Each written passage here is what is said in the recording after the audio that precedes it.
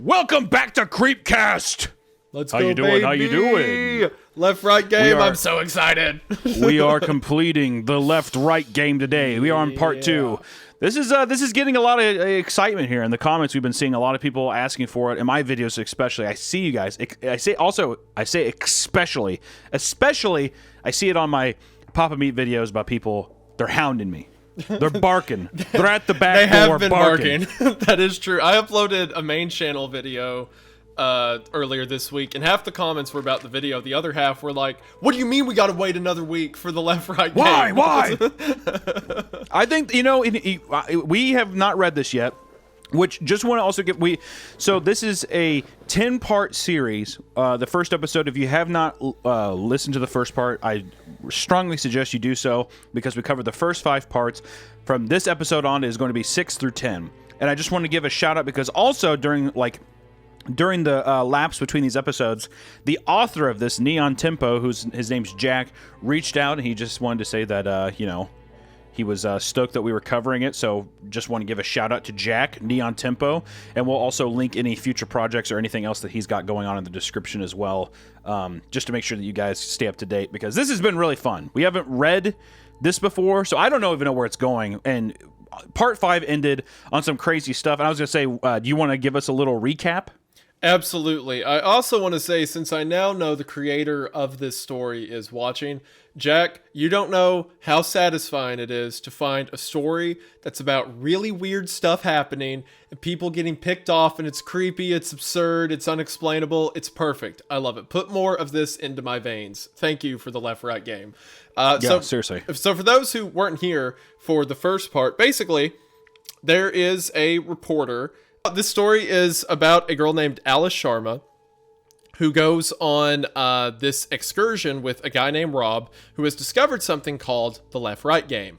And it's pretty simple. You get into a vehicle, you take the first available left turn, then the first available right turn, then the left, then the right, and you continue that until eventually you cross over into what seems to be another plane of existence, where there's these very weird, creepy towns, there's these weird hitchhikers, there's these unexplainable monsters, a lot of strange stuff happens. And we started out with 7 people, right?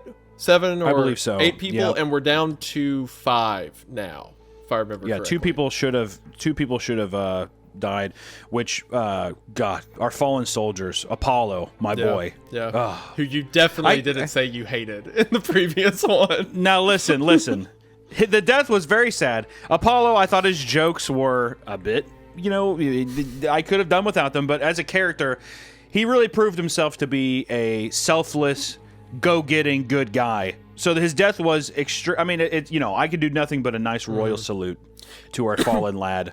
I will say, it was pretty cool. Watch, he died kind of falling on the sword, to keep her safe. The tragedy of it is she died too. That's really it almost felt like it was not in vain. Which at least one of them survived. Now we're talking about the 2 girls that were with each other driving in their car. Lilith and one Eve, of them, I believe Lilith survived. Yes, and Eve's the one that died. Yeah. And now she is hell-bent on getting to the end of this because she doesn't want both of their deaths to be in vain. Yep. But I will say, too, with Alice Sharma, this story so far has been really, really fun because I love horror stories where, and no, I didn't say horror. I know I don't pronounce it very well, but I love stories that have a skeptic coming in and thinks that they know everything, and then the kind of universe gets flipped on their head. Yeah. And Rob has been a great, basically, buddy protagonist in this role, and even his name being Ferryman. And he is taking them to what essentially is purgatory, and almost I feel like there's going to be a parallel there somehow. Oh yeah, but it's really fun. He's taking them across the river Styx for sure. Yes, it feels that way, and I think that there's been so many moments that are so subtle and nice. It's really been building. So far the highs are the crazy lady that is just waiting at the specific turn. I think it was turn 34 or 39. Yeah.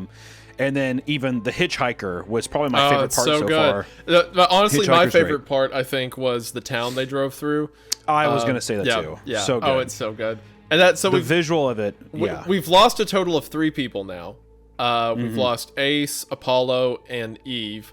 But we also have Bonnie, who spoke to the hitchhiker, and now she keeps talking about Wintery Bay, that they need to get to this town, right? Yeah, So, there's something going on there. Definitely a can of worms was opened with her.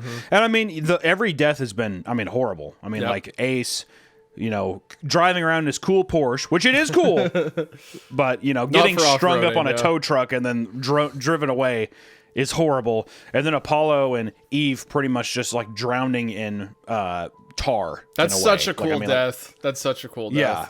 Very, very cool. I was thinking about this, like, with characters and stuff like that. When a story ends, unless you're going to make a sequel or something, the character is effectively dead, right? Like, even if they get a happily ever after, you're never going to read about him again. So that character is dead to you. So one of the best things an author can give a character is a good death, because then their exit's not only final in the mind of the reader, but it's impactful. It meant something. So, like, I was thinking about Apollo's death. Like, it is tragic, but as a character, that is the strongest way he could have exited the stage, right? Yeah. Well, I think that it does something good where we've seen that this universe, that this kind of game they're playing has... You have these characters, like you had the townspeople come out, right? And you're like, okay, crazy townspeople, so we're safe. But now it's getting to the point where they deviated off the path, the specific game that they were playing, and now almost like it dips into surrealism. And now he is getting taken over by the road, or like the world itself will devour you whole. And there's all these other rules and inexplicable things that you don't even understand are now able to get you and kill you. Yep. I think that's really fun. And especially it's such an unfortunate thing that the most positive character had to be the one to show us that kind of rule exists. Yeah. So, like I said, rip Apollo. There's also almost a nihilism to Apollo dying the person Apollo sacrificed himself for dying right afterwards. It's almost like a narrative statement of, no, you can't, there are no good guys here, right? Like, it's this world is so outside of the rules of our own. Don't try to be the hero. Yeah. Very reminiscent of like Michael Haneke's Funny Games, where it's kind of it's like this world or this situation is all about you have to live in the violence kind of thing, and there is no escaping it, and it's really haunting. But man, I'm curious because I'm wondering, we're gonna get to a point also, and this is, I know we're preambling a bit before the reading here, but we're going to get to a spot where I think Rob is going to let people know, like, I've never been this far. Because that has to happen at some point. Yeah. Rob is seasoned. He's been in this world before, and no one else really has. And also, even one of the characters is also another skeptic, and she's like a writer who came in, and she thought it was all stupid. But now she is also pretty much shell-shocked. I mean, I think she's fully bought in now, it seemed like, at least by the end of part 5. Rob just starts messing with them, like they're about to get in their cars. He's be like, "Oh yeah, watch out for the flesh puppet," and then he like gets in the car. Yeah, skids off. Yeah, watch out for that flesh puppet, by the way. Okay, bye. Also, don't forget, it's like he's also like giving DDR. He's like giving DDR like instructions to people. He's like left, right, down, left, right, left, right, left, right. He's like, all right, guys, have fun. Yeah, the whole communicating through walkie-talkies. What's so hard to remember? Gosh, I don't understand why it's so difficult. It's simple left, rights. Left, right, left, right, left. Okay, do you got that? We're gonna be driving for 7.5 hours today. I really need you to understand that that's gonna happen. Go ahead. I was gonna say we also forgot to mention that these are being uploaded from somebody who is like transcribing. Was it emails? No, it's remember he got a document, Alice or left.right.as, and it was a text file with all this in it. Yeah. Right. So he's been transcribing this. Our narrator basically has been transcribing this, but I wouldn't even say narrator. It's just somebody who preambles, and it's kind of fun. It's just like a little thing, like he's being our like, bookend. "Hey, sorry, it took me a bit." Yeah. Exactly. Yeah. So we still, doing the same kind of thing that we see on r/no sleep a lot, which is our kind of realistic person or like real life person giving us these stories. How did it get to the board? Yeah. I will mention that like the details I'm most looking forward to are Rob's character arc. I want to see where Bluejay goes after what she just witnessed, what her realization with it is, and of course the scares. I can't wait to see how weird this gets. I'm excited. And I will say, I've been voicing a lot of people. I do not expect the voices to be the same from last time. I cannot promise that they will be. And I see all the memes about people. I saw a lot of people talking about my British accent. I'm sorry. She says she was from Britain. I think it's good, and I think you should turn it up more. I think you know what? At some points, I'm just gonna do Cockney stuff, and you're gonna have to just bear with me. I can't wait. But I see the memes, and how dare you? Is what I have to say. That I look at all of your memes and I say, how dare you? I saw someone saying it was a comment that was like, Isaiah seems to be like Hunter's psychiatrist watching a man go through like a multiple personality breakdown. That's what it felt like. That's what it felt like. Yeah, it's what the show is, and I get to make money off of it. So anyway, I will say, I'm just glad that you're at least doing Rob. It gives a nice. At least there's one voice that isn't mine in there. Yeah. Although it would be funny to watch you struggle through it, but now I'm even Rob. Okay, you did good. there it is. Yeah, that's right. Now. What did I say? Is that your Wendigoon impersonation? What would you do if you did? What'd you do if you did my voice? What would I do if I? You're kind of up in this register a little bit, and you have a little bit of like a southern twang to it. So sometimes you're kind of up here, is what I hear. It's pretty good. Hello, gentlemen. I'm here to talk to you about a story. It's like I'm talking to a mirror. Hearing it now, I'm like, that is the worst impression I think I've ever done in my life. That's pretty good. I think we'll see what they have to say about it. All right. Anyway, we need to get to the story. Last thing to mention before we get started is we're on all audio platforms, or like the big ones at least. So like Spotify, Apple Podcasts. So if you'd rather hear it over there than YouTube, go check it out. Or if you have a friend that listens over there, check it out over there. And all the likes and the shares and stuff on there really help us grow to a new audience that isn't just on YouTube, and it really does mean the most. So. Yeah, it does. It does help. That's what they say. So please go over there and download and like and all that stuff. So on that note, we are now on to part 6 of the Left-Right game. Are you ready, Hunter? Oh, I am stoked. Let's get into ready. it. Let's go. Part 6. So once again, we have an introduction from our person compiling these stories on the subreddit. Hi guys. Sorry it's taken a while to get this posted up. I've been busy chasing leads with US missing persons. I won't waste more of your time. Log us below. If you have any information, then please send it my way. Thanks for your help, guys. It means a lot. So now we begin with the Left-Right game. So, which I forgot that he's saying that he's also been doing this thing trying to see where Alice is even at. Yeah, he's trying to find her.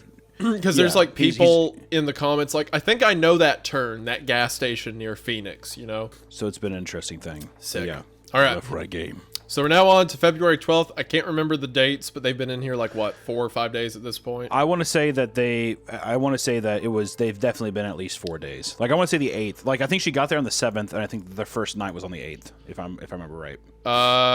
You're correct. She got there on the 7th. Yeah. So. God, I'm good. Yeah, all right. All right. Anyway. No, I'm good. I'm good.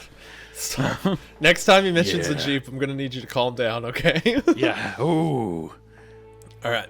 Back to the story. And again, for everyone, this is right after Eve and Apollo just died and they started driving. Yes. Yep. Silence used to be an absolute.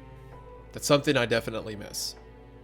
Back in the real world, I would stand as self-evident that a group of people saying absolutely nothing, by definition, could not be saying any less. Maybe things are different on the road. Maybe I just never encountered it before. But it's clear to me now there are degrees beyond silence. A pervasive realm of deafening quiet, which, following the loss of Eve and Apollo, our group has unreservedly embraced. Constructed out of our collective trauma, cemented with a cruel mixture of grief, guilt, and harrowing self-doubt, it quickly becomes apparent that this silence is stronger than all of us. The challenge of breaking it remains unmet for the rest of the journey. We spend the next few hours burrowing through a featureless corridor of maze. The stalks rise far above the Wrangler, leaving only a thin strip of clear sky visible like the painted ceiling of a Renaissance church.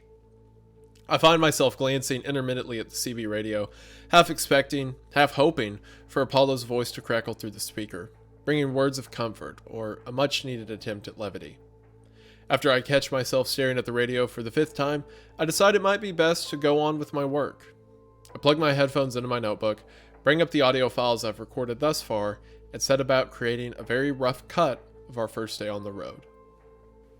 Everybody knows Rob. Rob's the god!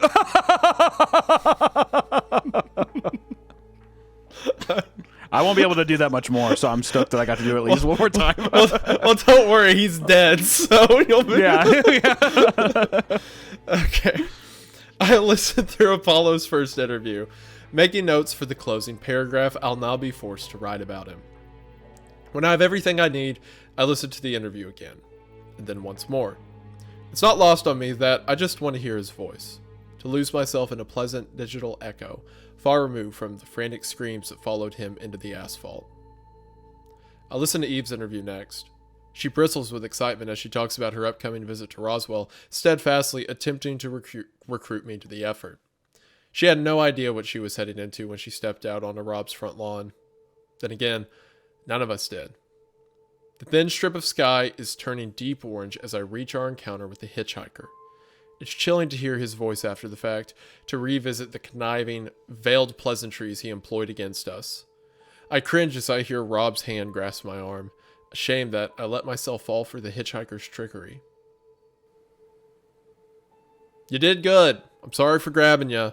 I just didn't want you to do something you'd regret. No, it's fine.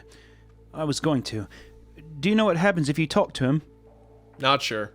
Came close myself once, a few years back. The way he looks at you when he thinks he's got you. I don't think I want to know. Rob, I pause the audio file, clicking back 10 seconds before pressing play again. No, it's fine. I was going to. Do you know what happens if you talk to him? Not sure. Came close myself once, a few years back. The way he looks at you when he thinks he's... I certainly didn't notice then at the time. I'd been so shaken by my run-in with the hitchhiker, and so curious about the abandoned car that I'd been completely blind to anything else that had come my way. Maybe Rob misspoke. Maybe he meant to say weeks or months, but if it wasn't a mistake, if it was a truth carelessly uttered, then Rob has some explaining to do. The left-right game was posted online in June of 2016. Less than a year ago. Not to kill the vibe while you're listening to something horrific, I wanted to take a moment to talk about something fantastic, like today's sponsor, Rocket Money. I'm sure we've all gone over budget on a project or expenses than we originally intended to, or we had a recurring subscription that was charging us every month that we just didn't know about. Well, now Rocket Money is here to help. Rocket Money is the all-in-one financial app that helps you cancel subscriptions, lower your bills, and overall, manage your money better. Rocket Money not only helps you keep track and cancel unwanted subscriptions, but it helps you set budgets and put that money towards things that you really need. Not only that, but Rocket Money keeps track of your investments and savings to give you a good idea of your net worth, and even does things like monitor your credit. I don't know about you, but I for one have a lot going on. Between my social life and work and everything else, it's hard for me to keep a constant tally of how much money I spend on things like groceries or rent, much less, projects and things I want to invest in. So having Rocket Money do the hard part for me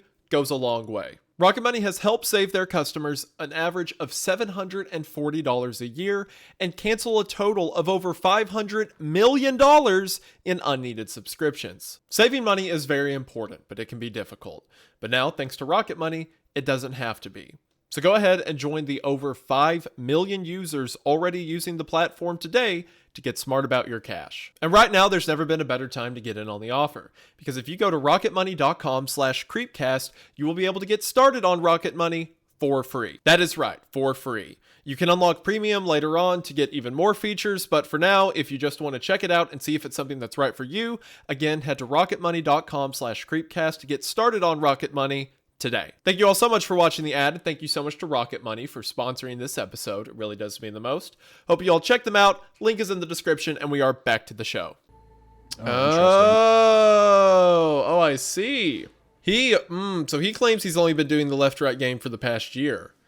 And then he says, came close myself a few years back. Interesting. A few years back, yeah. Oh. I will say something else that, I don't know if I expect it to happen or I just think it might be more... it's what I could imagine happening in this scenario.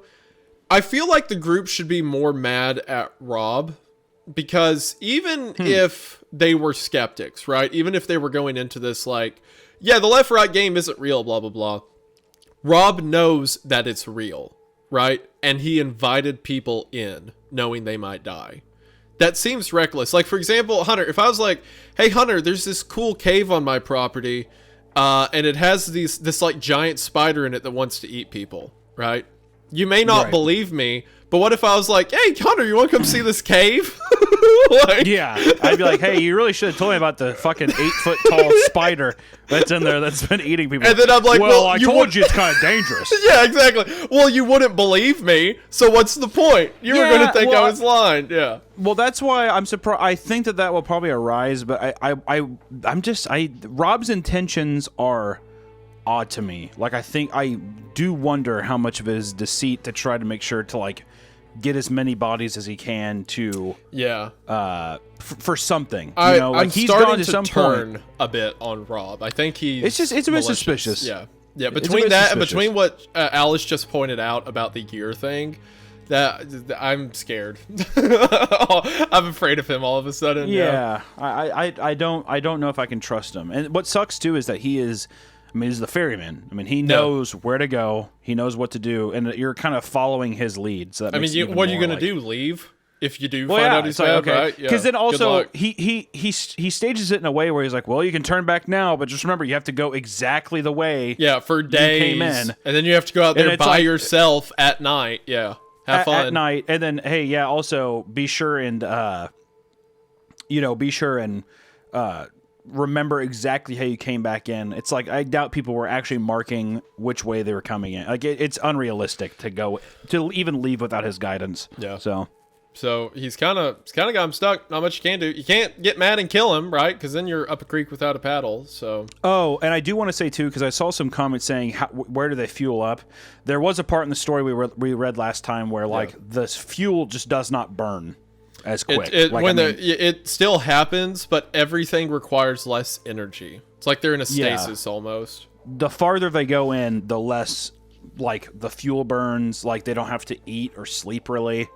It becomes like I don't know. I wouldn't be surprised if when they come back out, time hasn't passed. At least not to the same degree it has on the outside. That's what I was wondering is if he says a few years back as in like in a perceptive time, it's like it's only been a year. That's a good point. But when he's going through, if he was like, oh, I was in here 6 years or something. Yo, you know what I mean? Who knows? That'd be pretty cool. That'd be a cool turnaround if that's what happened. Yeah. Okay, cool. I glanced sideways at him, a wall of corn rushing past us as we approached the rest stop. Throughout this trip, every emotion Rob's displayed has seemed genuine. The sadness, the anger, the concern. They tell a story of a man who cares deeply about the welfare of those around him. Yet at the same time, it's strikingly clear that there's something he isn't telling me. With every new piece of the puzzle, the car, the text message, the faceless creature with the ringing phone, I'm left with the dilemma of when to confront Rob Guthard with what I know. I feel I've gathered enough to bring before him, enough to demand an explanation, but there's no way I'd be able to truly verify his answer. I have a collection of strange and perplexing notions, lacking in the common thread that could bring me to any workable conclusion. If I'm going to confront Rob, I need to uncover that thread. Much like the greatest journalist of our time, I should know the answer before I ask the question. The Jeep pulls up onto a large green space. Staring straight ahead, I find myself puzzled by the way the ground seems to stop, as if the horizon lies only 20 meters away from the car. As soon as the engine cuts out, I unbuckle my seatbelt, climb out, and walk towards the grassy verge. The rest of the convoy pulls up behind me as I go. I stop a few steps short of the edge, realizing we found our way to the top of a sheer cliff.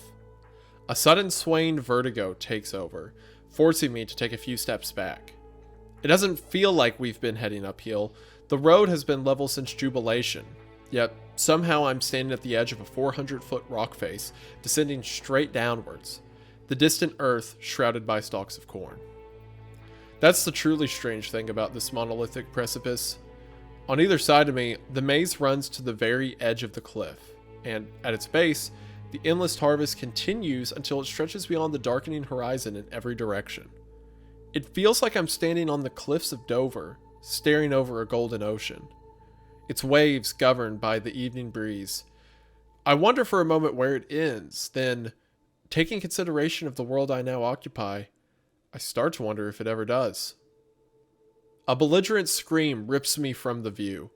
The source of the noise is blocked by the Wrangler, and the first thing I see as I circle around are the shocked, wide-eyed faces of Bonnie and Clyde.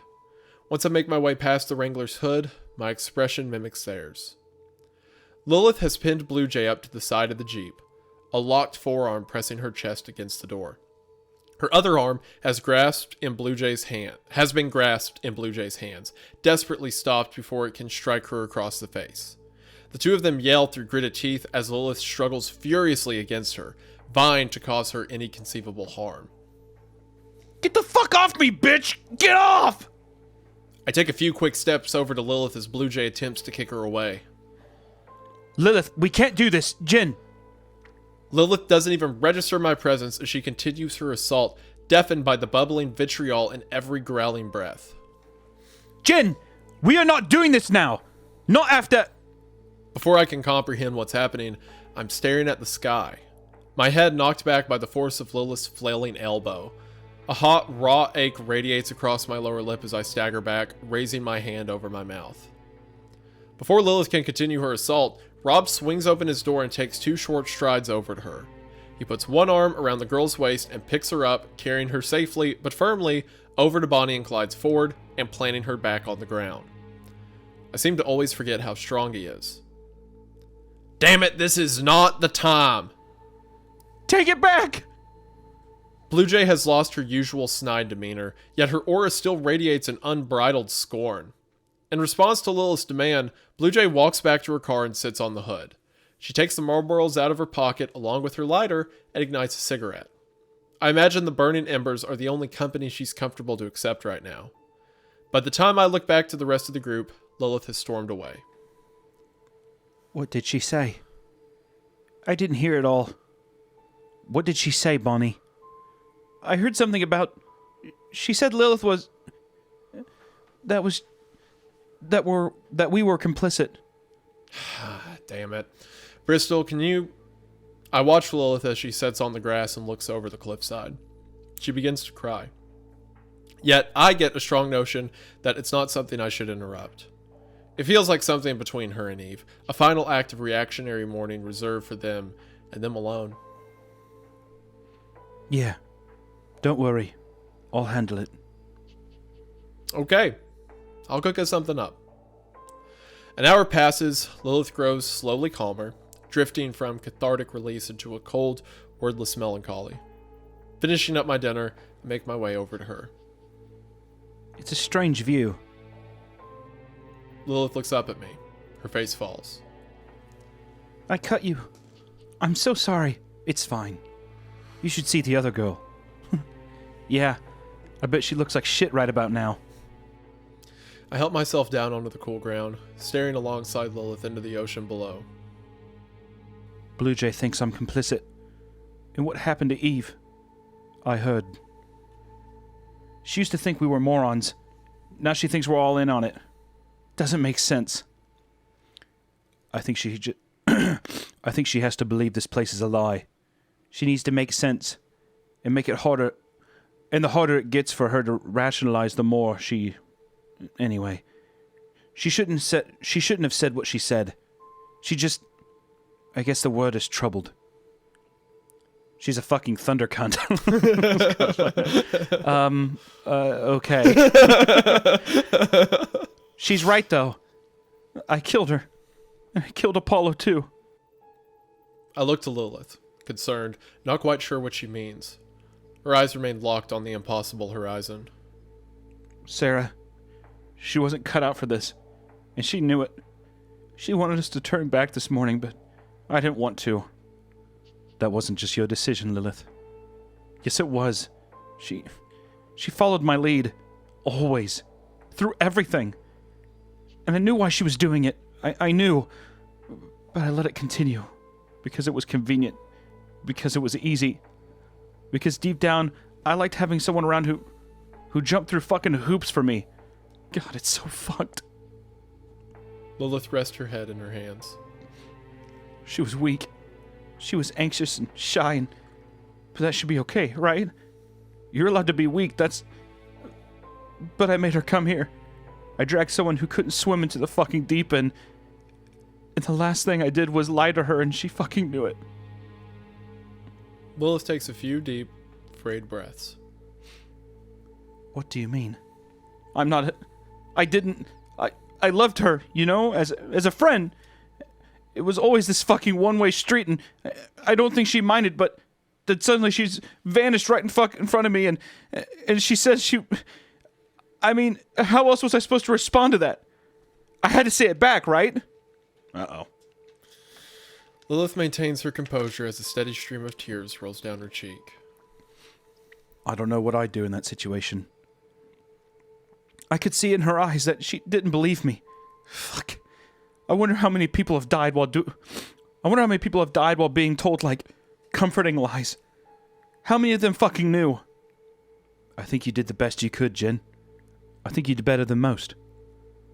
You don't need to tell me that. Are you tired? Do you need to go to bed soon? No, I don't need to. There's some beers in here in Apollo's bag. Is that looting, or is that okay? I think he'd want us to have them, as long as he got a toast. Lilith laughs briefly and finally smiles. She walks over to Bonnie and Clyde's car, returning a moment later with a 4-pack. We spend the next hour and a half slowly drinking them. Lilith can't muster the right words for a toast, so we just say thank you to Apollo, raising out cans to the open air. We talk about his tireless humor, his attempts to keep us all up during our first night on the road, how caringly he spoke to everyone, even at the edge of death. We talk about Eve as well, about the pair's misadventures, awkward college parties, and the future of Paranormicon. Lilith smiles and tells me there's always a place for me once radio dies out. After everything that's happened on the road, the night can't help but feel bittersweet. But for once, on a solitary cliffside in the middle of nowhere, it's more sweet than it is bitter.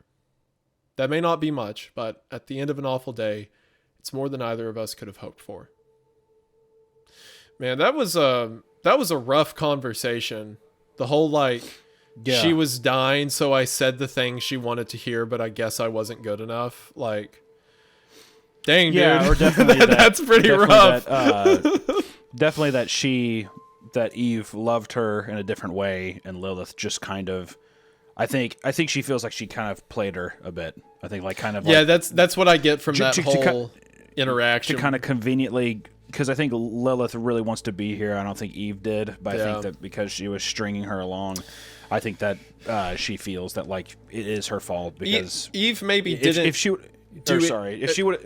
would have told her the truth, I don't think Eve would have probably been there. You know what I mean? Yeah.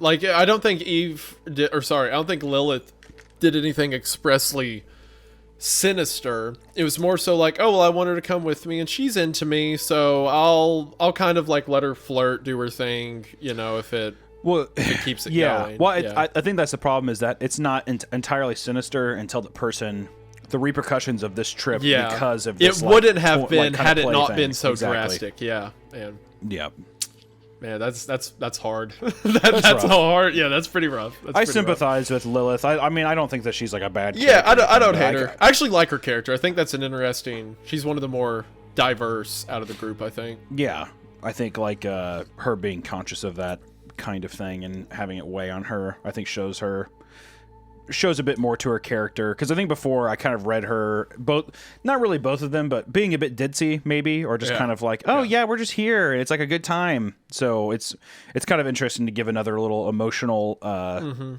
level to her as a character. And I think they did enter it kind of hapless. Their attitude of we're going to get this footage and put it on YouTube, and we're going to get this footage and stuff. Definitely. I mean, so did everyone else, because you expect this Rob guy to be right, that you're going to enter an alternate dimension. Well, yeah, no one expected someone to be buried into asphalt. That was never there. Rob's just just stick to my rules and you'll be fine. Yeah, it's what else is happening? No, don't worry about it. Just, hey, look at that bird. Focus on that bird for a while.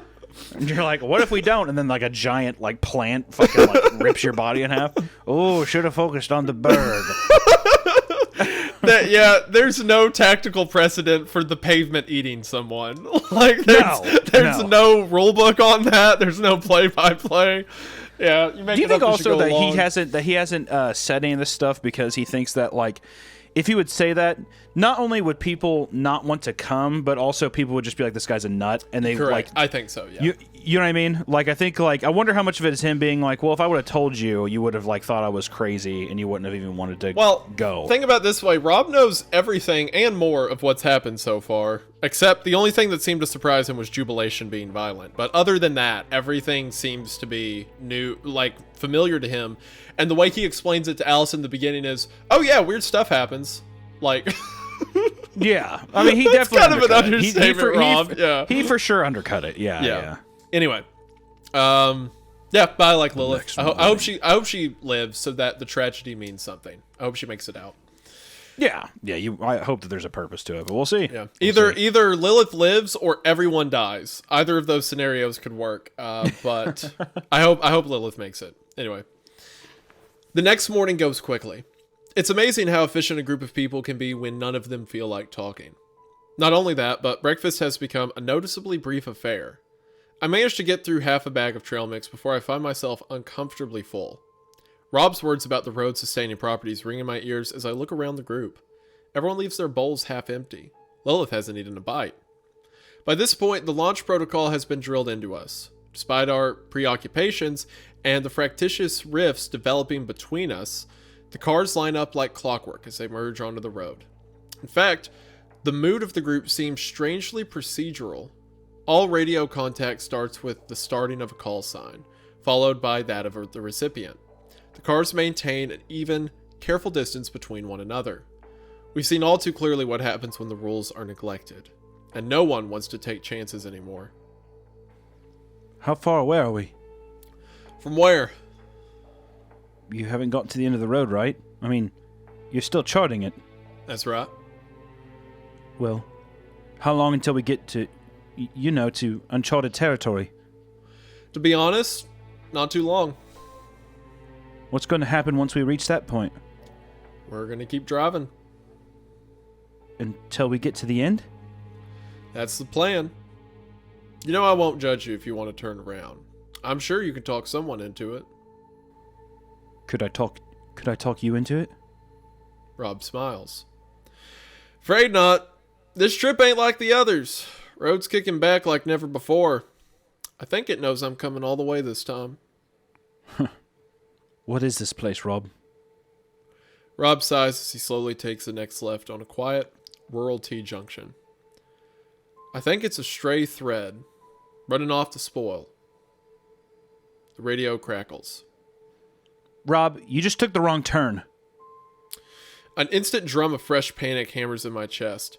I stare at Rob, and he stares right back. I know he's feeling the same thing I am, though he's doing a much better job of keeping it off his face. He thinks carefully for a moment.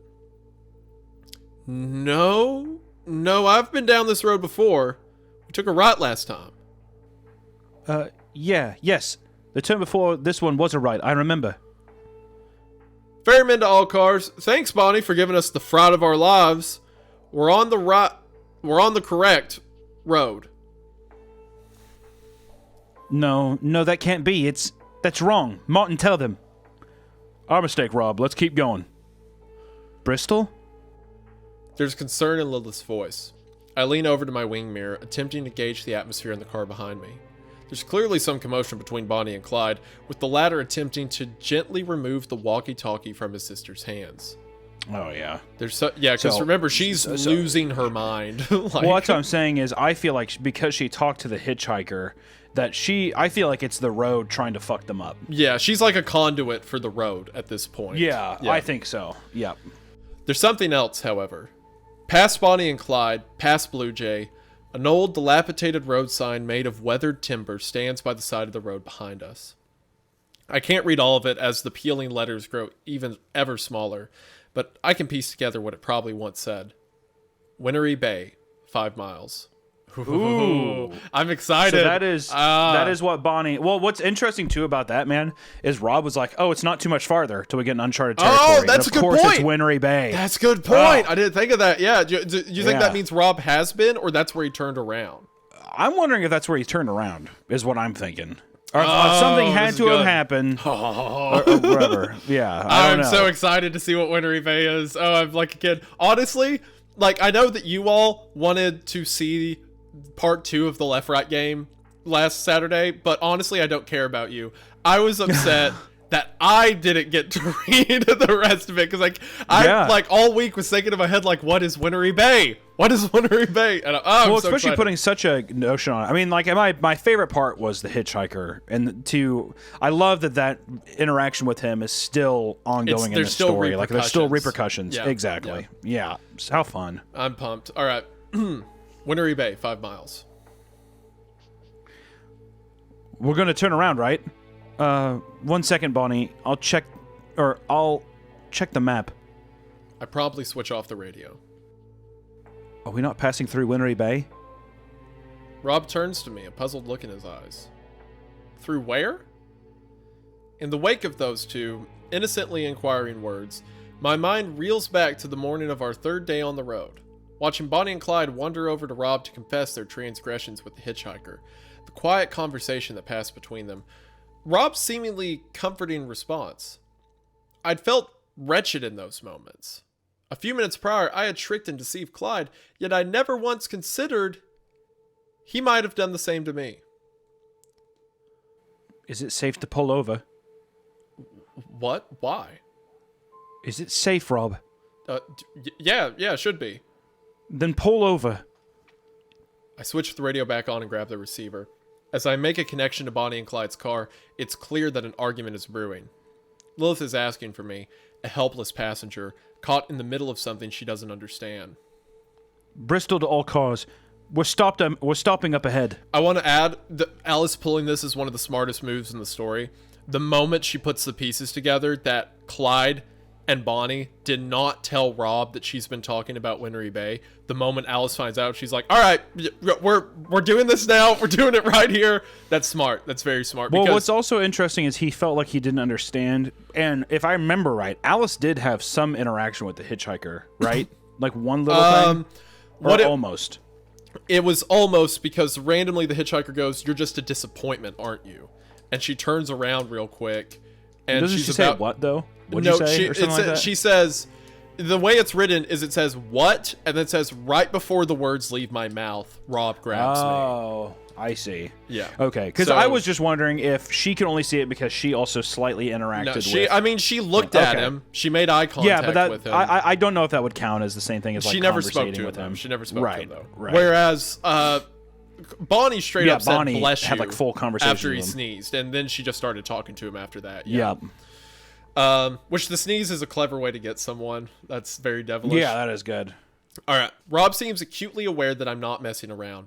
As soon as we roll to a halt, I throw my door open and jump onto the dusty roadside. Striding over to the rest of the convoy who are just starting to get out of their own cars, I'm conscious of a driving anger behind each step I take.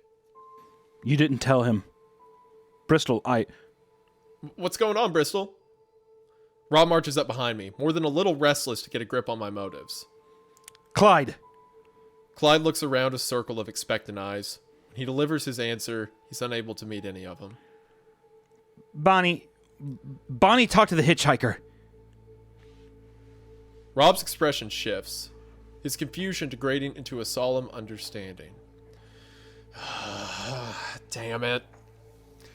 You knew about this, Bristol? I told them to tell you in the morning of the 3rd day.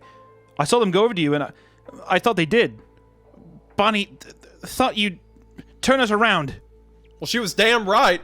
You've seen what happens when the rules get broken. You should have seen me as soon... Hold on. You should have told me as soon as you saw me and headed right back home. That was before Ace. Before everything. I didn't know this place was... The rules are the rules, Clyde. Is anything even wrong with Bonnie? You said she gets confused. Was that a lie?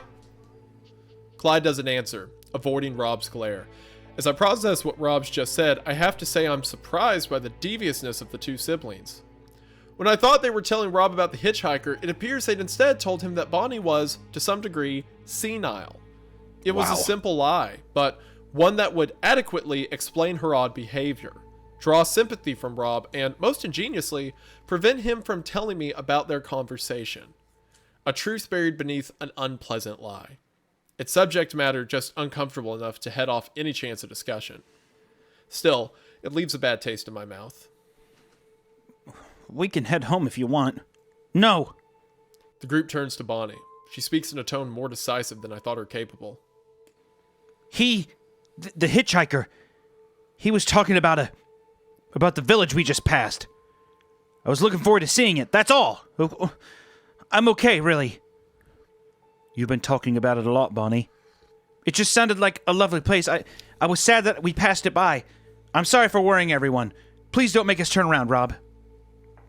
Rob stares at them both. His position has been made crystal clear. We're stopping a little early today. Come the rest of the way with us. Rest up. Then tomorrow, you both go home. You should count yourselves lucky you get the chance to turn around. Rob marches back to the Wrangler, signaling that the discussion is over. Ooh. Lilith, you're with us. Lilith doesn't even try to hide her relief as she shuffles away from Bonnie and Clyde and climbs into the back of the Jeep. It's a little heartwarming that Rob still has the awareness to look out for her, angry as he may be. As well as his surprising strength, I also tend to forget how perceptive he can be. Bonnie, Clyde, and Bluejay climb back into their respective vehicles. I catch Bonnie's eye the moment before she returns to the Ford. She appears truly disappointed, but otherwise resigned to keep going, satisfied to let Wintery Bay fade into the distance. It's comforting to hear that she's ready to put the place behind her. It's just a pity I don't believe a word of it. Yeah, of course. Of course she's not going to forget about it. Yeah, duh. Definitely. Yeah. Absolutely not. Yeah. That's an interesting interaction. I feel like my prediction is Bonnie is going to get her and Clyde killed somehow. Yeah. I mean, I don't want to slow the story down too much, but I do think that even if they do leave, I think that it will not be the last we see of them. I don't believe that they are going to. They're going to come back as back. those weird, like, scarecrow things later on.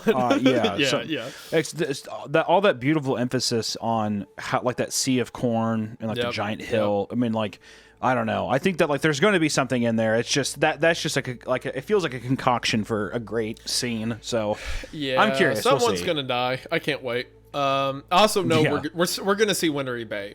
We have to see Wintery Bay. So I think so. I'm excited for that too. I think so. I think that the only thing I'm wondering is why doesn't Rob know of what it is? Like, well, because he's never driven through it, right? Because it sounds like yeah, but even the sign, right? Well, I mean, maybe, well, sure, but maybe, like, I'm sure there's a ton of road signs they pass by, like fake road signs. Oh, sure. So whenever she's like, Wintery Bay, Rob's like, what? That sign back there? What are you talking about? You know? Sure. So, okay. I mean, that's fair. Yeah. That's fair. Lilith. This is Lilith speaking. It was fucking weird, Bristol. Lilith seems happy to be in the Wrangler, enjoying the sense of security the modded behemoth affords, and also greatly relieved to be away from Bonnie and Clyde. She spent the last 5 minutes detailing the 30-second argument that unfolded between them, charting its disturbing nuances as well as its eerie conclusion. But I swear she was basically, like, crying, like, she didn't understand how we could be going the wrong way. But then, like, as soon as you pulled us over and she just stopped. Like, I mean, stopped. That must have been disconcerting. You have no idea. So, Rob, when are these cornfields gonna fucking end? Soon. We're gonna rest up for the night in a few turns. Then tomorrow it won't be long until we're on a trek through the woods. The fucking woods? Are you kidding? Are we talking like Sleepy Hollow bleeding trees or what? Wish I could tell you. Wait, what do you mean? I ain't been that far yet. It's new territory. Oh, great. Maybe the cornfields aren't so... Lilith goes quiet, transfixed by something in the rearview mirror, before quickly turning around to get a better look out the back window. The car behind us is out of control. Wow, who could have guessed? Here we go. Bonnie is fighting to wrestle the steering wheel from her brother. The Ford swerves erratically behind us, driven mad by the dynamic power struggle taking place inside it. Rob sharply accelerates out of the way as the car behind lurches drunkenly to and fro before skidding to a shuddering halt. Rob hits the brake hard, and by the time I've turned in his direction, he's already slammed the door of the Wrangler, storming across the tarmac to Bonnie and Clyde. Cut the engine! The Ford's engine goes silent, and in the absence of its rumbling growl, new sounds emerge. The sounds of a struggle and of a wild, desperate screaming. Stepping out of the car for the second time today, I jump onto the road and cover the distance between us.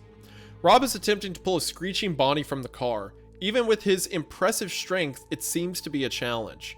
Bonnie claws at the walls, trying with all her might to regain her grasp on the steering wheel. Please, please, let me go! Rob extracts Bonnie from the car and attempts to subdue her amidst a flurry of flailing hands and elbows.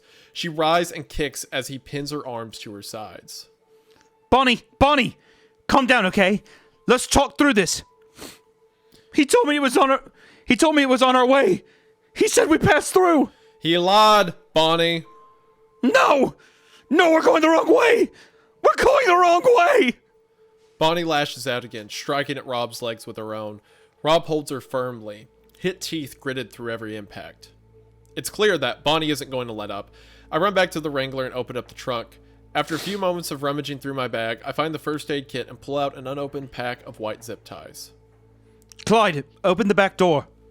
Rob, they're gonna cuff her and throw her. You're gonna have to. There's not much else you can out. do, but it's funny to be like, all right, you're going in the hidey hole. All right, well, you're gonna have to get zipped up. Sorry.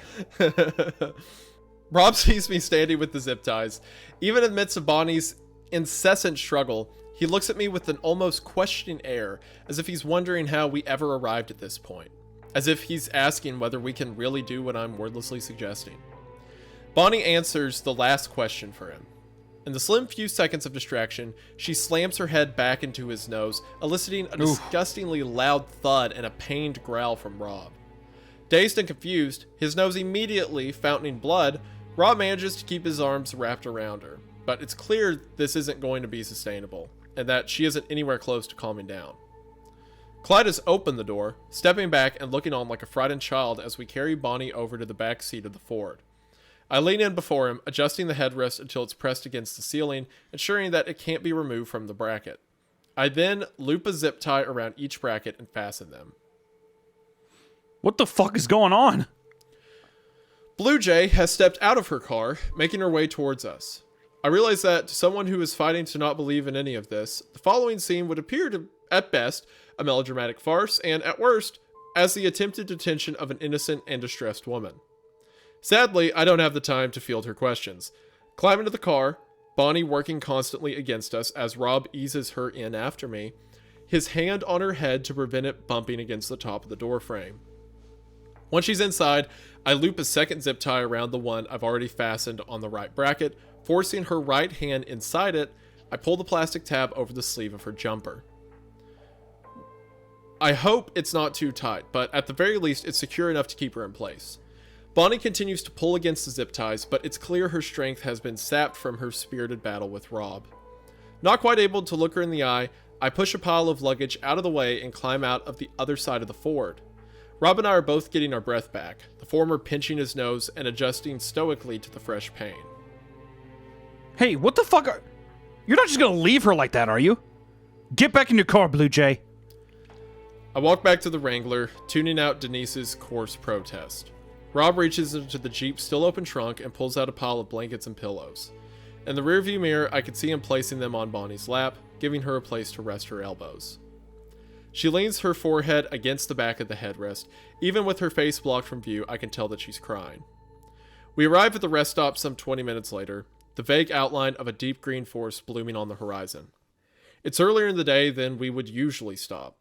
Rob tells us he wants the entirety of tomorrow to chart the woods, as well as good time to turn back before nightfall should the need arise. I'm not complaining. I'm glad of the chance to rest up following today's events. For the rest of the day, we take it in turns to keep an eye on Bonnie, making sure she has everything she needs. When the Ford pulled up alongside us, Lilith, Rob, and I expected to see a quivering wreck, tugging ceaselessly against her bonds. We were all surprised, and more than a little disturbed, to find her smiling. By the time my turn comes around, the sun is already dipping in the sky. Rob has prepared a small pot of miso soup in case anyone can bring themselves to eat. I finish my bowl, all too aware of how unnecessary each meal now feels, and pour out a helping for Bonnie. I find her in good spirits. How are you doing, Alice? I'm fine. How are you doing, Linda? Oh, I'm okay. Sorry for giving you such a fright earlier. I feel terrible. It's fine, honestly. I'm sorry about all of this. I gesture to the zip-tied restraints. Rob has reapplied them, fastening bandages underneath the straps to afford Bonnie a modicum of comfort. Still, the scene rings with a sinister barbarity, which no kind consideration can make up for. It's okay. I wasn't myself. I brought you soup. I know you might not be hungry. No, I'd love some. Thank you. Everyone's being so lovely. Well, we just want to make sure you're all right. The way you're reading this scares me. I want you to know it's good. I feel like that's good. how she is, right? No, it's like that's the correct tone, but it's scary. I submerge the spoon, drench up a measure of warm broth, and begin to raise it towards her. Oh, no, you don't have to. I can feed myself. She gestures to her bound hands, the clear implication hanging in the air. No, I don't mind. I think it's... Bonnie throws her weight sideways, her elbow jabbing outwards and hitting the bowl out of my hands. Soup spills over my fleece, just a little cooler than scalding hot, and soaks immediately into the fabric. I back away reflexively and watch Bonnie's expression flicker like a faulty light bulb from kind tranquility to utter, burning contempt. It's gone as quickly as it appears, just in time for the rest of the group to look our way. What are you doing with her? Bluejay storms across from her car, angrily drawing from a Marlboro and forcing the smoke draconically back into the air. Nothing, just an accident. It's okay, Bluejay. It's okay, Bluejay. It was my mistake. Did she get any on you? Bluejay leans in, placing her hand comfortably on Bonnie's before turning to fix me with a murderous stare. It's almost impressive how, even when caring for someone, Bluejay still manages to be simultaneously venomous to those around her. Mm-hmm. No, it's okay. It was my fault. It's fine. I'm sorry for causing trouble. Bluejay laughs at Bonnie's submissive apology, unable to believe what she's thinking. Her eyes remain fixed on me. You're a fucking coward. Look at what you're making you do. Look what he's making you do. Look! My eyes follow where she gestures. I have to admit, the helpless figure of Bonnie, restrained in the backseat of the Ford, rings with an innate inhumanity. Being forced to stare my actions in the face makes me feel utterly ghoulish. The choices I've made seem insane to Bluejay, but that doesn't mean hers are not. Despite her pretensions of rationality, I can't help but feel that Bluejay's actions are simply being governed by a different insanity. An insanity born out of the desperate need to explain the unexplainable, which has morphed into an ugly cocktail of paranoia, self-grandeur, and fervent antagonism. Bluejay notes my silent expression, most likely taking it as a personal victory. Without another word, she returns to her car and shuts herself inside, festering silently and alone. Do you want to know what's wonderful, Alice? Bonnie leans towards me, lowering her voice so no one else can hear. He told me there's a house waiting for me. My home by the sea. I'm sorry, Bonnie, I don't think there is. It's going to be such a beautiful place. Such a beautiful place. Bonnie flashes me a broad grin. It's been lovely knowing you, Alice. Bonnie turns away from me, placing her forehead back on the headrest. The grin doesn't fade as I turn away. I walk back to the Wrangler, faced with the choice of changing into new clothes or my thermal pajamas. After removing my fleece and lying down for just a moment, I end up sleeping in the clothes I'm wearing. At some point, I'd walk up to Rob and be like, Rob, we gotta kill her. Hey, Rob. Yes? Bonnie is pretty sure she's gonna kill us. I'm almost positive she's gonna kill us. Well, we got a lot of territory to chart. And Clyde's just like, I don't know why you guys are being so weird to my sister. Stop being so weird to my sister. She's fine. she's like trying to eat her own face in the back seat of the car. She's just weird like that. She's vibrating, speaking Latin behind the seat. Alright, so do we have to go home then, or what? If we I have to don't go know home, what the then big fine. deal is. She does this, I don't know why you're being so okay? weird. God. It's that time of the Yeah. month. She gets like this. She talked to a demon. Who cares? God. You know, I really thought when you were being Alice just said that you're gonna go, Rob, you're gonna want to see this. Rob, yeah, you're gonna want to see this. She's right behind me.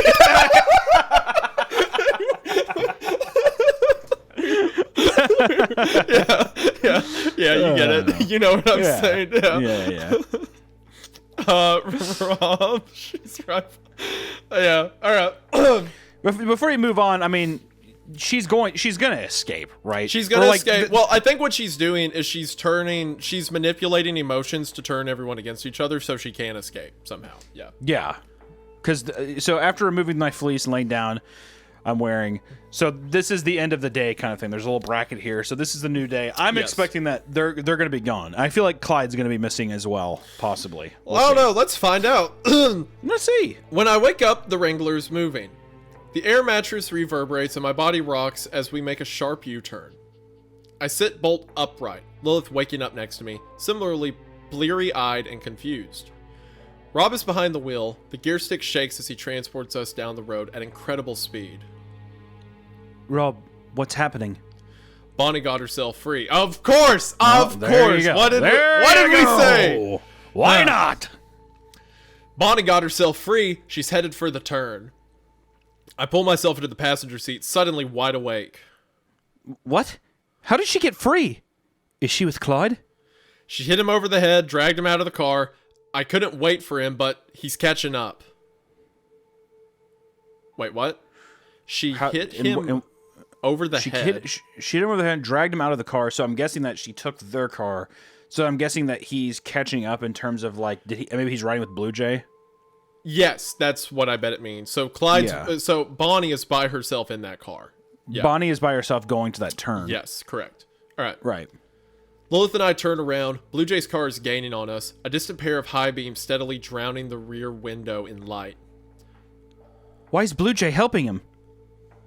She probably wants to keep an eye on us. Rob, do you think we'll catch up with Bonnie? I'm working on it. The Wrangler continues to rocket through the darkness. We keep our eyes fixed forward, scanning the very edge of the horizon for any sign of Bonnie's Ford. When Bluejay pulls alongside us, I get a look at the pair. Bluejay is not but steely determination, dedicated to reaching Bonnie before we do. Clyde looks mortified, rocked by his sister's actions, a small contusion on his head to mark her vicious betrayal. Rob screeches to a halt once we arrive at the junction. Bluejay's headlights are already illuminating the road to Wintery Bay. And Rob's lighting rig coats the entire area in an artificial twilight. In the middle of it all, we see Bonnie, standing next to her car, smiling. She's already beyond the threshold of the turn. Linda, please. Come on back now, okay? You can all come with me. There's a place for all of us. He told me. There's a place for everyone. Please, Linda. You have to come back.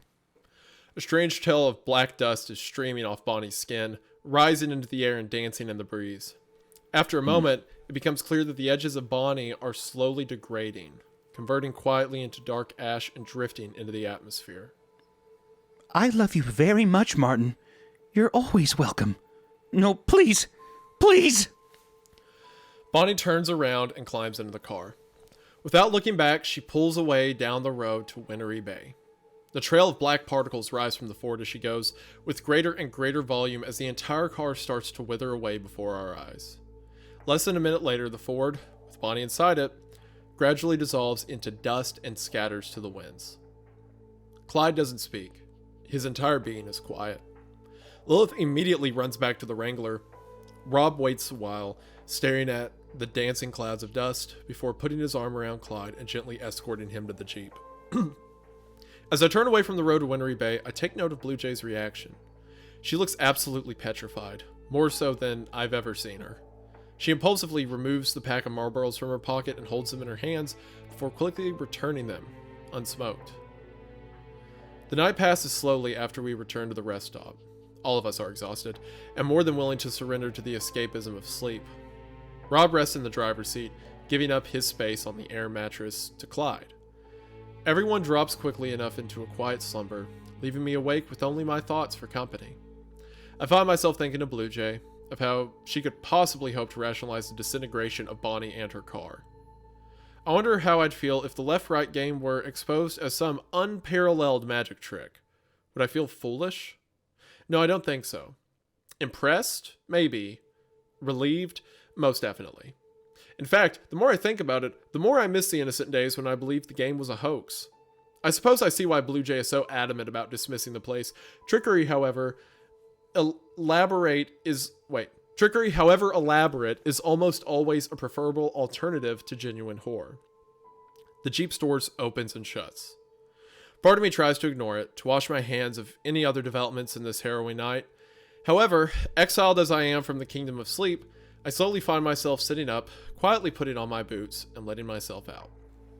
I step out into the cool night, observing the figure before me. Where are you going, Clyde? Uh-oh. Clyde turns to face me. I initially interpret the look he gives me as one of resignation, but the word doesn't quite fit. Resignation is a defeat, the world exacting compliance from you against your own wishes, but the man before me is as calm as the night air around him. His wishes are clearly his own. There's no defeat in his eyes, but something else entirely. Peace, maybe. You know where I'm going, Alice. Clyde speaks softly, a quiet conviction behind every word he says. I briefly glance towards the Wrangler, wondering if I'm really equipped to handle this on my own. Don't call Rob. I made a mistake coming back to the rest stop. I shouldn't have done... Please, just let me go. Clyde, just wait for tomorrow, okay? He'll understand. He'll turn us around and take you home. It won't be home anymore. Clyde's gentle stare renders me silent. Linda had a husband once. He was a good man. Died young.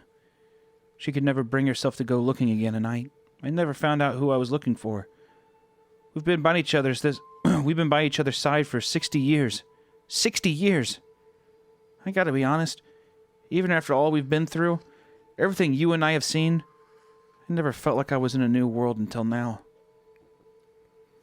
I don't think I can let you do this, Clyde. I'm sorry, Alice, but it's not up to you. Clyde breathes in the cool night air, exhaling through his nose. I yelled at her to come back. When she ran off to rob that ice cream parlor, I kept calling out and calling out. I spent so much energy trying to get her to come back to me. After all, I realized she wasn't coming back. That I'd have to follow her. I should have realized it earlier. That's all I can do.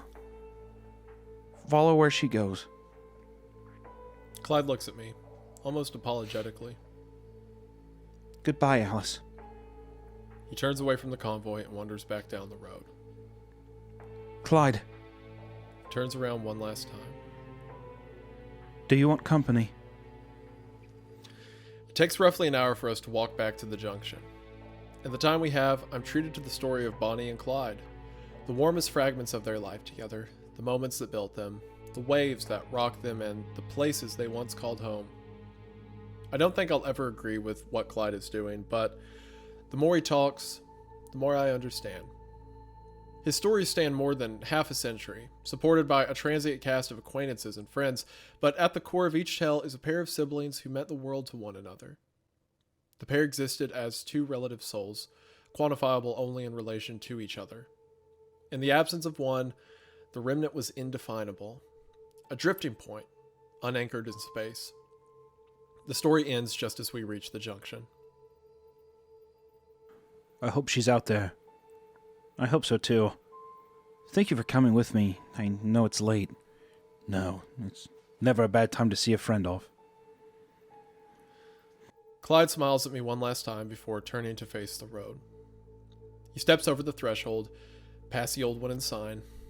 In the silence of the night, I hear nothing but his soft footsteps and the quiet breeze, which, after a few minutes, carries the last of him into an open sky. It's a long walk back to the convoy. My mind is numb to fear as I make my way through the dark, the corn rustling in the wind beside me.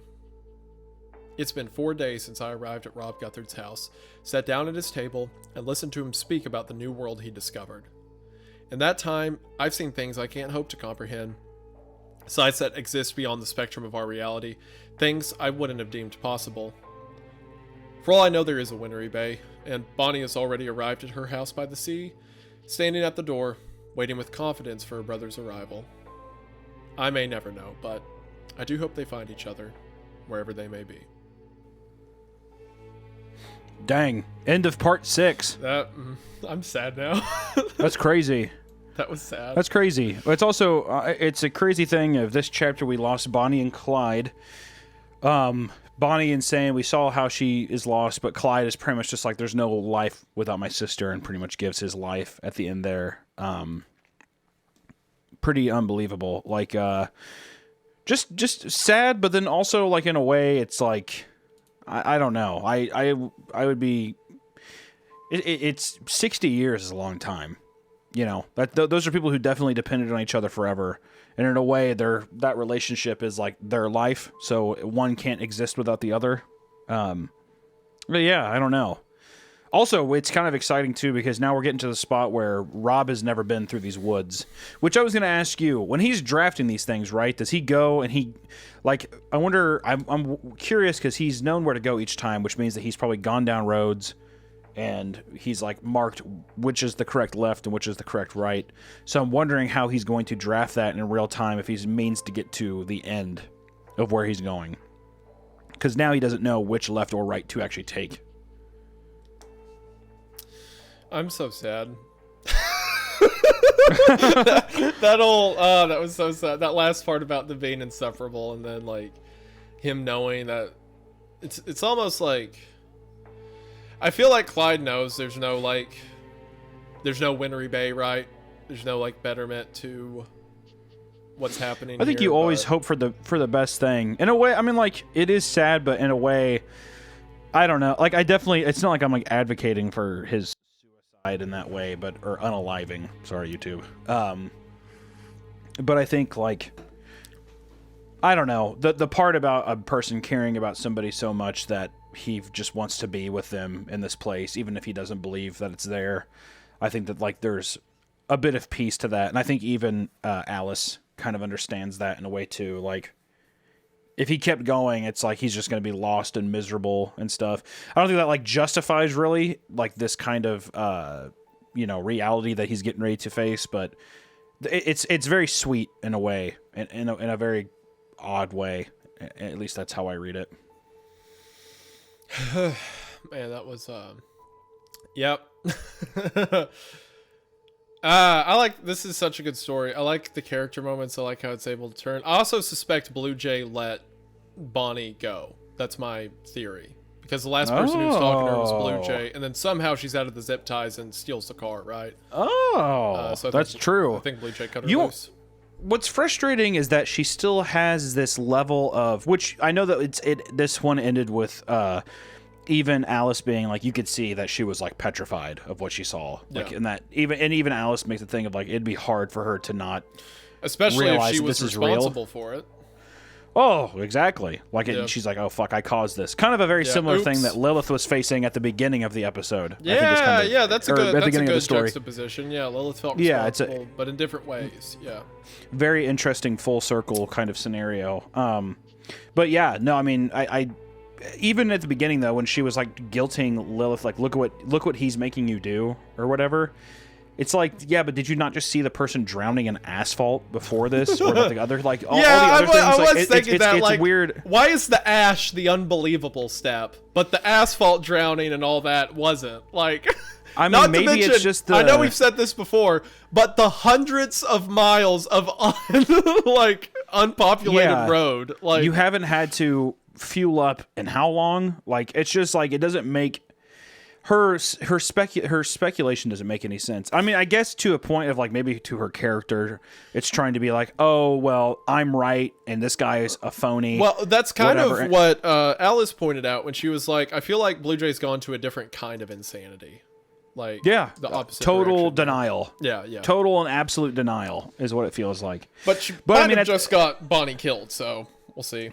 I like the way that they go about this too, of like, every time people die, it's one less car in the in the caravan of their group. So like once there was there was 5 cars. Now there's probably only going to be 2. Yeah, because it's down to 2 now.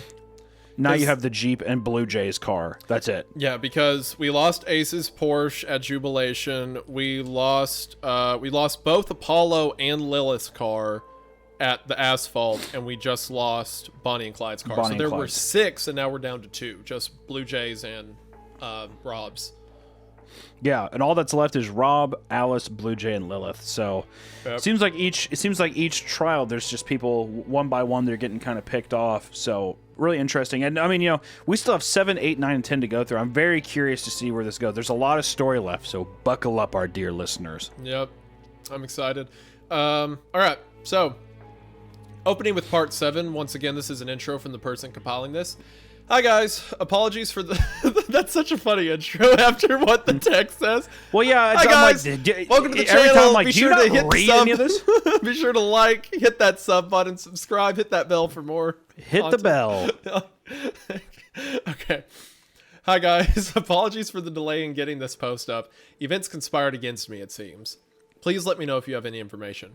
Actually, that intro sounds a bit more worrisome than the previous ones, right? There's no conversation there. He's just kind of like, well, he's been very nonchalant the last couple ones, but I think like, I don't know. Like, I mean, like there's sometimes that he says like, oh, I'm working with the missing part. I'm like, I'm working with the Department of Missing Persons. And then sometimes he's just like, hey, sorry, I was taking a shit. My bad. And like that, it's as casual as that. Like, yeah. I don't know. I'm wondering if it has any ties in with him at the end. Oh, I did want to mention the last thing I wanted to mention for that last part before I became so depressed. When he said 60 years, that took me back. Did you know they were that young? That young? What do you mean? I'm sorry, that old. I mean. Yeah, they were an older couple. I didn't know an older pair of siblings. I don't think that they're I was thinking they were like 30. I think Rob is older. No. I pictured them, like in their 50s or whatever. Because I think that when they described them, they like said they had gray hair. Okay, all right, and stuff. I still think Rob is the oldest person though. Yes, because he was in Vietnam, so he's got to be like pushing 70, more than that probably. Yeah, definitely. Yeah. All right. Anyway, we are now on to February 13th, 2017. Left right game. Woo! All right. Which is the same day, right? They've been on the same. That was the same day as last time, right? Well, are the days getting longer? Oh, that's a good point. Maybe, but a night did. Wait, a couple of nights passed in the last one, right? Because it was the the Lilith and Alice part, and then that was the next night we just saw. So, I don't know. It's something to keep track of. Okay, we'll see how many days pass in this one. All right. Part 7. I'm followed back from the junction by an overture of birdsong. I'm grateful for the company. In the wake of Clyde's departure, I'm welcoming of any sound that distracts me from my own solitary footsteps, grasping for any conceivable antidote to the palpable silence he's left behind. I am not, however, as welcoming of what the shrill, melodic warbling represents, the first symptom of impending daybreak. I'd only been up at this hour a few times before, stumbling back from Nidri Street and down Sweet Market after an unexpectedly heavy night out. My housemates, Molly, Craig, and Tom, would spend the walk joyously discussing the evening's scandals, leaning against one another as we all stumbled away from a night of horrific excess. This time around, the circumstances couldn't be more different. I'm quite alone as I make my way up the road, and the only excess in my night has been a restless torrent of stress and melancholy.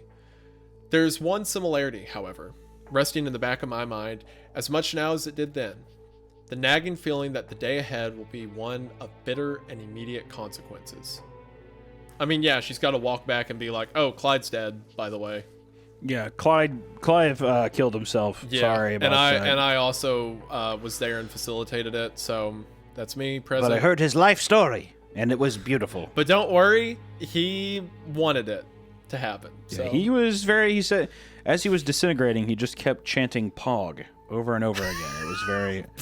It was very, very cool. And then finally, as he drew his last breath, he just said, based. And then he just immediately disintegrated into fine ash. Pog! Pog! She's writing in her notes as he's disintegrating. Chat, is this real? Pog. Yeah, Chat, is this real? Is this real, chat? Is this real, chat? Is this real, chat? I don't know, I chat. can't believe what I'm seeing. I can't believe what I'm saying, chat. Is this real? Have you seen the... Oh. I was about to ask. Oh my gosh, I was about to ask if you've seen the animation of XQC. Yeah. Yeah, I've seen it. Oh my gosh. Oh my gosh, I'm so stupid. For those that don't know, I was just about to ask Hunter if he's seen Hunter's animation. I've seen it a couple times. That meme comes from. Oh my goch. All right. Oh, chat, I can't believe it's real, chat. Oh my god, chat. Wow, chat, wow. I forget that you're important, okay? Anyway. As somber as this night has been, I still find myself clinging to it, reluctant to witness the harrowing developments that sunrise will bring. In a few hours' time, the convoy will wake up to find that they have suffered yet another loss. It won't be the brutal, heart-wrenching feeling that they experienced with Eve or Apollo or Bonnie, who perished in front of our eyes, but a muted sensation of gross unfairness. Less immediate, yet all the more insidious. As much as we hate to face the horrors in our lives, it can be far worse when they strike us without our knowing. To find out only the next morning that you have been affected by cruel forces acting in complete disregard of your presence and taking without concern of you. It's not going to be a pleasant morning. Nevertheless, I'm glad to see the convoy when it finally comes into view. And I will say, too, I feel bad for Rob, Lilith, not really Bluejay, because whatever, she's a stuck-up bitch. But the Rob and Lilith, this is now the second time where someone has approached them by being like, hey, you just woke up, someone's gone. Like, someone's dead. They had to experience that with Bonnie. And then now they even had to experience it with Clyde, but they didn't get the chance to, like, try and stop him. So. Yeah. I think it's fair if they're a little mad at Alice. You know? Sure. Yeah. I think so. I would be. Yeah. The hulking Wrangler rests by the roadside like an old relic. Right now, I can think of nothing more comforting than climbing into its secure, rugged shell. For a moment, I find it strange how an object built for transit has become the one fixed point in my world. Then again, it's not exactly the strangest thing that's happened on this road. Bluejay's car is parked sideways on, laid out across the tarmac. The windows are shrouded in darkness, yet for the briefest moment, I think I see the red dot of a smoldering cigarette igniting behind the glass, glowing momentarily before dropping out of sight. I fix my eyes on the Wrangler and keep walking, resolved to ignore the ominous flicker of embers and attempting to ignore its uncomfortable implications. Even still, I shudder to think of the grim conclusions that are being drawn within that acrid, smoke-filled echo chamber. I rest my hands on the Jeep's passenger side door, pausing briefly to gauge the sun's progress. I probably have less than 2 hours before I'll be expected to step over that nascent horizon, to let Rob carry me into unknown territory onto the unexplored section of the left-right game. Whatever lies at the end of this ordeal could very well be 2 roads. It could be 2 roads over. Then again, it could take a whole lot longer. I suppose there's only one way to find out. I climb quietly into the car and gently position myself next to Lilith. It's cramped, and now that she's had the space to move around, it takes a modicum of contortion to properly lie down, but it feels more comfortable than the prospect of resting on the open space that had been reserved for Clyde. For tonight at least, it would feel like a little too much like resting on a fresh grave. The morning does come quicker than I'd like. Surprisingly, once I awake from a blissfully dreamless sleep, I realize I'm not tired at all. Perhaps it's going to hit me later in the day, or perhaps the need for sleep is yet another casualty of the road's odd sustaining quality. It's unsettling to think that the road is exerting some metamorphic influence over me, however convenient the effect. After losing most of my need to eat and drink, and now starting to require less rest, I can't help but feel that something wants us to continue on the road, removing everything else that might distract us from the journey. It's a notion that intrigues and terrifies me in almost equal measure. When I open my eyes, I find myself staring directly at Lilith, who has turned to face me in the night. I could tell she's already awake, quietly resting her eyes, understandably reluctant to face the morning without someone at her side. Hey, good morning. How'd you sleep? Yeah, not too bad. This place isn't so comfortable. Yeah, you get used to it. The moment of silence passes between us. I'm already aware of the empty space on the other side of the Jeep, hidden just beyond a pile of luggage and jerry cans. It would be easy for me to act surprised at Clyde's absence, to say that I had slept through the night, to throw myself into a fruitless search effort, and to realize the truth alongside everyone else. Part of me wants to avoid the weight of recent events, to step aside and let all the blame fall against the road. That even if I wanted to, I know it wouldn't be right. I'm not going to contribute a new set of secrets to this journey. Anyway, for all I know, Bluejay saw me return from the junction. I won't want to give her the satisfaction of catching me in a lie. If I'm going to tell them what's happened, then the conversation will need to happen immediately. Certainly before they have a chance to discover Clyde's absence themselves. The words don't come easily. They're impossible to form into a delicate order, and I quickly realize that any attempt is just delaying the inevitable. In the end, all I can bring myself to say is... Clyde's gone, Lilith. It takes a few seconds of quiet comprehension before Lilith sits bolt upright, alarmedly peering over the luggage to Clyde's side of the Jeep. Rob! Lilith. What's going on? Something took Clyde. Rob is suddenly wide awake as he twists around to view the back section of the Wrangler. I can see the realization dawn on his face as he understands what's happened. He turns back around and fumbles with the ignition. His eyes in the rear view are burning with desperate intention. He still thinks he can catch up with Clyde before he crosses the threshold. Nothing's taking him, Lilith. Hold on. Rob, he's gone. We don't know that. We just gotta... Rob, he's gone.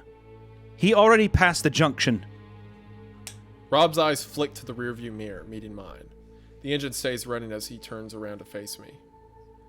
How do you know that?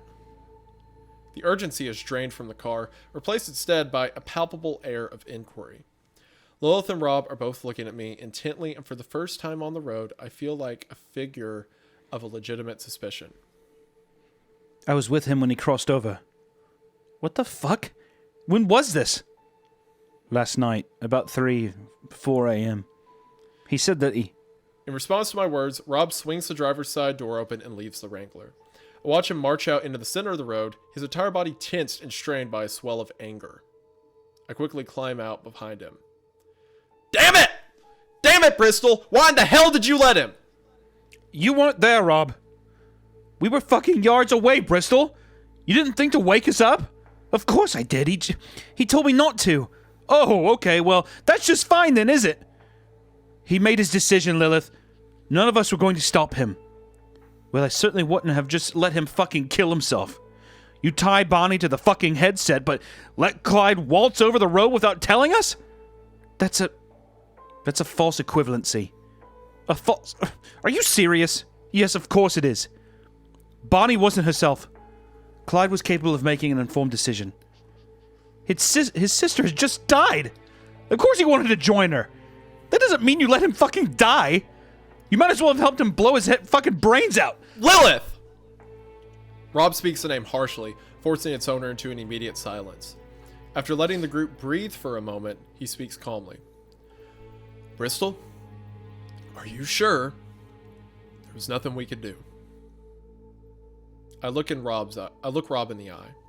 His words hit me harder than Lilith's impassionate tirade. Standing before the both of them at the intersection of their expectant stares, I feel first inkling of doubt creep into my mind. What would have happened if we'd talked Clyde back into the Wrangler, if Rob had forced him to stay? Could he have found some reason to move forwards if we had kept him for a night? A day? A week? All I could do is hold on to my recollection of the night before, reminding myself of the sense of calm, finality that radiated from Clyde when I confronted him. All I can do is trust that I made the right call. No, there wasn't.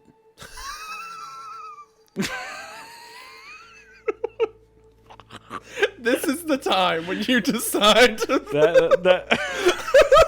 I told you it was going to drop at some point. Thank you for not doing it as Clyde was walking off last night. Yeah. Did the thought come to you? Be honest. Did the thought come to you to do it then? No, I was honestly waiting to see if like you could go to like an even like way down the road kind of thing, and just be like, Rob, I don't think I'm gonna make it. Rob, I think I might need a pint in a bloody well bloody skull, mate. Come on. Like in that moment, so in my head, I don't know about you, but to me, Bristol / Alice looks like the actress who plays her in the Tessa Thompson. In my head, like it's Tessa Thompson. The moment you spoke in that voice, it became like Peaky Blinders, Cillian Murphy. Like, yeah, it just ends up being Cillian Murphy. Just like transformed. Like, no, Rob. No, I don't think there was a thing me could do. I ordered the Peaky Blinders. By way, yeah, we. Okay. All right. Thank you for that. Yes. All right. So yeah, Rob just asked his confidant if there was anything they could do about their friend who has decided to take that action. And Rob says, okay, well, there ain't nothing more to say. Rob walks back to the Wrangler, cutting the conversation short through the quiet resumption of his usual morning routine. Lilith storms back to the car and shuts herself inside. I'm left standing in the center of the road, wondering if I could feel any more wretched. I know what you did. Bluejay has devolved into like a goblin. Like full. I hate Bluejay. That's how I picked it. Yeah. I was imagine her going hair's to- all greasy and she's just like chain smoking cigarettes. She's like, I know what you did. I was going to give her credit if, like, after the death of Apollo and them, she had like a turnaround, but she's just like reinforced her already annoying she position, has so. a narrative that she refuses to back away from. Yeah, like she. And you know if what? Sure, I get it. Real world, it'd be hard to believe this kind of thing, but like, I mean, like, you know, Alice said, when you're presented with this much evidence, like, okay. I think you have to have a character that you can hate, and I think that Bluejay is a fun character to hate now in the story. It could very well change. I think it will, but we'll see. I think Bluejay's gonna get someone else killed before this is over. Probably Lilith, I'm afraid of. Well, she's already. I mean, I think your theory is right. Like, I think that you find that she did let Bonnie go. If we count that, then her current kill count is 3, because she killed Ace because she took her time, right? And they couldn't help him. She got Ace killed, I should say. And then if she released Bonnie, that led to the death of Bonnie and Clyde. So. Yeah, I mean, you're right. That is 3. Yeah. She's a terrible person. She's a terrible person. Yep. Anyway. Well, at least that answers my question. It seems that while I had been struggling to defend the validity of my actions to Rob and Lilith, Bluejay had very quietly climbed out of her car, waiting patiently for the rest of the convoy to scatter before directing a victorious smile towards me. Can we not do this, Bluejay? She responds to my words by ignoring them completely. I was up in the night, watching you all. What a surprise when I saw you leave with Clyde and come back alone, calm as a fucking grave. I don't know if Clyde was in your little game, but he sure as fuck wasn't happy with how far you've taken it. He had to go, didn't he? She's totally delusional. Yeah. She's like Smeagol. She's like Smeagol. You've killed Clyde because he wouldn't play your game. Yeah. Like, okay, whatever. I don't want to dignify her words with a response. In point of fact, I'm not entirely sure what I'd say to such an absurd accusation. Her statement rings with all the trademarks of paranoid conspiracy, the unnatural confidence, the vague language, the frenetic conclusions, which are so obvious to her, yet seem impossible for me to grasp. In the end, Bluejay doesn't wait for my response. I just want you to know that I'm not falling for your fucking game, but you will not turn me around. And if you try anything like that with me, I will fucking kill you. I stare at the woman before me. Her pupils 2 dark pools of venom, her smile curled into a crooked smirk of an adulterated contempt. That's a great line. Yeah. It's a great. I love her pupils 2 dark pools of venom. Great. Yeah. Why didn't you talk to the hitchhiker, Bluejay? Oh, got her! Oh, slam dunk! Boom. boom. And boom goes the dynamite. And boom goes the dynamite. Oh, that was good. Bluejay's brow furrows, the smirk degrading from her face. I don't wait for her response. I mean, now that we've seen what happens to people who spoke to him, it's fair to assume you didn't. Or am I wrong? Bluejay presses her lips firmly together, glaring at me. Yes. The veins at her temples embossed against her taut skin. It's all right, Bluejay. I was scared too. Oh! What a fucking dunk! Get shit on, Bluejay! Bro literally had a. Yo, I love that. I love Alice. I love how calculating Alice is whenever stuff starts to, like, she doesn't let her emotions get in the way of her. Like, she's sitting there saying, Bluejay's like, you killed that person, you're awful. And then Alice is like, come to think of it, when all this started, why were you playing along? I thought you were a total hypocrite. Yeah. She believes in it, but she's like I said, she is completely deranged. She's delusional, and she's like stuck herself to this narrative of like it's a lie, so it's always going to be a lie. But at the same time, you can tell that she's like fucking horrified. Yep, man, that was good. That was dope. I really like Alice's character. She's like a smart protagonist.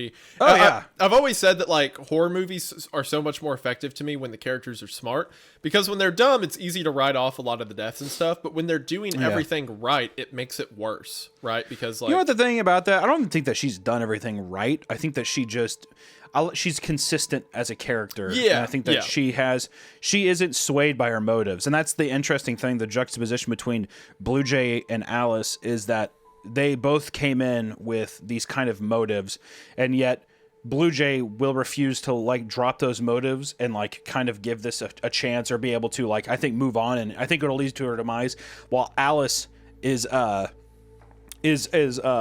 so easily in the camp that she's aware of everything, and she's like open to the idea of basically humanity in the situation, which I think is why she appears to be such a more compassionate and effective character. Yeah, I agree. So after that, bell ringer of a statement. Yeah. I walked to the back of the Wrangler where Rob has pulled out the stove and 4 camping chairs. After helping him set them in the middle of the road and allowing him to cook me a bowl of steaming hot rice, I sat down next to him and eat what I can. We can't think of anything to talk about, and the 2 remaining chairs stay empty for the rest of the meal. When I climb back into the Wrangler, Lilith seems quiet. She's less angry now, and, as I've seen before with her, is now being forced to confront the feelings her fury had been overshadowing. She shares a look with me in the rearview mirror, a look of being genuinely lost. I find myself reflecting the same expression as I stare back at her, and in that small sliver of glass, I think we both find a glimmer of understanding. An understanding that there have been no easy choices on this road, and that we should forgive each other and ourselves for the decisions we've had to make. After all, I wouldn't be surprised if there are harder choices ahead. And not to derail us too much more, but I think it hit Lilith a lot more too with Eve being gone and stuff. And I feel like she's in this. I think she's in this place where it's like, learn from my mistake. Yeah, when she said that whole phrase that was like, well, his sister just died. What? Do we just let someone do that to themselves? She was kind of talking to herself there. She was. Yeah, exactly. Yeah. Yeah. So I guess that's just what I wanted to say. As I just picking up on that. Like I said, we can keep going, but I think that it's why I think it's affected her so much more, and also it's just, I mean, as a ethical, like a morale or ethical situation, it's obviously going to be very divisive. Yeah, I agree. It takes us less than an hour before we reach the woods. The drive has been predictably bereft of conversation. However, as the cornfields merge into deep green woodland and the thin opening we're supposed to take draws nearer, Rob breaks the silence with the customary all cars address. Ferryman to all cars, I just want to say it's an honor taking this next corner with y'all. From here on out, we move slow, report anything unusual, and stay on the lookout for the next turn, okay? Alright, here we go. Oh fuck, here we go. Rob twists the steering wheel. We turn in a slow, deliberate arc towards the gap in the forest. The tarmac disappears below us, giving way to a rough dirt track. A towering legion of knotted trees eclipse the convoy, the sun all but disappearing behind the thick canopy. The significance of this small turn in the road isn't lost on me. We had finally crossed the threshold, into the unknown reaches of the left-right game. For all we knew, we were the first people to ever have come this far, the first explorers of an entirely uncharted world. I'm not surprised when I realize I've been holding my breath. I examine my compatriots closely. Lilith isn't even looking out the window, lost in her own tumultuous thoughts. Rob is reacting exactly as I expected. looking out of every window with an air of mystified wonder. Well, I'll be. It's beautiful, ain't it? As I look away from him and back out the windshield, I find myself smiling. Even after the stressful mornings we've all had and the uncertain day that lies ahead, Rob's statement rings with a joyous sincerity which I can't help but appreciate. I also can't help but agree with him. In its own eerie way, it's a beautiful place. The Wrangler moves at a crawl for the rest of the day. The woods are vast and untamable. Thin, swooping branches hang lazily over the road, clattering against the light rig as we pass beneath them. Many of the trees stand at strange, crooked angles, their various disparate inclines making it impossible to see too far in either direction. Rob spends every moment scanning the sides of the road. The trees that flank us are so thick, so tightly packed together, that it's easy to denote an upcoming turn. I suspect Rob simply doesn't want to take any chance, paranoid as he is about the road's deceptive qualities. He needn't have worried. There are only 4 turns across this entire afternoon. Each one is identified far in advance and navigated perfectly. Before I know it, we've entered the early evening, with no discernible end to the woods in sight. We've been traveling uphill for a short while, plateauing onto a thin stretch of road, an endless expanse of forest to our left, and a dangerously steep bank to our right. With one less side of the road to look out for, Rob seems a little more comfortable holding a conversation. So what are you going to do if you get to the end of the road? Document it, bring it home, hand it over to the world. And after that? I guess I might take a vacation. Maybe I should visit London. You want to show me around? You've never been to London? I just passed by, carrying packages. Never liked cities so much. Try to stay out of them when I can. I'd go if I had a tour guide, though. Okay, well, that's my next story then. Rob Guthard takes on London. I don't think folk would want to listen to that. I don't know. I think people would tune in. Or are you just too worried you'll grow to like the place? Junior would never let me hear the end of that. Fair enough. Wait, sorry? My son wouldn't let me forget it. He's always been a city boy. I stare out into the pitch black forest, suddenly thinking back to my arrival in Phoenix, Arizona just 5 days before. I recollect my formative meeting with Rob Guthard and how I'd been treated to the briefest overview of his life. I hadn't pushed for too much detail, wanting to hear the story in his own words, and under the assumption that I could get more background after a short stint on the road. After 4 days of intrigue and horror and stress, I haven't had time for a follow-up. In all honesty, it's only now I think back on it that I realize just how little ground we covered in our first interview. How eager he was to skip past the formative details of his existence. I didn't know the names of his ex-wives or anyone who wasn't directly involved in his work with the paranormal. For example, I didn't know he referred to his son as Junior. Often used as a general nickname for a child, it can, every so often, mean something much more specific. Does your son share your name? Rob turns to me, confused. Yeah, did I never... Look out! Rob snaps forwards as a fleeting blur darts across the road before tumbling down the steep verge to our right.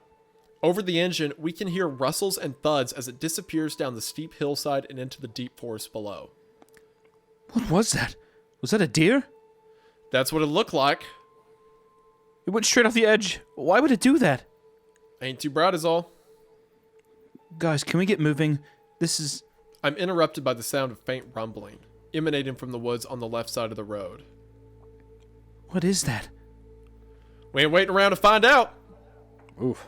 Rob kicks the car into gear and pulls down the track.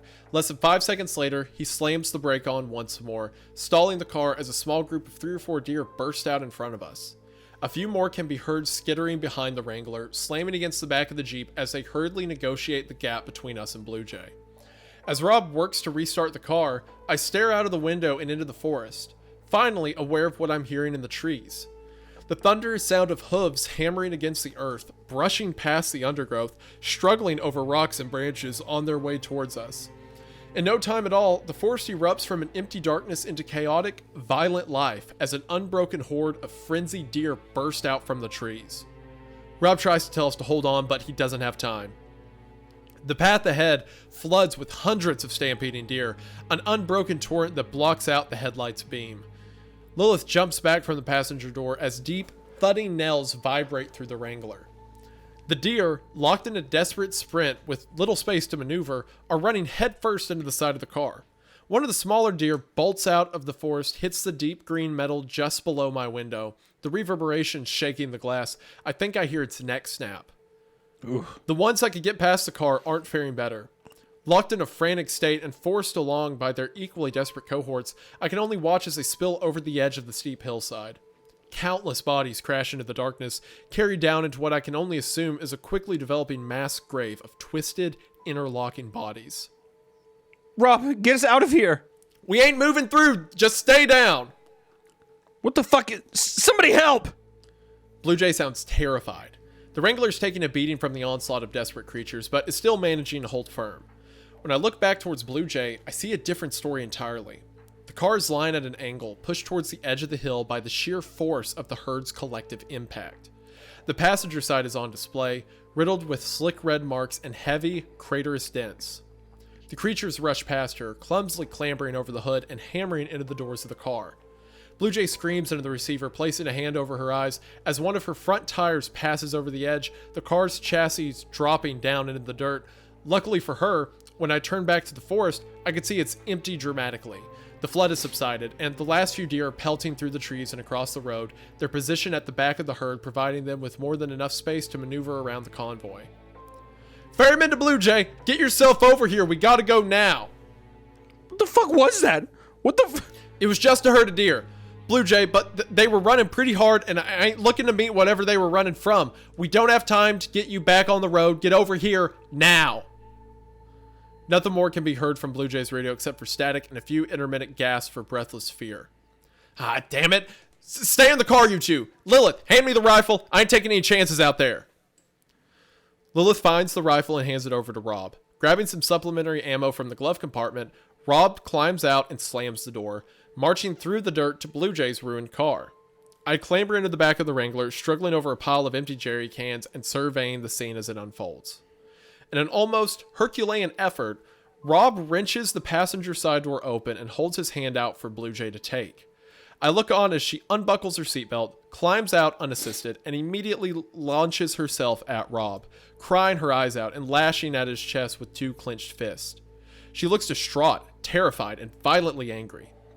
Rob stands there and takes it, whispering vague assurances to her as she unloads her terror and frustration into every wailing blow. Come on, Bluejay, we gotta go. Lilith talks under her breath, willing Bluejay's catharsis to speed itself along. I look at her, silently sharing her impatience. Then something catches my eye. Something in the distance behind Lilith, slowly making its way through the trees. I turn around and scramble to the front of the car, returning with the radio transceiver. Rob, get back here. There's something in the forest. Hearing my warning crackle out from Bluejay's car, Rob turns in my direction before alarmedly staring into the forest where a pale figure is winding its way towards the pair. For what I can ascertain as it briefly leaves the obscuring undergrowth, it seems to be small, tremendously thin, and crawling unevenly on its hands and feet. The creature stops in a clearing ahead of Rob and Bluejay, in view of me and Lilith, but shrouded from everyone in the shadow of the forest. Bluejay separates from Rob, pulling a head torch out of her bag. Slowly, and with trembling fingers, she points the beam towards the creature and switches it on. The resulting sight is incomprehensible. The beam instantly illuminates the light frame of a thin, almost emaciated child. It's barely over a year old, deathly pale, covered in dirt, its skin stretched taut over frail limbs. It stares up at Bluejay, reflexively holding one arm over its eyes to shield itself from the bright LED light. Oh my god, what's happening to it? I know exactly what Lilith's talking about. My hand raises to my mouth as I watch the child struggle through the stream of harsh white light. With every step it takes, the child's form starts to shift and change. Its limbs elongate in jagged, lurching bursts of growth. Anything exposed to the beam develops with grotesque rapidity. It's as if the child is aging before our eyes. Letting out a tortured cry, the creature darts towards Bluejay, angrily swatting the torch from her grip. Bluejay screams in shock and pain as she holds her stricken hand, her attention transfixed on the child who has seemingly aged almost 3 years in a matter of seconds. Even in the fresh darkness, with her head torch fractured on the ground, I can tell that Bluejay is paralyzed with an abject, consuming horror. Rob doesn't hesitate. He reflexively grabs Bluejay and pulls her backwards into the path of her headlights. The creature reaches out for them as they go, one hand passing after them into the light. It pulls back quickly, its eyes full of heart-wrenching, juvenile tears, the finger of its left hand aged beyond the rest of its body. Its cries begin anew. As ghastly as it seems, the child doesn't seem malevolent or demonic. In fact, as it looks back towards Bluejay, it seems genuinely upset, unable to comprehend the actions of those around him as it stares sorrowfully back at its newly malformed fingers. It's not much of a stretch to assume the transformations are as painful to endure as they are disturbing. Stay in the light, Bluejay. Keep moving. Bluejay breaks away from behind Rob and sprints towards the Wrangler. As soon as she begins to flee, the child lets out a high-pitched scream and strikes the hood of Bluejay's car. The impact of the blow is impossibly forceful. In less than an instant, the chassis crumbles into a mass of jagged metal. The one remaining headlight disappears from view as the car is launched off the path and rolls into the valley below. With Rob and Bluejay now returned to the darkness, the child skitters quickly towards Bluejay, grabbing her foot as it lifts off the ground and yanking it backwards. With all her momentum immediately halted and one foot taken out from beneath her, Bluejay has nowhere to go but down. She slams into the earth, her chin bouncing off a sharp rock. Bluejay looks up at us with stunned, pleading eyes. Lilith and I have only a few seconds to meet her gaze before she is dragged backwards along the ground. She screams in pain, her ankle caught in the child's iron grip. It doesn't even break pace as it walks back towards the woods, pulling Bluejay along like a rag doll. Rob reaches out for her, snatching for Bluejay's hand as she writhes and thrashes against an unstoppable force. They connect briefly, but Rob's effort to keep a hold of her is futile. Dashed immediately as she is pulled effortlessly from his hands. Bluejay resorts to clawing at the ground, dragging thick, dark soil and pulling loose rocks free from the dirt. Rob somberly unstraps his rifle, swinging it around to his front. He reaches into the breast pocket of his jacket and chambers a single bullet. Bluejay looks on as Rob raises the rifle to his shoulder and aims for the back of the oblivious child's head. Oh, God. Lilith turns away from the window, cowering away from the insanity outside the car. I can barely watch myself as Rob places his finger on the trigger. The shot never comes. Bluejay shrieks as the child reaches the tree line, pulling her into the undergrowth.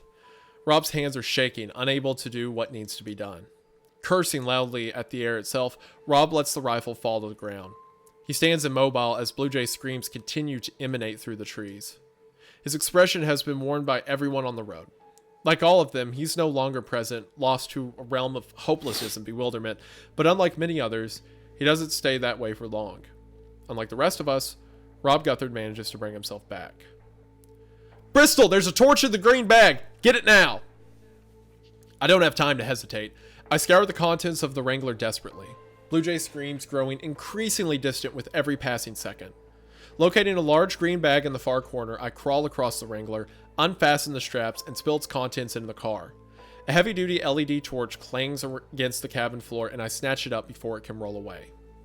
Returning to Rob, I swing the back doors open and jump out onto the dirt track, throwing the torch behind Rob's outstretched hand. As soon as he catches it, Rob sprints out into the forest, leaving me and Lilith behind. The events that unfold among the trees are told to us in sound and light. After almost a minute of silence, the torch's ray bursts through the trees. Bluejay's distant screeching intensifies as the child breaks into a gut-wrenching cry. A large crash echoes through the night air, the sound of bark cracking as the very trees shatter into splinters. The light dances chaotically as Rob lets out a cathartic, damaged roar. Suddenly, the child's desolate wailing grows more distant, retreating deep, deep into the woods. Then suddenly, silence. Bristol, what's happening? I don't know. Stay in the car. We wait for what seems like an age, lost in worry, before the gentle rustling of undergrowth calls our attention back to the tree line. A moment later, Rob emerges from the trees, holding Bluejay's arm around his shoulder. Oh, thank God. Oh, thank God. The pair stumbles over to us, slowly and painfully. Bluejay walks with a limp. Her ankle is already horribly bruised. Rob sports a series of cuts across his face, but seems otherwise unharmed. He calls back to us, utterly exhausted. Nothing to it! Yo. Badass. Just when I think I'm out, he pulls me back in. Just when I think Rob's like maybe evil or whatever. That was so cool. Well, for a second, I thought he was just gonna I thought he was just gonna let her go or something like that. I think he did the math that the shot may not do anything, but he's like, flashlight The now. light is gonna be. And then he like goes over the tree line, and you hear screaming and shouting, Yeah. and then, man, that's cool. Not to do it. Man. All right, maybe I'm back on. Maybe Rob's won me back over a bit. That was really cool. Okay. An irrepressible smile grows across my face, a pained grimace of sincere joy. I raise a hand to my mouth as tears of unbridled relief start to roll down my cheeks. It's a brief, fleeting moment in an otherwise dark night, but for once we've managed to pass through the storm, battered and broken, but at the very least, still together. Bluejay falls to the floor, slipping free of Rob's grip and unable to hold her own weight. Rob turns around to look for where she's fallen, finds her crawling slowly towards the steep verge. Bluejay, Denise, you okay? Bluejay stops crawling, places her hands on the ground, and rises unsteadily. Oh no. I suppose she can stand on her own after all. When she's finally upright, she turns back towards Rob, raising his rifle to her shoulder and fixing it on his torso. Oh my god. If this happens, I'm gonna be furious, okay? My smile vanishes. Denise, what are you... Put it down! It was a child, Rob. It was a child. What did you... Oh my god, Bristol, what's happening? Stay in the car, Lilith. Denise, you seen it just as much as me. You saw what it did. It tore at my... It broke the skin. How... Why are you doing this? Denise, you know what you saw, okay? You know this is real. We ain't doing this to you. It's happening to all of us. It's... Rob stares at Bluejay, then down to the rifle, the sights boring onto his chest. Okay. How about we turn the car around? Right now, I'll turn us around and I'll take you back home and I'll drop you off outside the tunnel. Safe and sound. Just want to get you home safe. What do you say? Bluejay looks into Rob's eyes. The rifle quivers in her hands. We all wait, scarcely taking a breath, for Bluejay's response. Oh no. I don't believe you. Oh! I'm actually upset. Oh.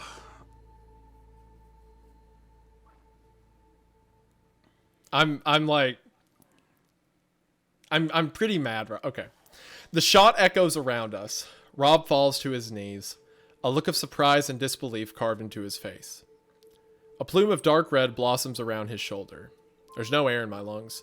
My entire body is paralyzed by the shock, by the rank unfairness, the sheer impossibility of the scene before me. I still don't understand how it could possibly be happening. Oh my god! Oh my god! Oh my god! No! Bluejay quickly paces up to Rob, snatches a handful of ammunition from his breast pocket, and reloads the rifle with practiced efficiency. She stops shaking. In fact, there's a calm conviction to her movements which convinces me, with shocking immediacy, that I might be about to die. Bring the baby back! Bring the baby back and take her back into the woods. Let her die. My god.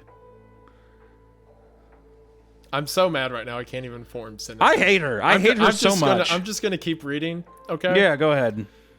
I dive back into the Wrangler, slamming the door shut behind me. I find Lilith gripped by an immediate, immobilizing shell shock. We need to go, Lilith. We need to go, okay? I don't understand. Get out of the car, both of you! I'll kill him! I will kill him! Do you think she's going to kill us too?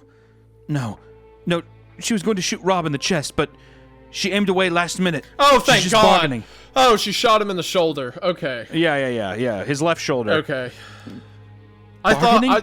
I thought. Sorry, hold on. I thought Rob died like that. I was going to start throwing stuff. I was about to be. No. He got shot in the shoulder. Okay. And he's just on his. I think he's just in pain. That's fine. Yeah. This is okay. Hold on. But still, I don't know what she's going to do. I need to breathe. I'm so. Well, while you breathe, I'm still in a state of I'm worried for Lilith. I feel like Alice is going to get out of this, but I'm worried that something's going to happen here where So I don't feel good about this situation. There's no way she can do this and move on. Like, I think something is going to happen still. Bluejay's going to die here, I predict. I think either Lilith or I Alice want is the gonna child do to come back and rip her fucking face off and drag her back into the woods. That's what I want. That was like, okay, so she's had a series, Bluejay's character has had a series of opportunities to be redeemed, right? From watching Eve and Apollo die to witnessing what happened with Bonnie and stuff. She's had a series of chances and she keeps rejecting them. So this is her final, like, there's no forgiveness for what she's doing here, right? No, The well, she's character totally can't be unhinged. redeemed. I mean, we have seen her go completely full circle and she's completely delusioned. I mean, like, she's horrified. You feel like there's a bit of humanity of, like, Rob going and, like, you're like, okay, she's going to be sympathetic towards him now because he, like, saved her or whatever. But no, I was going like to give her a break if she, like, was saved or died during the deer or the baby dragging her away. I was thinking it would be like, okay, that's her last chance to come back to the story. And she didn't, right. So now she has to die. Like, narratively, she can't be allowed to continue, right? I don't think so. I don't think in a reasonable way. I don't think so. But Yeah. we have to push on. We have to see. Yeah. I feel so much better that he's not dead, okay? Because I really like Rob's character, and I was going to be so mad if he dies in part 7 to her. Anyway, all right, continue, sorry. I'm going to go back to the line for Aliso. She says, No, she was going to shoot Rob in the chest, but she aimed away last minute. She's just bargaining. Bargaining? She wants us out of the car. I think she's going to take the Wrangler. If she leaves us here, we'll die anyway. I know. Well, we can't fight her. One of us will. Get the fuck out of the car, both of you. I want your hands where I can see them. It's okay. Here, take this. I reached down and grabbed the walkie-talkie, pressing it into Lilith's hand. It's a short sprint to the tree line. We need to get around the hood of the car, then we get into the woods as soon as there's an opening, okay? I can't do this, Bristol. Uh-oh, we're getting here it goes. Here we go again. Yeah. I can't do this. Very similar thing to Eve. Yep. I'm sorry, Lilith. You're gonna have to. I gently opened the driver's side door, climbing out and edging along the muddy verge, keeping low to avoid Bluejay's line of sight. Lilith climbs out after me, closing the door softly behind us. Without making a sound, conscious of every rustling leaf that passes underfoot, I gesture for us to make out our way around to the Wrangler's hood. Lilith goes first, staying below the windows, working her way to the front of the car and passing around the corner. From the hood of the Wrangler, we'll be able to make a beeline to the trees. Don't play fucking games with me. Before I can make my way around to join Lilith, Bluejay's impatience boils over. I can hear her footsteps on the rough ground as she makes her way over to the Wrangler. The situation rapidly spiraling further from my control. There's only one thing I can do to stop her discovering the both of us. We're coming out! I raise my hands and stand up, making my way to the back of the Wrangler. Bluejay stops walking before she gets far enough to notice Lilith. She turns to face me, raising the rifle to her shoulder. A moment later, I hear Lilith burst out from her hiding place, sprinting into the trees. Bluejay quickly realizes what's happened, and with a yell of violent frustration, turns the rifle to face the tree line. Lilith has already disappeared into the dark forest, out of range and out of sight. I chose not to attempt to rush Bluejay in the midst of the distraction, and I'm right not to. Realizing Lilith is lost to her, Bluejay quickly spins back towards me and levels the rifle at my chest. I knew you were all in this together. You fucking monsters! Her eyes are practically bulging from their sockets, her entire face contorted into malicious, sickeningly righteous hatred. After all these days on the road, I've never seen something quite like this. You're not well, Bluejay. No! I'm just not willing to fall for your fucking tricks. How could this all be a trick, Bluejay? How? Apollo, Eve, Bonnie, you saw what happened to them. It's beyond our understanding, mine and yours. There's no such thing as fucking magic. Only fools and fucking frauds! There it was. In one sentence, the trigger for Bluejay's creeping insanity. The inflexible belief that had broken her mind against a maelstrom of contradiction. With every impossible event she had witnessed, every brutal death that had unfolded in front of her, Bluejay's unwavering skepticism had barred her from blaming the supernatural, from blaming the road. Instead, she blamed us. A swiftly dwindling pool of conspirators whose crimes had swiftly spiraled from deception, to reckless endangerment, to outright murder. As far as Bluejay was concerned, we were the only monsters on this road. This wasn't madness, it was self-defense. It doesn't matter anymore. You can't go home, okay? You can go home, okay? But just at least take Lilith with you. Please, she isn't part of this. I'm not a fucking retard, Alice. You don't think I've been watching? You are all complicit. As far as I'm concerned, you all can fucking walk. I'm sorry. I just don't think I can let you do this. She laughs, a sarcastic, ugly chuckle, holding the rifle tight against her shoulder. I can't see how that's your decision. Well, that's always been your issue, hasn't it, Denise? You lack imagination. I step backwards, allowing gravity to carry me over the threshold of the steep, dark slope. Oh. In the last few seconds before I topple... Wait a minute. Hold on. I toppled into darkness. I clenched the fingers of my left hand. When I'd been holding both my hands up, my empty palms faced vertically towards her. Bluejay could have easily mistaken the band around my finger for jewelry. As I fall backwards, Bluejay's eyes fix on my now closed fist, as she sees what's attached to the other side of the ring. A bottle opener, a small LED torch, and the ignition key to the Wrangler. I disappear over the edge, bracing myself for what's to come. With nothing else to do, I surrender myself to the long fall, followed into the darkness by the enraged screams of Bluejay. End of part 7. Okay, hold on. The reason I was laughing at the end, I thought... You remember the C4 she took at the beginning of the story? Yeah. I thought she was about to blow up Bluejay. Is what I was laughing about. You lack imagination. Exactly. That's what I thought was happening. She blows up one. So I was laughing. What's interesting about this one is nobody... So we have by far our coolest looking creature of when it's in the light, it ages and grows rapidly. And it's like this pale creature walking along, and like hundreds if not thousands of deers run across, and it's like haunting this extensively dark forest, right? Yep. But I like the character of Bluejay. Not as a character, I hate her, but I just mean in the aspect cool of like villain. a completely deranged monster. Like she is now an inhabitant of this road. Exactly. This, like, game. I view her the same way I view the Hitchhiker or something at this point. Yeah. Now, what's interesting about the end of this is we're going into part 8. There's 2 parts left after this. Is that we don't know. Essentially, now Rob is at the mercy of Bluejay and the gun. Yep. Lilith is hiding in the forest as well, Yep. and now our Alice is just like kind of just falling over the edge and just being like, whatever is over this edge, I'm gonna die either way, but I would rather just like get away from this and see if I can survive. Yeah, so she dropped over the cliff holding the key ring. So now Bluejay cannot steal the Wrangler. Rob's on the ground, and the 2 others are now laying in the woods. Okay, sick. All right. So now we're into part 8 here. The continuation. I'm just ready to go full into it. I'm extremely interested to see what happens. Part 8. There it goes. And then I'm very curious after reading that what the main guy says, the guy who's uploading the stuff. Yeah. This is my favorite part after having like tragic endings. He's like, "Hey guys, so just went to the store today. Have a nice day."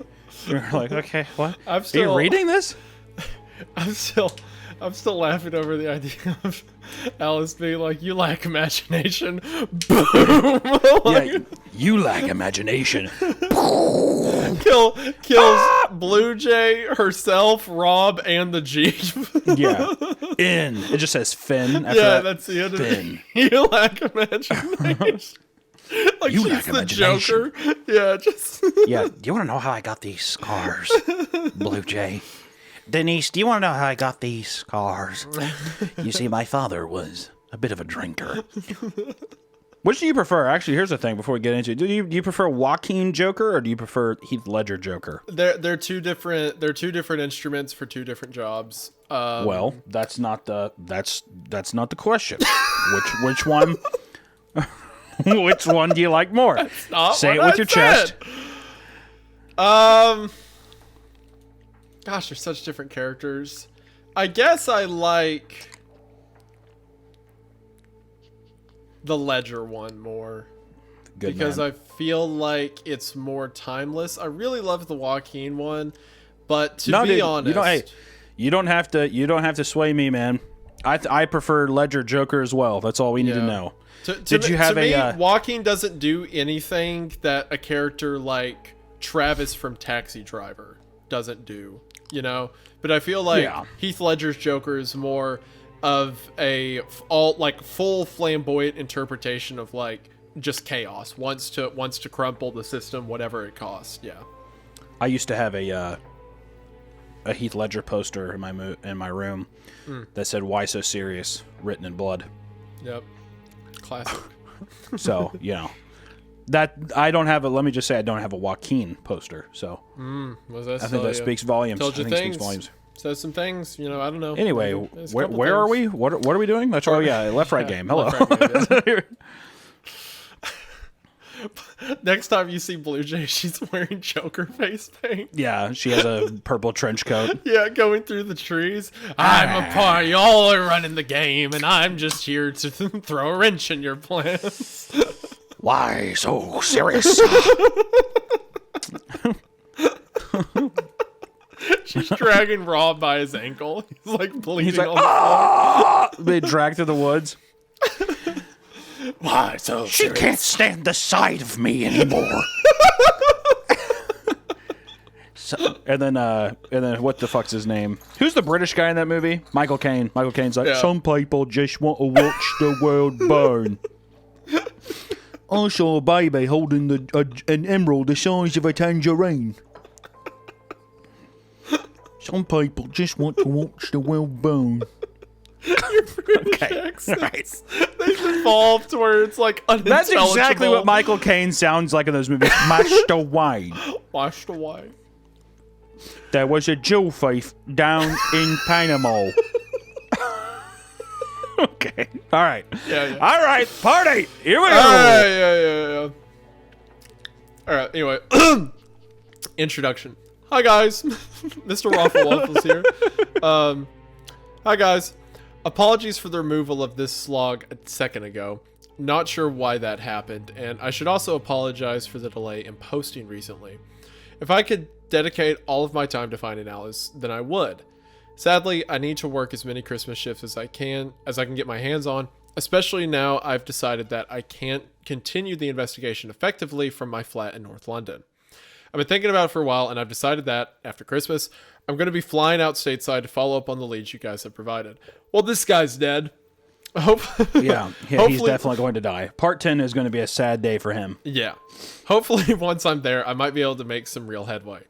In the meantime, please keep any and all insights coming, however small. I really do read all of them. Okay, here's the next log. All right, we are now on... This one's Valentine's Day, funny enough, February 14th, 2017. Now into a new day, in a new forest, in a new land. Yep. Here we go. Also, for the next one, since you know he's British too, for the next two, since it's the last two, can you read the first part in a British accent? So I'm not the only one. Okay, I'll read the last sentence for you, so you can get a taste. No. Just wait till part 9. As the next log. I can't do that. Hold up. Good eye, mate. That's Australian. Australian. You know, it's That's close. I'm going to Australia. I might. It's close. I can't. Hey, okay, mate. It should be Australian, isn't it? Okay. All right. In it. Okay, here's the net. I can't.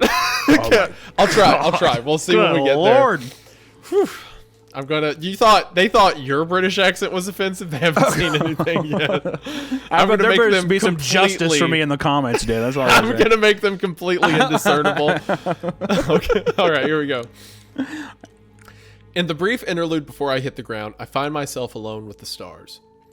As I fall backward towards the slope, my gaze rising to meet the night sky, I feel a sudden weightlessness take hold, as if I'm being granted an audience with the heavens.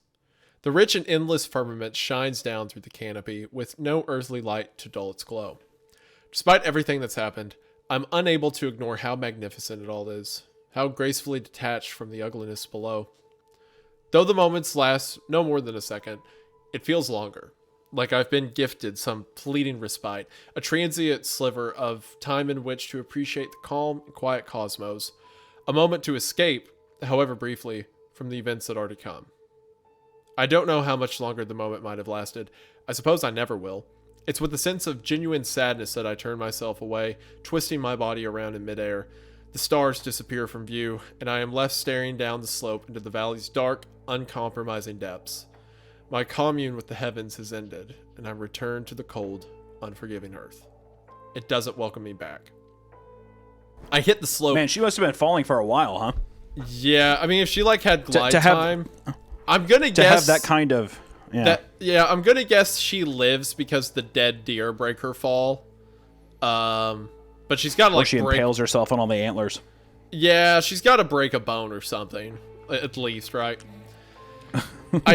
Yeah. I hit the slope. Yeah, she's got to break a bone or something, I think. Definitely. Is that me? Break arm. Is that what Yeah. you're doing? Is that me? Is that my voice? Yeah, you're that's doing? you. That's what you Stop said. that. Cut that out. Hey. Yeah, probably got to kids, break quit a that. wrist. Probably. Hey, no, I don't like the direction. It's funny when we're making fun of the British people. Cut that out. I hit the slope, immediately bouncing off one shoulder and landing on the Boing. other. That's what I think of it, immediately bouncing. Boing. Thank you, Hunter. That's the sound people make when they hit the ground really hard. Ooh. Yeah. Yeah, Minecraft Steve noise. Okay. Barreling forcefully and unstoppably downhill. My entire body is thrown into chaos, tossed into a frenetic, uncontrollable dance, swept along by the rushing earth towards the impatient valley floor. The back of my ankle flails against a hard, jagged rock. My face rolls into a small bloom of stinging nettles, their caustic leaves scraping against my cheek. I battle to bring order to my descent, my hands grasping at the undergrowth, clawing through loose soil in a frenzied search for stability. Rocks and dirt cascade around me as I pull myself onto my back, finally managing to descend with my feet pointed downhill. I've regained control just in time, looking ahead to see a large tree bursting out of the hill a few meters below me. A split second before I would have collided with the thick, knotted trunk, I throw myself to the side, my wrist ricocheting against the bark and sending a shooting pain down my arm. Oof. The valley's base comes into view, hurtling towards me as I plummet through the rushing undergrowth. I can make out the bodies of the deer who made this hazardous journey before me. I can hear the pained brain of the survivors, moaning and howl in hollow resignation as they struggle to stand on broken legs. A moment later, I join them. The slope doesn't level out gradually. Just before the bottom, the sharp incline I've been hopelessly traversing drops off into a sheer rock face. Before I can stop myself, I'm launched from the slope, kicking dirt into the air. I spend the final 3 meters in freefall before landing on my hands and knees, my whole body subject to a complete, bone-rattling halt. My body tensed and aching, I pick myself up off the valley floor. The second I stumble onto my feet, a harsh beam of torchlight strikes the ground to my right. My muscles groaning, I jump back against the natural rock wall as the light swings my way, sweeping directly over the spot where I just landed. Bluejay is looking for me. I would have expected nothing less. The beam glides along the ground, scanning the base of the slope, lighting up the twisted bodies of countless deer. Fortunately, the shadow cast by the rock wall offers a measure of sanctuary, shielding me from the torch's restless glare. About half a minute after it arrived, the beam rises through the trees and cuts out. I don't expect her to come after me. I certainly don't expect her to drop down the slope. Perhaps she could walk back down the road, taking a gentler route downhill, and pursue me through the valley once it levels out, but the walk would probably take half an hour each way.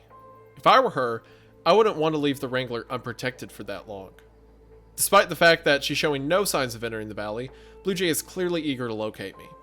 The torch suddenly illuminates the damp soil ahead of me as she points it back down into the valley. I suspect she turned it off just long enough for me to feel overlooked, allowing me to consider stepping out into the open. I also suspect that, should the torchlight find me scrambling around on the valley floor, a bullet will quickly follow it, putting me down to lie with the deer. From that point, all she needed to do was walk down and slip the Wrangler's key from my cold, limp fingers. Catching my breath, my back pressed against the rough rock wall, I run through my current priorities. I need to stabilize Rob. I need to lure Bluejay away from the Wrangler, and, most pressingly, I need to contact Lilith. Okay, so 1 second. So she is off the beaten path of this thing, which before, when Apollo did that, he was sunken away. So well, I wonder... the difference is that's a wrong turn. She hasn't made a wrong turn. She's still on the roadside. It's if you start heading the wrong direction entirely. Now, if she takes off and just runs directly like into the valley, then she'll probably get something. But as long as it's like the road senses your objective almost. If you Your make a wrong intention or turn, something? you're dead. Yeah, but she hasn't turned per se. I see. Okay. Catching my breath, my back pressed against the rough rock wall, I run through my current power. Oh, wait, I already read that. I reach to the back of my waistband, my hand searching for my personal walkie-talkie. My fingers touch denim, finding an empty space where the transceiver should be. My stomach drops as I search along my back. It's gone. I'd had it with me when I dropped onto the slope, but at some point during my furious descent, it must have gotten away from me. The torchlight swings back around once more. Though it's something I never thought I'd have to do, I find myself making a mental inventory of the convoy's radio transceivers. Before we set out on the road, Rob handed a walkie-talkie to each of us. Since then, it's safe to assume that those belonging to Ace, Apollo, Eve, Bonnie, and Clyde are no longer in play. Lilith must have lost hers when her car sank into the ground, which is why I gave her Rob's before she ran into the forest. That left just mine, which could be anywhere on the hillside, and Bluejay's. The torchlight disappears once more. Yeah, Bluejay's got it. I cautiously lean out from the shadows, scanning the forest around me. Bluejay's walkie-talkie had been in her car when the child pushed it from the road. If I'm correct, then her transceiver is the only one left that I can use to contact Lilith. The car itself doesn't seem to be anywhere around me, but as I turn my head and scan the dark hillside, I can see it resting on the slope. The entire car has been stopped mid-fall, resting precariously on its side, the vehicle's crooked undercarriage crumpled around the trunk of an old and battered tree. If I'm going to get in touch with Lilith, I'm going to have to climb up there.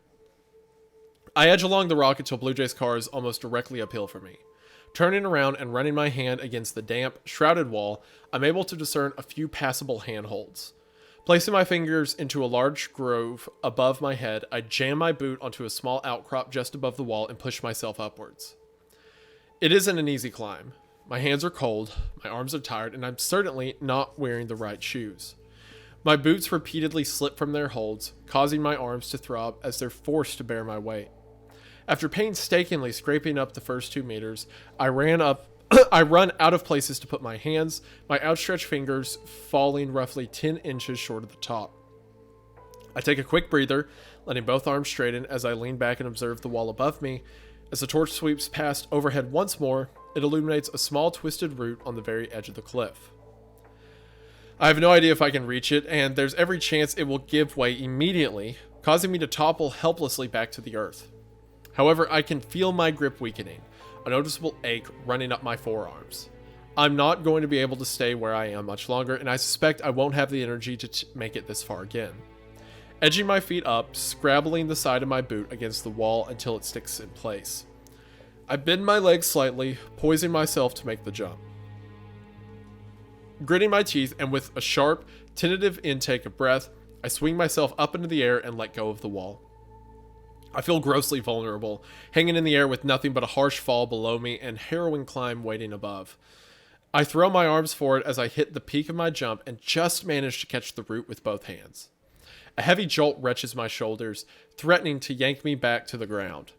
Fear and adrenaline alone sustain my desperate grip, my arms on fire as I swing my leg up to the ledge, hooking my heel over the top after a few clumsy attempts. I force myself over the edge and onto the soft soil, just in time for the torchlight to start circling back towards me. With one final surge of effort, I push my aching body upright and struggle over the nearest tree. Failing at its base and pressing myself against the bark, the light travels quickly. The tree's darkening shadow swings over from the right, covering me, and then fading again as it stretches out to my left. The light leaves me in darkness, certain to return soon as Bluejay continues her frenzied surveillance. It started to rain a little. A few sporadic droplets fall through the sparse canopy and land on my outstretched palm. It doesn't take long before these scouts are reinforced by a steady downpour, drumming against the leaves and grass, soaking through the loam. The already punishing incline is going to prove completely unclimbable if the rain has enough time to slicken the grass and pound the soil into mud. I also doubt I'll be able to make the initial climb again, especially if the rock wall becomes coated in a layer of cold rain. As much as I have to move quickly up to the car, I also need to move carefully. It's becoming increasingly clear that this will be my only attempt at reaching the radio. The vehicle is only a short climb away. I can see its undercarriage laying against the tree, and the entire left side of the vehicle is pressed into the ground. Only now I'm nearby do I hear the ominous creaking sound that emanates from the car as it rocks almost imperceptibly around a thin focal point. I wait for the torchlight to swing past me more before pulling myself out from the shadow of the tree. My dirt-covered hands grasping at any conceivable purchase, I crawl up to the bank towards Bluejay's vehicle. My feet slip on the grass with every other step as the rain seeps into the ground, soaking through my fleece. I'm completely exposed as I make my way on towards the car. Though it remains a constant concern, the torch seems to be exploring another section of the hill as I arrive beneath the chassis, the undercarriage looming imposingly over me. I briefly glance up to check on Bluejay's movements, then, slowly, steadying myself against the incredible incline, I climb out into the open once more and pull myself up until I'm in line with the warped, twisted hood. Bluejay's transceiver is still fastened within its dock. Despite the car's battered condition, the windshield is frustratingly intact, with nothing more than a small, jagged, irregular hole near its center. It will take a bit of maneuvering, but it should be just big enough to reach through and pull the radio free. Slowly and tentatively, I thread my arm through the center of the opening, shards of serrated glass encircling my skin. My hand reaches the dashboard, slowly brushing along its surface towards the walkie-talkie as I lean into the car. The torchlight starts to swing back across the hill. Bluejay is walking along the ledge in a frantic mission to find me. In my current position, out in the open and trapped in a slow, delicate procedure, there's no way I can get out of the way in time. My hand grasps the transceiver as the light reaches me. Though I'm ashamed to admit it, for a brief moment, drowned in the revealing glare of the torch's beam, I'm stunned into inaction. The light has stopped moving, fixed directly on me, casting my stark shadow down into the valley. I can imagine Bluejay's triumphant glares, her desperate search is finally rewarded. Returning to my senses all too late, I grip my teeth and wrench the walkie-talkie from its dock. With no time for grace or care, I retract my arm from the windshield, inhaling sharply as an apparent shard of glass scrapes across the back of my hand. It turns out I have greater things to worry about, as I hear a loud bang from up on top of the hill, followed instantaneously by a disgusting zipping sound that flashes past my ear. I flinch instinctively from the noise, my sudden reaction causing my boots to give way beneath me. I slam into the earth and career down the hill. What little control I have over the slope, I give away in a desperate bid to roll into the car's shadow and out of the light. I don't have time to right myself as I'm dragged chaotically down towards the valley and cast over the edge once more. The base of the valley flashes into view mere seconds before my body slams into it. The air is ripped out of my lungs, my pained cry forming a visible plume of steam that dissipates into the cold night air. I lay on my side, cradling the walkie-talkie in my hands. At the very least, I'd managed to keep a hold of it. The torch dances erratically around my position. I pick myself up and drag my body the last few meters, collapsing against the wall as a torch beam lights up the ground in front of me. As I raise the radio, I realize my hands are violently shaking. I don't think I've ever been as close to death as when the bullet passed by me, and although the noise itself died quickly, its horrific implications echo in my skull. Bluejay shot Rob as a bargaining chip to drag us out of the Wrangler. It was a show of force, a power play. The bullet that she just fired in my direction had no nuance, no pretense, no objective other than its primary function. Bluejay's prepared to kill me, which means she's prepared to kill any of us. I raise the transceiver and switch through the channels until I find Rob's frequency. This is Bristol to Lilith. Bristol to Lilith. Do you copy? The radio cackles as I release the button. I wait 20 interminable seconds for Lilith to respond. She doesn't. This is Bristol to Lilith. Can you hear me? This time I let a minute pass. Still nothing. Everything I've been struggling for since I jumped into the valley has come up against a wall of silence. I feel a well of frustration inside me. It isn't fair. Jen! Jen, are you there? Another minute goes by. I sat in silence the whole time, watching as the radio I risk my life to collect transforms into a useless hunk of plastic. After a while, I loosen my grip and let it drop to the wet soil. I bring my legs up to my body, wrap my arms around them, and rest my head against my knees. In a moment of rest, my breathing becomes shallow. A set of fresh tears well up behind my eyes, spilling out down my face. The rain falls around me as I quietly cry, sitting in the middle of a dark forest, muddied, injured, and alone. I'm ripped out of my melancholy as the rain is blasted in every conceivable direction, whipping against my face and splattering against the rock with incredible force. The air is whipped into a furious maelstrom, and a familiar, booming sound crashes through the aether. I've watched you struggle. As soon as it arrives, the voice is gone. The wind quiets down and the rain begins to drop vertically once again. Hello? Hello? Who is that? The air is still, absent of everything but the rain. I wipe the tears from my face as I call out to the air. Can you help me? Please, can you just... The voice has disappeared, and I suspect I won't be hearing it again anytime soon. Perhaps it just wants me to know that it's watching. One thing is certain, if the voice is attempting to bring me comfort or make me feel less alone, its methods are horribly misguided. Alice, are you there? My eyes fixate on the crackling radio. Alice, are you still there? I'm sorry I couldn't... Jen, are you okay? Are you safe? Yeah, I'm okay. I thought you were... What happened to you? I jumped down the hill, got Bluejay's walkie. She shot at me. How have you been? She's gone fucking crazy. I made it to a clearing in the woods. It's straight on from the car. Or at least I hope it is. I still haven't seen that thing anywhere. Well, it's a big forest. Maybe it's gone. Can you stay near the clearing? Yeah, I can keep hidden nearby. What are you gonna do? I'm gonna make my way to you and we're gonna get to Bluejay. Or we're gonna get Bluejay away from the Wrangler. How? I'm still working on that. I'm about half an hour away. Keep your volume down, but stay in touch, alright? Yeah. Okay, we'll do. I'm glad you're alright, Alice. Yeah. You too, Jen. I fasten the radio to my waistband. My body still aches from the fall, blood dripping slowly from my hand, and my fingers are almost numb from the cold. Yet, hearing Lilith's voice on the other end of the radio has brought back something I lost in the valley. A sense of resolve that jumpstarts my tired muscles, pushes me to my feet, and sets me off to rejoin road. Question. Yes. Where is Rob at this point? As far as we know, bleeding on the pavement next to the Wrangler. The Wrangler. Yeah. Okay. All right. As far as we know. I mean, maybe Bluejay's like dragged him. So for the way Bluejay's acting, they're going to get up there. Rob's going to be crucified, like on a cross. Yeah, she like built. upside down or something. Yeah, yeah. exactly. Can't you see? I'm the sane one. I'm the only one that gets. You guys are acting crazy. yeah, pretty much. As far as we know, he's still on the ground though. Yeah. Okay. I'm still stuck in the middle of a dark forest. I'm still muddied, bloodied, and injured, but I'm no longer alone. It isn't long before my boots hit asphalt. I follow the road, sticking to the tree line as I work my way back up the hill. I'm reluctant to place myself within sight of the Wrangler, where Bluejay will almost certainly be camped out and waiting. Unfortunately, it's the only point of reference in an otherwise unknowable forest, the only location from where Lilith's location can be divined. Once the road levels out, I take the precaution of heading deeper into the trees.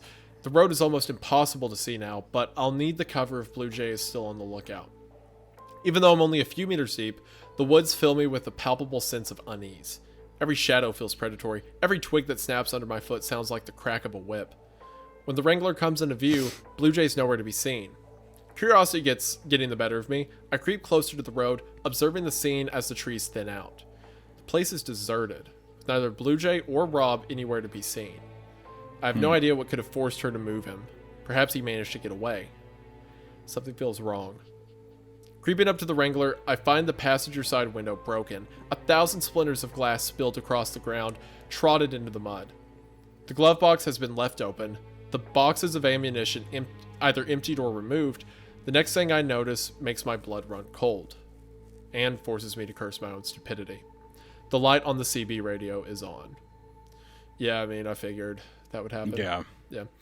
When I'd reached the bottom of the hill, I'd correctly calculated that the number of active radios, arriving at the conclusion that only me and Lilith would be able to communicate.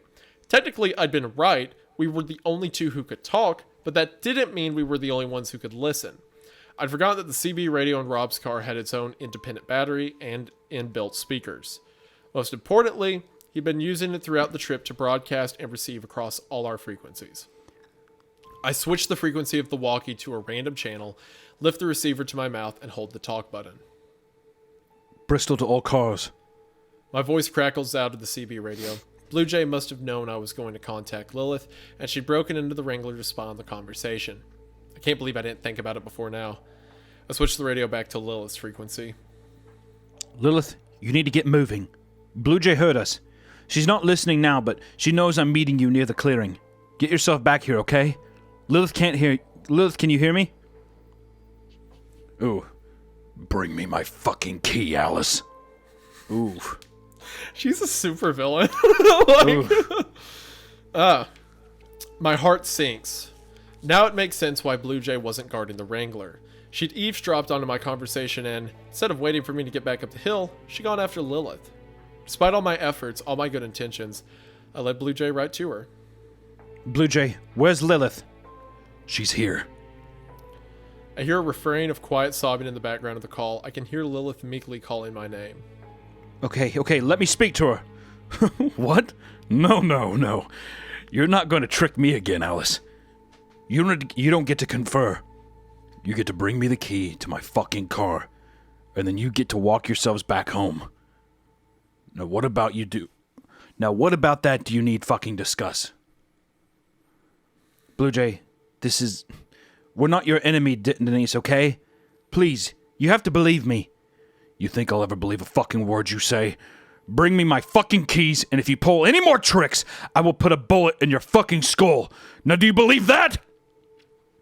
She waits patiently for my answer. I suddenly feel like we've entered an entirely new realm. Bluejay has the upper hand, and under the threat of fierce, unthinkable consequences, we've become the subjects of her domain. Reason, diplomacy, and sanity no longer hold sway over proceedings. As long as she has Lilith remains at the end of that rifle, I'm beholden to her madness. Fine. Okay, I'm on my way. Good. You need to remember, Alice, I didn't want any of this. You brought me here. Bluejay lets go of the button, returning me to a familiar silence. If I keep the keys from her, Lilith will be at her mercy, and although Bluejay can't really afford to kill her bargaining chip, I have no doubt she'll be willing to hurt her as much as she needs in order to force my compliance. If I let her take the Wrangler, however, we're both dead anyway. I take a moment to think through my options. It doesn't take long. There aren't that many left. My journey through the forest is uncomfortable and rings with an unsettling finality, like a guilty child heading towards an unavoidable reckoning. I'm overcome by a pervasive dread which builds with every shuffling step. I do my best to keep the Wrangler behind me, carving a straight line through the woods. All in all, it takes less than 5 minutes before the clearing opens up ahead of me. Bluejay is planted in the very center of a large glade, leading too much exposed ground in every direction for me to even contemplate an ambush. Rob's torch lies at her feet as she keeps both her hands firmly wrapped around the rifle. Lilith kneels beside her, the barrel of the gun placed against her temple, her tear-stained face contorted by a mixture of despair and vitriolic anger. Her hands rest against her lap, her wrists bound by the same brands of cable ties I'd used to restrain Bonnie. I can imagine Bluejay bristled with the poetic justice when she ordered Lilith to fasten the bands around her wrist. They both see me as soon as I step out of the trees. You're late. I got turned around. Lilith, are you okay? Stop walking! Stop walking! Bluejay grips the rifle more tightly, sending me an unignorable message. She keeps me at a good distance. She knows it takes her a second or two to reload the rifle, and she wants me far enough back to allow time for at least 2 consecutive shots. Everything she does, every action she takes, demonstrates that she's preparing to act swiftly against us, should anything untoward take place. Lilith, are you okay? I'm okay. Hand over the keys, Alice. Bluejay, take her back with you, please. You don't have to let her... You can drop her off at a police station as soon as you're home. But just take her home. Hand me the fucking keys. Fine. I have in my bag, let me... Hey! What are you doing? Bluejay snaps at me as I reach into my bag, pointedly jabbing the rifle against Lilith. Lilith cries with distress as the barrel repeatedly prods her temple. I take my hand out of my bag and slip it slowly from my shoulder. Every move I make is being considered a potential act of subterfuge. Fine, here. I swing my bag in a slow arc and throw it over to Bluejay. It lands in the wet dirt about a meter in front of her. That's better. Bluejay steps forward, momentarily letting the gun's barrel slip from Lilith's temple. She quickly bends down and places the bag over her shoulder, reaching in, extracting the key to the Wrangler, and placing it in her jacket pocket. In the fleeting seconds of distraction, I watched Lilith raise her hands high above her head and swing her elbows down to her sides in a single fluid motion. The zip tie snaps open, and without wasting a second, Lilith launches herself at Bluejay, grabbing her waist from behind and trying to force her to the ground. Shocked at the suddenness of it all, but aware that this may be our only chance, I find myself sprinting across the clearing towards the pair of them. Bluejay is taken by surprise following Lilith's assault, but she adapts to the situation quickly. Planting one foot in front to brace her sudden momentum, she stops herself from being brought down. At the same time, she swings the stock of the rifle down to her side where it meets Lilith's face with a sickening crack. You fucking bitch! Lilith is knocked onto her back, dazed and hurt. Without hesitation, Bluejay swings the rifle down and fires a shot into the girl's stomach. I find myself trapped in the moment, as if reality itself is stunned by the madness taking place before it, unsure how it will continue on. The sound of the shot thunders through my conscious, yet at the same time seems distant, otherworldly. I can't bring myself to speak, my lips uneasily parted as Lilith's fitful cries resound, uninterrupted through the clearing. What have you done? What have you... Bluejay is backing quickly away from Lilith, putting space between the two of us while she struggles to reload. She was right to keep me at a distance early on. She's given herself more than enough time to drive a second bullet into the chamber and click the bolt into position. No more tricks, Alice. Before I know it, I've broken into a final, desperate sprint, casting wet mud behind me as I dash towards the shelter of the tree line. I can imagine Bluejay leveling the rifle, lowering her eye to the sights. Another shot echoes through the cold air, flying wide and perishing with a distant thud. As I reach the edge of the clearing, I throw myself behind the thick trunk of the nearest tree. My back presses against the rough bark as I listen for any movement behind me. Twigs snap beneath Bluejay's feet as she advances towards me. You did this to yourselves. You did this with your lies and your tricks and your fucking games! Well, I'm not fucking playing anymore! A shot grazes the tree, ricocheting off into the woods. I can hear her beginning to strafe around my position, poised and ready to fire as soon as she gets an angle. You kept lying right until the end. Everything you've done, everything you are, you fucking monster! I will put a bullet in your skull and I won't feel a fucking thing! From the moment she'd first opened her mouth, spilling her bitter, dogmatic cynicism into our group, I'd been waiting for Bluejay to realize she was wrong. Every so often, in a quiet moment, I'd catch myself fantasizing about the stark and esoteric phenomenon that would stop her tongue and force her to accept the truth. I realize now that there was never going to be such a moment, that nothing lies beyond her powers of self-delusion. She was lost to us, lost to the road, a twisted woman, driven mad by her own rationality. My hand slips into my pocket. You know what, Bluejay? I believe you. The next thing I hear is a faint, nostalgic ringtone. A sudden, deafening bang. In the brief time I was afforded, following my tense call with Bluejay, I had taken one of Rob's knives to the block of C4, cutting away almost everything around the blasting cap. The block was less than a pound in weight when it slipped into a compartment of my satchel and buttoned it up. When Bluejay had asked for the key, I made sure to reach into my bag enthusiastically. I had a feeling she'd see my eagerness as a potential trap, allowing me a chance to throw her the satchel. She didn't trust anything I did, and it made her predictable. I step out from behind the tree and look towards Bluejay, lying broken on the forest ground. A large section of her abdomen removed by the blast. Her arm, shoulder, and upper thigh virtually non-existent. She struggles to breathe as blood fills her airway. I was... Turn away from her, run towards Lilith. I drop to my knees beside her, grasping one of her hands. She grips my fingers weakly, her eyes starting to drift shut, opening again for briefer and briefer intervals. Hey, Jen. Hey, Alice. She speaks softly, her words hardly making it through the intense ringing in my ears. Try to stay awake, Jen. You're gonna be alright, okay? We'll stop the bleeding and we'll get you patched up. Back at the Wrangler. We've got Roswell in the spring, and once you're better, we'll go there together, okay, Jen? Jen? When she manages to open her eyes once more, the look she gives me is kind, heartbreakingly knowing. I can't help but think back our time on the cliffside, overlooking the vast ocean of fields. She'd asked how many people had died, being told comforting lies. She asked how many of them knew. I can't speak for anyone else, but as she stares up at me, hushing me with a look, I can tell that she does. I wish we could have been friends for longer. Aw. No. I can't bring myself to speak. Every word seems too small, too insubstantial, too wholly insignificant to be the last thing she might hear. All I could do is stare into Lilith's eyes as her faltering breath rises in clouds of pale steam, clouds that grow slowly thinner and thinner until nothing rises at all. I lay her hand on the ground and let her fingers slip gently from my grasp. My legs carry me over to Bluejay. My hand reaches into her pocket and lifts out the key to the Wrangler. The metal is irreparably bent, with no hope of fitting back in the ignition. This was the potential outcome which had rendered the C4 as a last resort, only to be used if my life was in immediate danger. It had done its job. I was alive, but I was also stuck in this forest. I can't bring myself to care about that right now. My mind is numb to the concept of future suffering, with no space left to contemplate tomorrow's potential trials. The horrors of the present are hard enough to face, my mind eclipsed by more darkness than I can process. The only glimmering shred of solace I can muster comes from the wishful belief that I've now seen all the terrors this night has to offer. As I turn towards the Wrangler, I find myself proven wrong once again.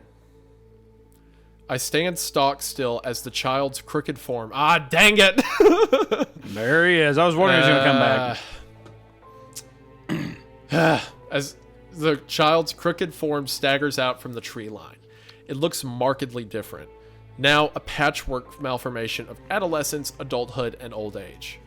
The face, however, is still juvenile and filled with an innocent sorrow as it lurches towards Bluejay on uneven feet. It doesn't seem to have noticed me. I back away from Bluejay and step slowly towards Lilith, where Rob's LED torch still lays on the ground. The child reaches Bluejay, observing her silent, mangled frame. Through my dampened hearing, I could just make out a heartbroken whine. I continue to back away as it lifts Bluejay's limp arm, shaking it wildly as if attempting to imbue it with some semblance of animation. Frustrated tears dripping freely from its chin, the child throws Bluejay's wrist back down against the ground. As it looks away from her broken body and turns its face to me, I watch as the soft, innocent features contrasted to a scowl of juvenile rage, signifying the inceptive throes of a tantrum that could eviscerate anything in its path. In the last few seconds of calm, I feel my boot brush up against the torch. Bending slowly, keeping my eyes on the child for as long as I can, I reach down with my right hand and lift it from the ground. My hopes that I wouldn't have to use it are dashed instantly. The child drops onto its hands and legs, letting out a tortured, furious scream and races towards me with staggering velocity. I dodge out of the way at the last possible moment, hitting the soft dirt as the child skitters to a stop behind me. In the time it takes to turn itself around, I've already switched on the torch. Once again, the child is hit by a powerful beam of light. Its body lurches and spasms, its skin pulling and stretching over elongated bones. Crying out in pain, its voice deepening with every passing second, the disjointed figure dashes in my direction, clasping my right arm in its hands and slamming me down onto the ground. The torch swings wildly as the creature climbs on top of me, tearing the fabric from my right sleeve, digging its nails into the skin just above my elbow. It doesn't stop at the skin. I feel the hot, electric agony of scraped nerve endings, hear the sickening snap of breaking bone. Before I lose my chance forever, I throw my torch weakly from my right hand and catch it in my left, pressing the beam directly into the child's face. It screams a scream of decades. The child's eyes roll back into its head, overpowered by the brutal onslaught the light has wrought. I look on as its face melts and flickers through the adolescence, through adulthood and middle age. The tortured scream grows hoarse and weak as its skin wrinkles and sags, rushing beyond human years into an untouched realm of decrepitude. Eventually its eyes glaze over, and its once powerful scream becomes nothing more than a grating rattle. I let the pitiful, lifeless creature fall to the ground beside me as I roll myself onto my knees. I stumble along the ground towards Bluejay, falling repeatedly, a stream of red soaking into the soil behind me. Once I reach her, I use my left hand to unfasten the rifle's leather shoulder strap. I clumsily form the strap into a loop, passing it beneath my right shoulder. My head feels light, struggling to maintain focus. I grab a stick from the ground and place it through the knot of the loop, using my teeth to draw the knot securely closed around it. My left hand twists the stick over and over again, each turn tightening the leather strap until it bites into my skin. The bleeding lessens, but not nearly enough. Picking up my tired frame, barely able to keep myself upright, I place one foot painstakingly in front of the other, struggling over the damp ground, out of the clearing, and into the trees. I need to get back to the Wrangler. I can feel everything starting to fade. Even the ringing in my ears is dulled, my vision blurry. I lock the stick under my armpit, freeing up my left hand to brace me as I start to stumble against the trees. The more I lose my faculties, the less capable I am of perceiving their decline, but I know they're slipping away all too quickly. As I struggle further through the woods, a figure steps out from the trees, stopping me in my tracks. I sway on my feet as I try to identify what I'm seeing. The very act of standing now requiring constant, dogged attention. I have never seen the figure before. It seems to be composed of a constantly shifting maelstrom of crackling monochromatic sparks. An electric cloud of black, white, and gray formed into a humanoid shape. As soon as it sees me, the humanoid creature falls backwards, scrabbling away from me across the ground, more terrified of me than I am of him. I don't know if the entity is malignant or benign, but in my current state, my mind softly screaming against the dying light, I can't make the distinction. As it backs up against a mound of earth, I try to ask it for help. The requisite words have already been lost to the advancing fog, and all I can do is reach out my hand towards him, attempting to entreat some spark of humanity within the fizzling, shifting figure. In response to my vague plea, the entity scampers off into the forest, tripping over itself before disappearing from view. As I watch it leave, a single dim beacon ignites in the far corners of my swiftly vanishing mind. A single light whose implications kickstart my fading reason and force me on through the forest. I can see the Wrangler through the trees. It's close by, yet at the same time, impossibly far away. There's something wrong with my eyes. The car shifts in and out of focus, but every time it comes back into view, the image is less sharp, till it exists as a pulsing dark green blur against a dull, slowly swaying backdrop. My boots kick up against one another, a final stumble that brings me down to earth. When I try to get up again, I find that I'm completely unable. There's no strength left in my body, and no amount of resolve can raise me back to my feet. Though it may be my imagination, I think I can hear a steady rustling through the undergrowth, as if something were making its way towards me. Soon after, my senses start to die anyway, leaving me with nothing more than the cold and the silence for company. The dim light shines until the end, however, the single strand of revelation, a solitary thought that I attempt to hold aloft for the all-consuming fog. It's a memory, a vague recollection from my first interview with Bluejay Guthard. It was the day we met, the day he told me about his long and meandering life, Japan, Hiroji, Okigahara, and the strange phenomenon which he saw, which sparked his obsession with the supernatural. The singular event that started him down the road to the left-right game led this excursion, the moment that brought us here. It walked up to me through the trees, looked like static you see on a TV screen, but it had a human shape almost. Almost? It was missing an arm.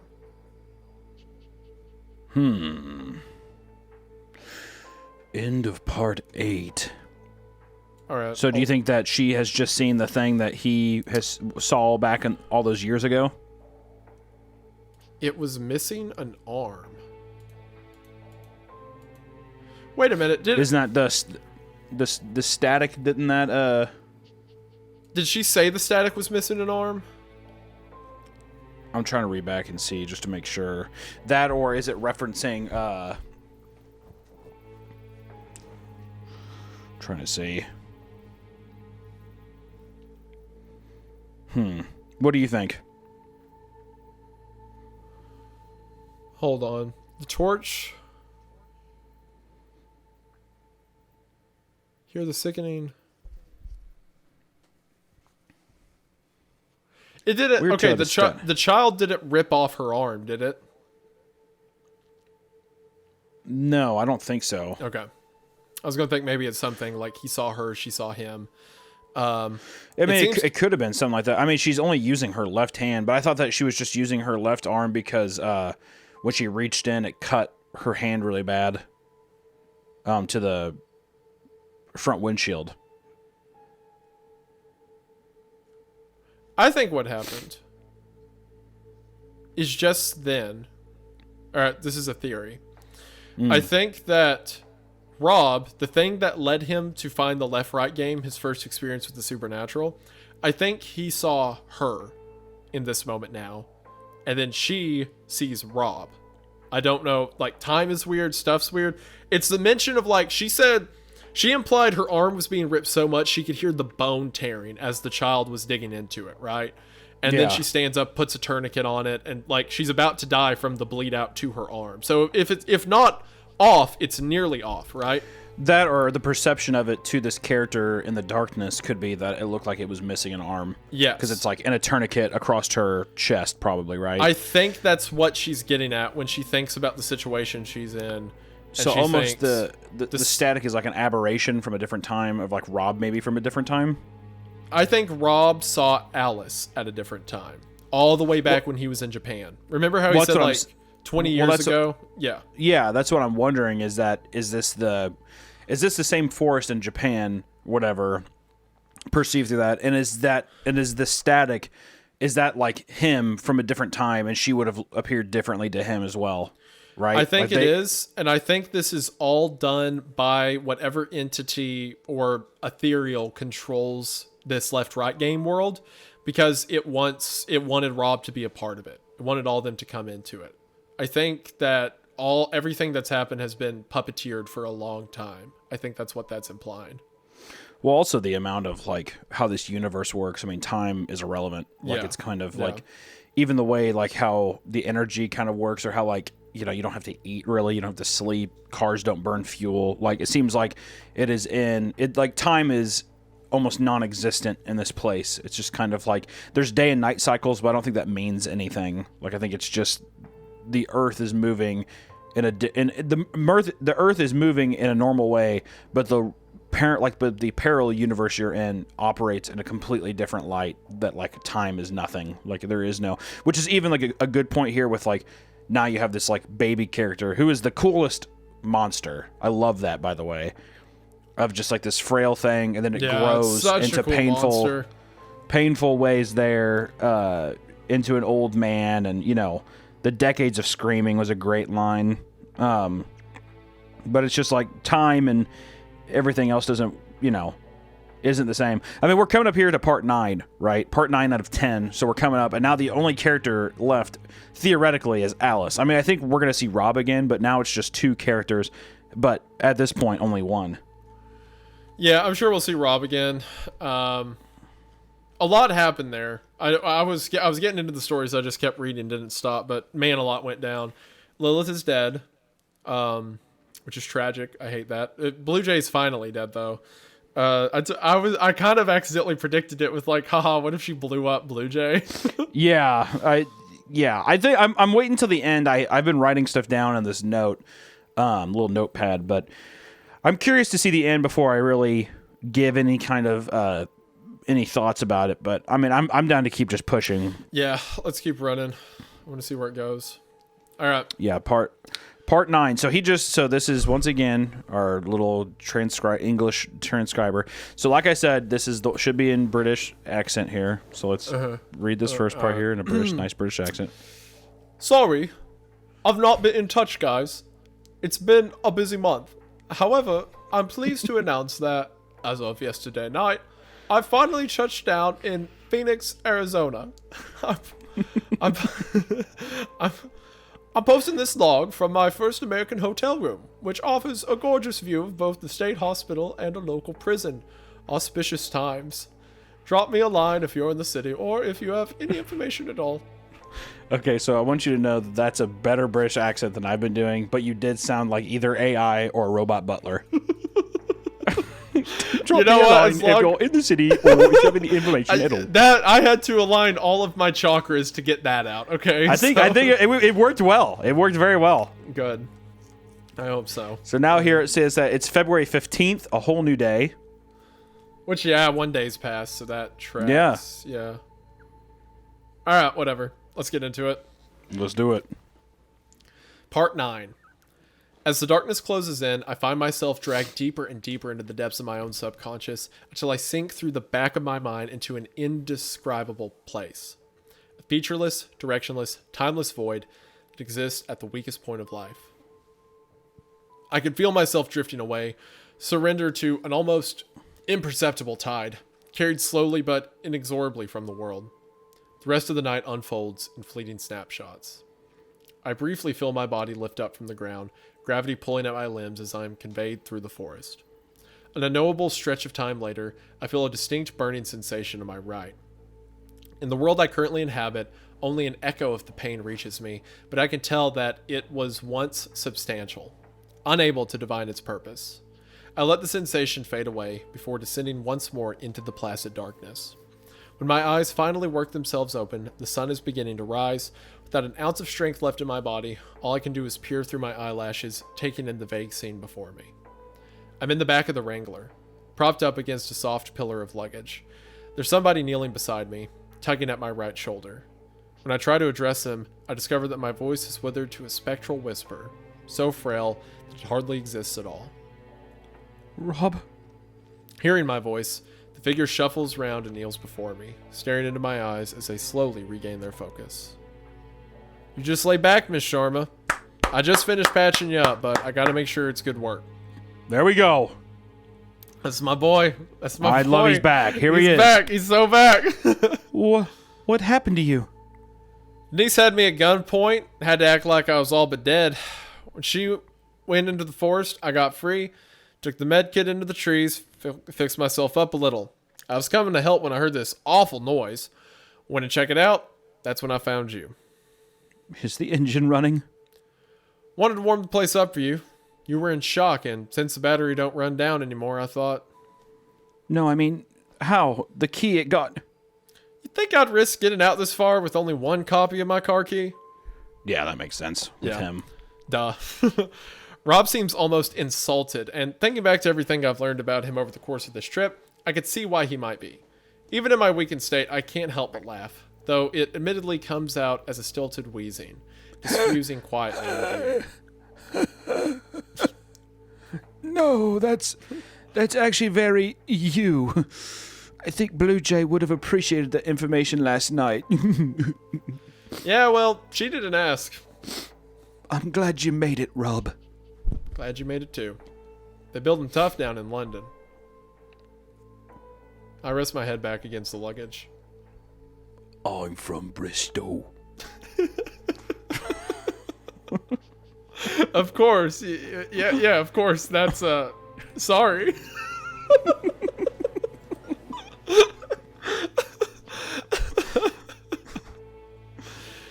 Rob tries to recover his smile, but it slips quickly from his grasp.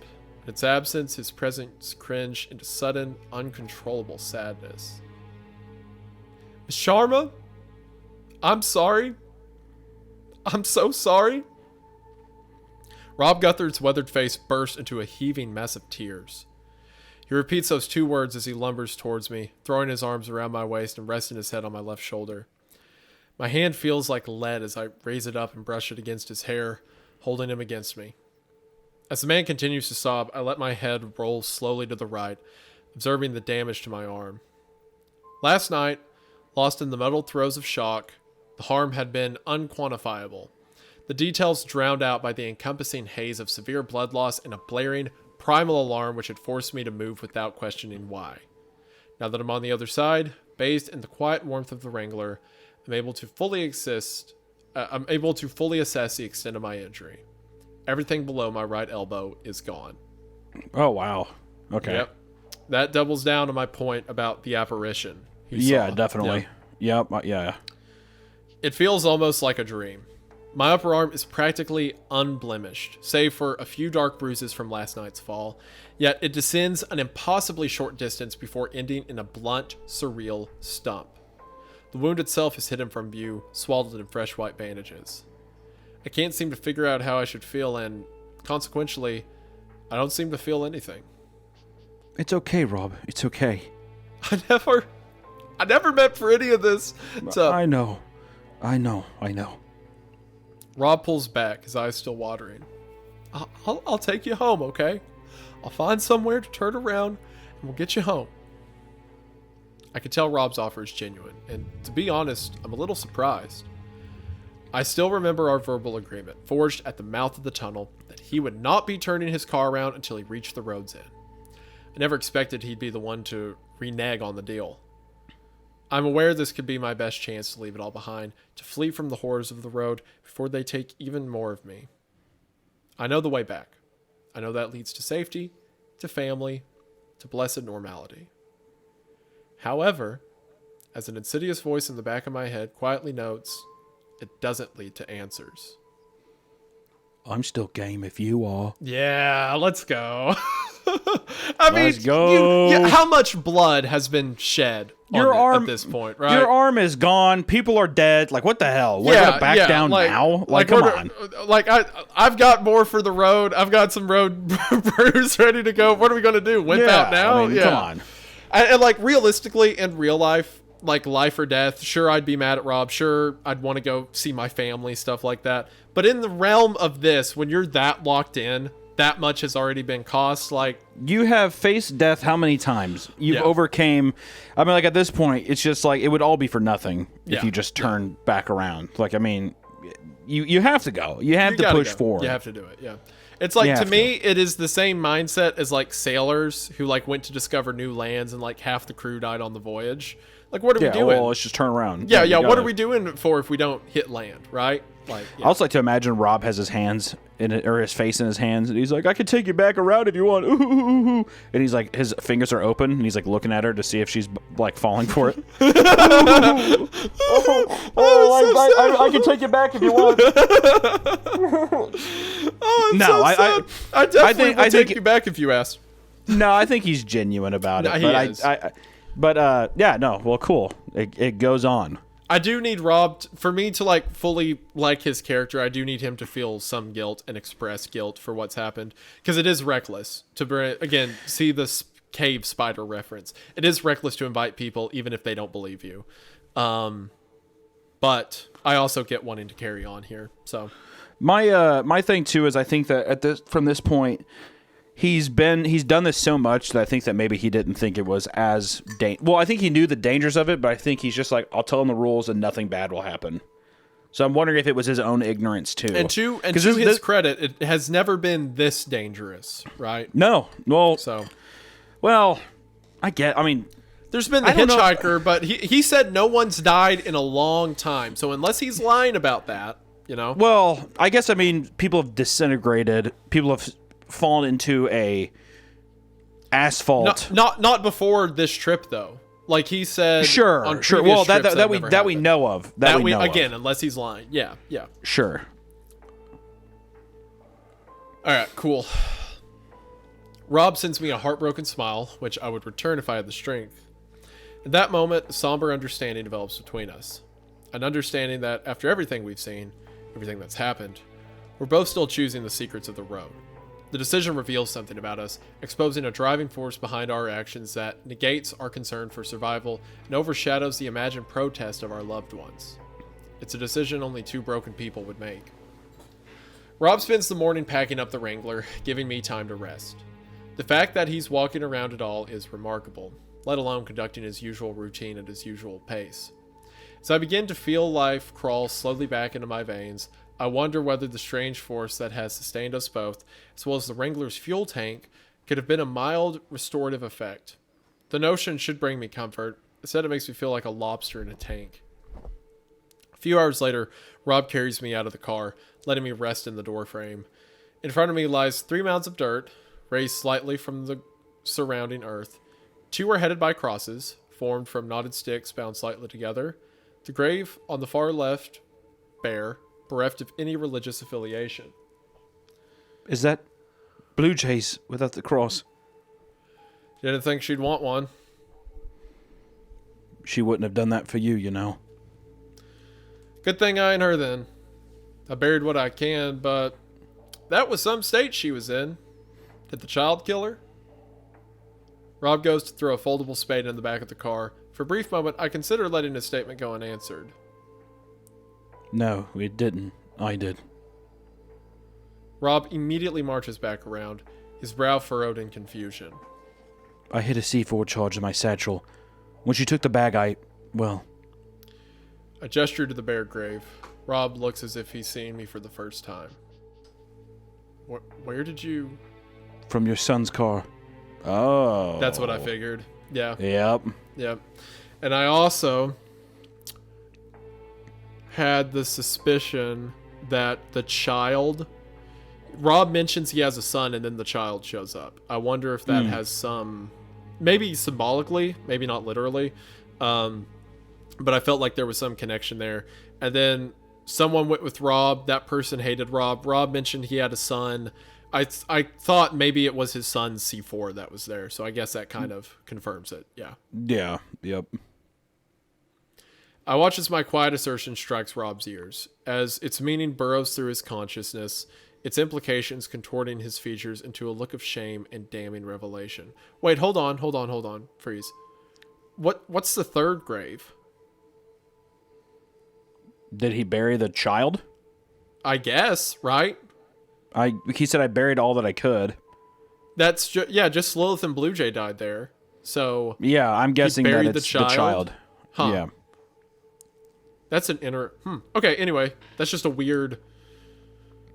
Yeah, I mean, I think that the child thing is still human. I don't know. I mean, I assume that he maybe treated it with respect also. Or, I mean, I don't know. I mean, that's just my assumption. Yeah, that's an interesting... Okay. Its implications, Victoria's features. I can tell from his reaction that I've got it right. We haven't had a chance to speak since I learned his son's name. That piece of information formed the crucial thread, stringing together the strange and seemingly incongruent discoveries I'd encountered on the road. Earlier in the week, I may have been worried to confront him with this information, but things are different now. We've come too far, we've been through too much, and if he's truly ferrying me somewhere with malicious intent, I'm powerless to stop him anyway. I raise a weak hand towards him, a quiet request for assistance. I think it's time we had a second interview. Following a tense and guilty silence, Rob simply nods and helps me into the passenger seat. And then we cut into our conversation later. Okay, so we're about to figure out information about Rob and his son and all that stuff. Do you think Rob knows people get contorted into these creatures? If that's the case. I don't know. I mean, are you saying that just based on the fact that he buried it? Yeah. Yeah. I mean, we have had no... It would be easier to say if there was another kind of monster or body that he disposed of, or he was just like, just leave it, it's trash. But there's been no other kind of burial. You remember that caved-in, lanky face thing that ran at them on the main road right before Apollo died? Right. Wasn't his reaction to that like he was kind of scared of it a little bit and let it run by? I know he fired at it, but... He fired at it, but it didn't do anything. Well, yeah. I thought he fired at the tow truck, and it didn't do anything. Too. I think he fired both. I don't know. I'm curious. I don't know how much. I think he knows more. I think that we're getting ready to see. Yeah, let's get into the conversation. Yeah. I agree. All right. It wasn't military. It was commercial. The Wrangler continues to crawl through the forest. I've stayed quiet for almost half an hour, letting Rob formulate a response for his own words and in his own time. Commercial? Yeah, explosive charges for controlled demolition. Bobby was in the business. Had his own firm. You must have been proud. Yeah. Yeah, he built that place up from nothing. Touring his office was one of the best days of my life. So, how did he end up out here? Rob grows quiet, reluctantly accepting that he'll have to start from the beginning. Bobby was a smart kid. Smarter than I ever was. Could have run the farm at 15, but country life didn't take. Instead, he moved to Phoenix, picked up a college degree, got himself a steady career. A steady career? That's pretty rebellious for a Guthard. Well, we were pretty different people. Didn't always get along. I was still a courier in those days, always jetting off somewhere new. Of course, I went to Japan, stayed there a while, then... Aokihara? That's right. Changed everything. Came home after 5 years with a new hobby. Bobby didn't take care for the stories, but His mom died sudden while I was away. We both wanted to start over, be in each other's lives more, so he came with me to the Pacific Northwest, tracking down Sasquatch. Creature didn't show, but Bobby had a good time camping, so he kept joining me. Before long, he was doing the research himself, organizing trips, picking up rumors, and strange stuff all over the country. Sounds like a nice time for you both. It was. So, was it Bobby who discovered the left-right game? He called me up one day, out of the blue. This was about 3 years ago. Said he'd found a set of rules. Said we should try out. To be honest, I thought our tripping days were over. I was back in Alabama, and he was starting up a family of his own, but suddenly he's telling me to meet him in Phoenix, so of course I went along. And this time you both realized it was real. Bobby knew as soon as we reached the tunnel. He passed that way every day, knew it wasn't supposed to be there, but there it was.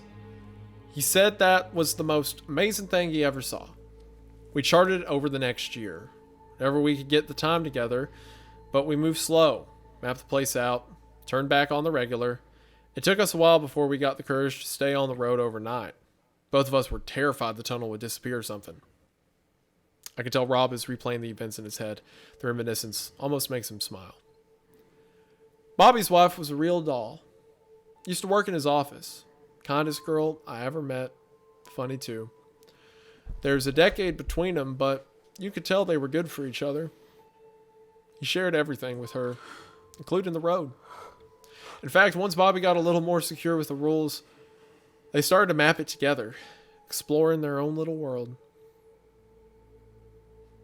After a brief pause, Rob's expression sinks slightly. The reminiscence is growing darker. A few months go by. I'm hearing from Bobby a little less, but I expected that. Then one evening, I get a call from the hospital telling me my boy had walked into some ER in Phoenix. Was he okay? No, he was in a bad way. Leg all busted up, delirious, asking for Marjorie. They found her bag in his car, but she was nowhere to be found. Bobby lost her on the road. Yeah, that's right. On our second night here, after we lost Ace, you told me the road had never hurt anyone before. Well, that wasn't a lie, at least. It wasn't the road that got him. What do you mean? They made it to the forest. None of us had got that far before, but this time they pushed a little further than usual. Do you know why? Oh, no, man. Oh, boy. Oh, gosh. They were going to have a kid. Marjorie was almost due. Wasn't traveling so well. I think they knew they wouldn't be hitting the road for a while. It was like a last hurrah, I guess. But only Bobby came back. They explored the woods till nightfall. When Bobby said they had to turn back, Marjorie didn't want to. Never told me why. Never told me what happened. By the end of that trip, Marjorie was still out there, and he was in a hospital bed. Rob takes a moment to collect himself, to put the facts in order. The trees are starting to grow thin. Sunlight bursting through the widening gaps in the canopy. Looks like we're nearing the forest end. Bobby took her a month or so to recover. Boy was desperate to get his wife back. And, of course, he'd become a suspect in her disappearance. Needless to say, first thing he did, set onto the road to find Marjorie. But he didn't. Nope. No, he found her. Just, a little sooner than he thought. I take a moment to process Rob's implication. Suddenly I feel a stone drop in my stomach.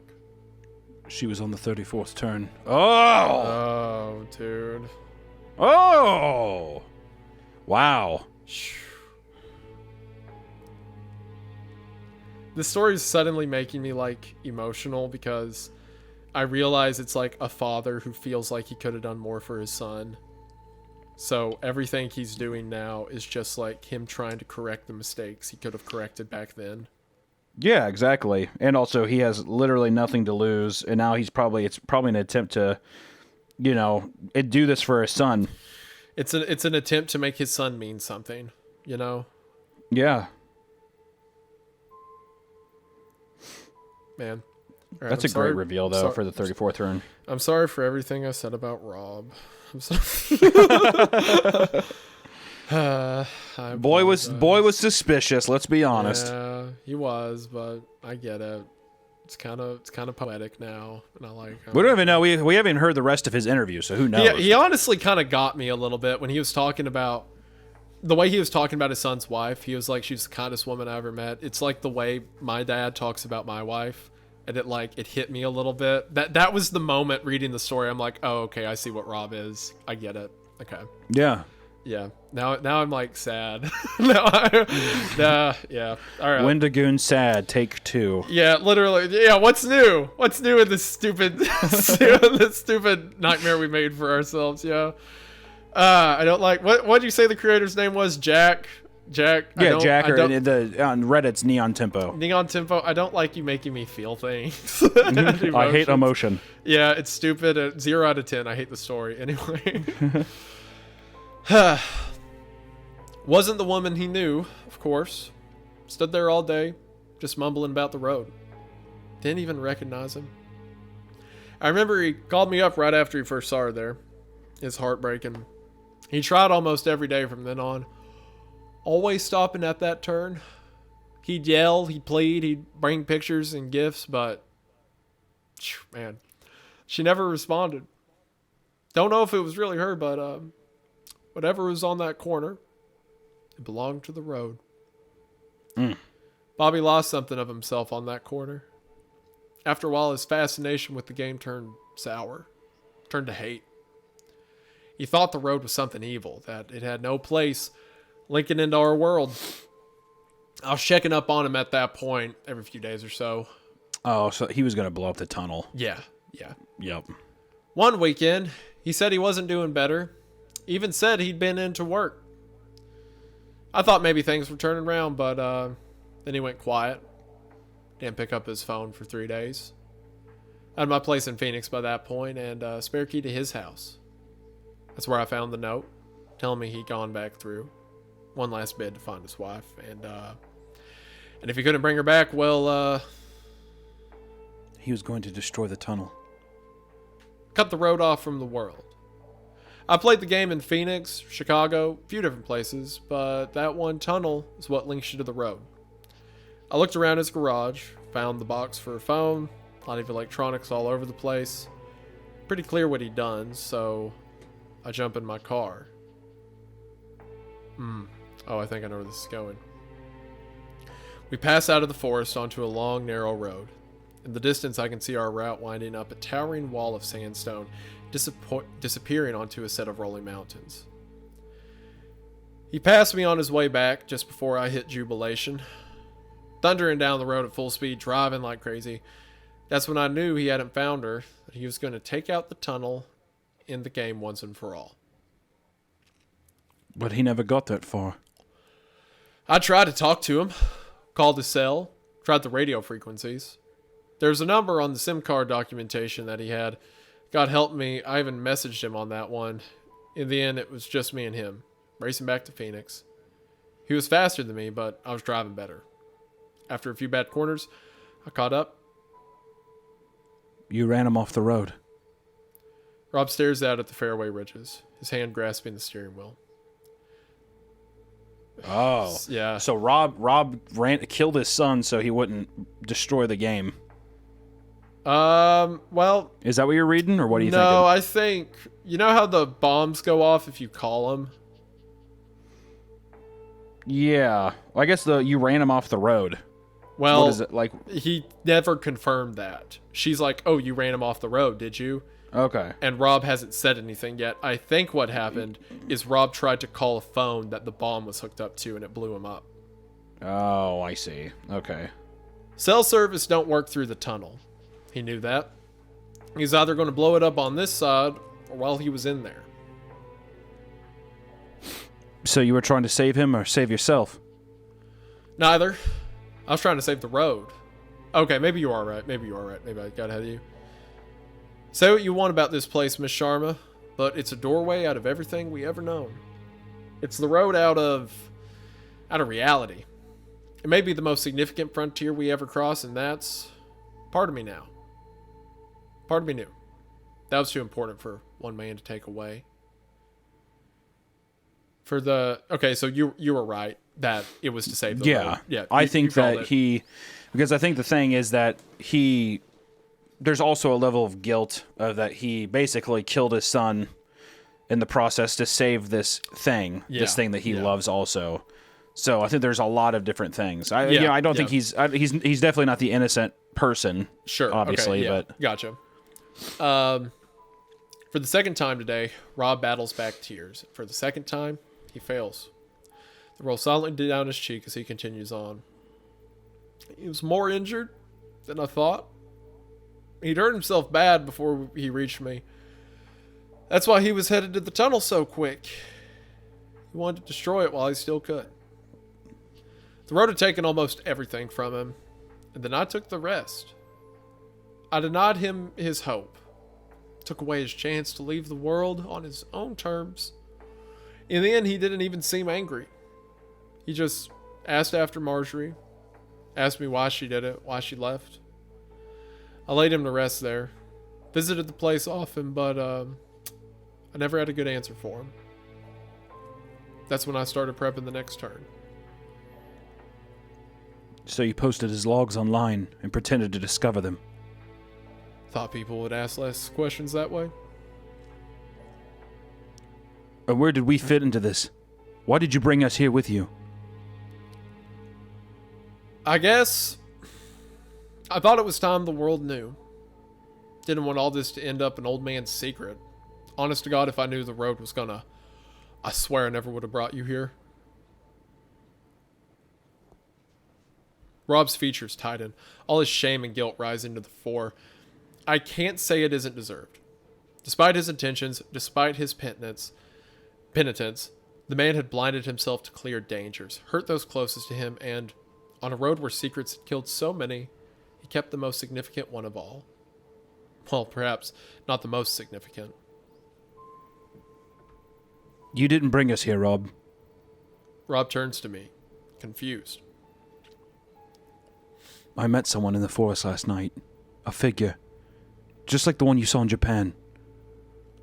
Looked like static you see on a TV screen. I think it was you, Rob. I think I saw you, and I think that all those years ago... In my current state, the mechanics of the event and their stunning implications lie beyond my explanatory... Oh, sorry, I was doing Rob's voice. In my current state... That's okay. Yeah. In my current state, the In mechanics... my current state. In my current state... The mechanics of the event and their stunning implications lie beyond my explanatory capacity. In the end, I just raise my lost right arm and wait for Rob to make the connection. A moment later, the car screeches to a halt. Rob stares straight ahead, his knuckles white against the steering wheel. I'm aware that beneath his stone-set features, every square inch of gray matter is fighting to process the fresh revelation. If it's true that, in those quiet woods, I somehow reached across decades to a young Rob Guthard, then it changes everything. The twisting narratives that led us to this point, Rob's burgeoning obsession, his son's tragic fate, they all took root in that single moment, more than a decade prior to my own birth. I'd placed us on the path which would lead me to this door. As chaotic as the road often seems, that moment in the forest hints at something deeper, something intentional. Rob steps out of the car for a while before wordlessly climbing back in and firing up the Wrangler. From that point on, we continue as two silent passengers, lost in thought, disappearing into the sandstone mountains. We travel across the thin mountain road for the next 2 hours, a wall of crooked rock hemming us in. When we pass on to the other side and the outcrop falls away, the landscape below us has changed completely, and we're treated to a strange and breathtaking sight. The Wrangler's traversing the cliffs above a vast, flat desert. A tundra of vibrant orange stretches as far as the eye can see. I could just make out the road, cutting a meandering path through the sand below us. At the center of this otherwise featureless expanse, a collection of monolithic structures, towering columns of glass and metal, rise from the ground, connected by a web of long, perpendicular streets. There's a city. There's a city on the road. Rob keeps his eyes forward. Despite the epic majesty of the cityscape below us, I can tell that his mind is elsewhere, that he's still digesting the contents of our interview. In the end, I think it's best to leave him alone with his thoughts. We stay on the mountain for another 20 minutes before finally winding down to the desert floor. The space ahead of us is two-tone, the sharp saffron of the desert and the deep blue sky, separated by a thin, even horizon. The only objects that cross this perfect boundary are the hulking gray towers of the city, rising from the sand and bursting through into the heavens. We snake along the desert road, the city looming ever larger as we make our tentative approach towards the border. There's an eerie contrast to the threshold as we cross it. The cuprous glow of the sand switches to gray. The scorching heat instantly cools, and perhaps most notably, what little sound there was is negated entirely. As we delve into an empty, perfectly maintained throughway, I realize that I can't hear anything at all except the Wrangler's steady rumblings. It's quiet. That's fine by me. Who do you think built this place? I don't know. Maybe whatever brought us here. Could be that no one built it. Maybe just is. I wonder if he's right. It's hard to think such a place could exist for any practical purpose. The city looks off somehow, as if it was built from conjecture by an architect who had only heard of cities through poorly translated rumor. All the broad features are present: skyscrapers, lampposts, window cleaning platforms, but nothing deeper. It's an empty shell, an ornament in the middle of the desert. As we turn down the next few roads, I stare up at the monolithic structures, each one standing at least 100 stories tall. My eyes track back down the countless strata of dark windows as I contemplate what it might be like to live in such a place. When I reach the ground floor, I'm presented with my answer. There's a young man standing at the ground floor window, his hand resting against the glass. He's wearing a dark gray suit and a look of almost mesmeric shock. His mouth open, his hands shaking, his unblinking eyes staring past us as the Wrangler rolls by. My eyes quickly track back up the skyscraper's glass facade, scrutinizing each row of windows in turn. I naively hoped the buildings would be empty, that this place would be nothing more than a colossal ghost town. Now that I know otherwise, each pane of glass feels like a dark pool of water, still on the surface, but with sinister potential lurking within its depths. A few seconds later, more of them arrive. There aren't many at first, just a few scattered figures stepping up to their windows, pressing themselves against the glass. However, like a light sprinkling of rain that erupts into a downpour, the frequency of their arrival quickly doubles, then triples, until not a single space lies unoccupied. The Wrangler shrinks, subject to the scrutiny of countless individuals, on every floor, in every window, all of them clad in the same monochromatic formal wear and staring down at us like the emissaries of a grand tribunal. As the Wrangler passes by, they continue to stare straight ahead, though it's clear they're aware of our presence. Rob, there's... I see him. Rob puts his foot down, shedding the weight of 1,000 pairs of tiny eyes as he leaves the building behind. As the final column of windows slips by us, I glance back, hoping to see them return to the depths of the building. Instead, in those last few moments, I witness their collective demeanor fracture into a desperate frenzy, their mouths open in a silent scream as they slam their fists against the glass. Turning back around, I stare into the buildings that currently flank our vehicle. The figures have already arrived at the windows, and their calm is already fading. Rob, we need to go faster. I'm on it. The Wrangler growls with renewed ferocity as Rob plants his foot onto the gas. We lurch towards the next corner, accelerating down the road as Rob scans for any hidden turns. I achingly shift in my seat, keeping an eye on the scene developing in our wake. Shards of broken window begin to rain into the asphalt, watching the shattered pieces tumble through the air. It's apparent that the quiet in this city is simply due to lack of activity. The torrent of splintered glass is completely silent, even as it crashes against the impervious ground. Oh, sorry. The quiet in the city isn't due to a lack of activity. Yeah. Nothing in the city makes a noise. Nothing except us. The thunderous engine of the Wrangler has never sounded so loud. Looking up, I witness hundreds of hands gripping the shattered window frames, unable to turn myself away as thousands of polished black shoes step over the threshold. The figures stream out from every floor, forming an incomprehensible deluge of humanity. The first wave strikes the ground, with more and more landing against them, a heap of tangled figures struggling to separate themselves. Much like the residents of Jubilation and everyone else we've encountered on the road, they appear impervious to the fatal harm such an act would impart. Those that landed on their feet hardly even stop, turning towards us and sprinting after the Wrangler. It doesn't take long for the rest of the writhing mass to resolve itself, its constituent individuals joining the frantic stampede, their chaotic charge and desperate screams bereft of any perceivable sound. Even in the midst of the frenzied pursuit, as a foreboding shower of glass falls from every building we pass, the world outside remains silent, the chaos made even more incomprehensible framed against the ungodly stillness in which it takes place. Rob screeches around the corner, drifting onto a long and open street. The roadway ahead is flanked by skyscrapers disappearing to a narrow vanishing point. As we race down this next stretch of road towards a large intersection, the ever-growing mob bursts onto the street behind us, taking the corner with supreme coordination and continuing tirelessly in our direction.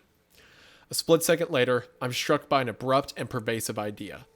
It feels unlike any thought I've ever had before, less of a notion and more a prescient hybrid of intuition and deja vu. As if the course of action we must take is obvious to me, despite my not knowing why. I force my voice above a grating whisper. Rob, we need to drop something behind us. Something loud. What are you thinking? You just have to trust me, okay? We still have most of the plastic explosive, could you? Nah, if you took out the plastic caps, I ain't got time to make a new one. Rob glances into the rear view, then back to the road. I can almost hear the gears turning in his head. But that the only explosive on board? Think you can drive? I guess we can find out. The car thunders across the tarmac as I clumsily grasp the wheel, shifting myself over and working my foot onto the accelerator. Rob lifts himself away and climbs past me into the back of the Wrangler. In my weak state, every shuddering motion makes my bones rattle. With each subsequent gear shift, I'm forced to take my remaining hand off the wheel and reach across to the stick. The effort is precarious and awkward, my aching limbs puppeteered by willpower and adrenaline, every passing second a battle to maintain control. The windows up ahead are starting to fracture, the noise of the Wrangler is carrying, and the entire city is starting to preempt our arrival. Behind me, I can hear the ripping of duct tape, the tearing of fabric, and the clattering of falling luggage. I'm not sure what's taking place behind me, I just have to trust that Rob has a plan. I hear the back door swing open just before we reach the intersection, a metallic scraping along the Wrangler's roof, and a pained grunt from Rob as he throws something onto the road behind us. Reaching the crossroads, I slide my hand along the wheel and twist it sharply to the right. As the car lurches round and onto the next road, I feel my heart sink dramatically. We've been overtaken. The windows ahead of us are shattered, the front doors lay broken on the street, and the building's desperate inhabitants are rushing towards us, blocking off our only means of escape. I slam my foot onto the brake, and the Wrangler shudders to a halt, the engine stalling and cutting out. The streets are now spilling over, an overwhelming swarm converging on our position from four directions. I look back to Rob, and he meets my gaze, his eyes brimming with dismayed finality. An explosion shudders through the air behind us. I look out the back window to see a shattered jerry can, one of Rob's now superfluous fuel reserves. Its dark green shell violently compromised, its contents spilled across the road and cast alight. Now that the engine isn't running, the echo of the blast and roar of the primal, balletic flame fills the afternoon air. The trajectory of the maddened crowd changes instantaneously.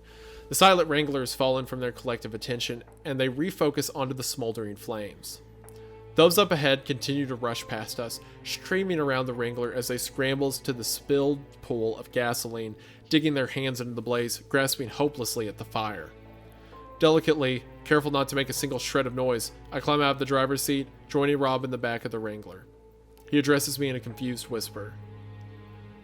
Why don't they care about us? What are they doing? It's the sound. They want it for themselves. I don't know how I'm so sure, but I know that it's the case. The jerry can creaks and screams as the city dwellers tear into its smaller and smaller pieces, frantically examining every jagged scrap. With each passing second as the fire dies down, the crowd grows increasingly distressed, as if a precarious commodity is slipping through their fingers. They don't understand it. They'll put it apart. They'll pull it apart. They'll pull it apart trying to figure it out, and they'll never get any closer. And then it'll be quiet again. Where are you getting this from? I don't know. It's just a feeling. Well, pretty sure they would have pulled us apart too. I'd say we're pretty lucky. Yeah, pretty lucky. As the last of the gasoline's eaten up and the fire dies away, the city dwellers remain in the streets. Devoid of their momentary sense of purpose, their prize vanishing into the aether, the crowd's desperation fades into a hushed despondency. I watch them as they pass by, countless faces racked with sorrow, their aimless shuffling forming a lonesome sea, a grayscale ocean that spans the desolate city. The Wranglers now drift in the center of the ocean. It's clear that any attempt to start the engine would bring the entire city down on us, reigniting their futile hope, causing them to tear through the car and anything inside it. For the foreseeable future, we're completely stranded. Don't worry about it, okay? I don't think they're going to leave, Rob.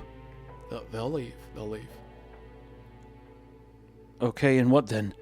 They'll still be everywhere. Hey, we're a smart pair. We'll think of something.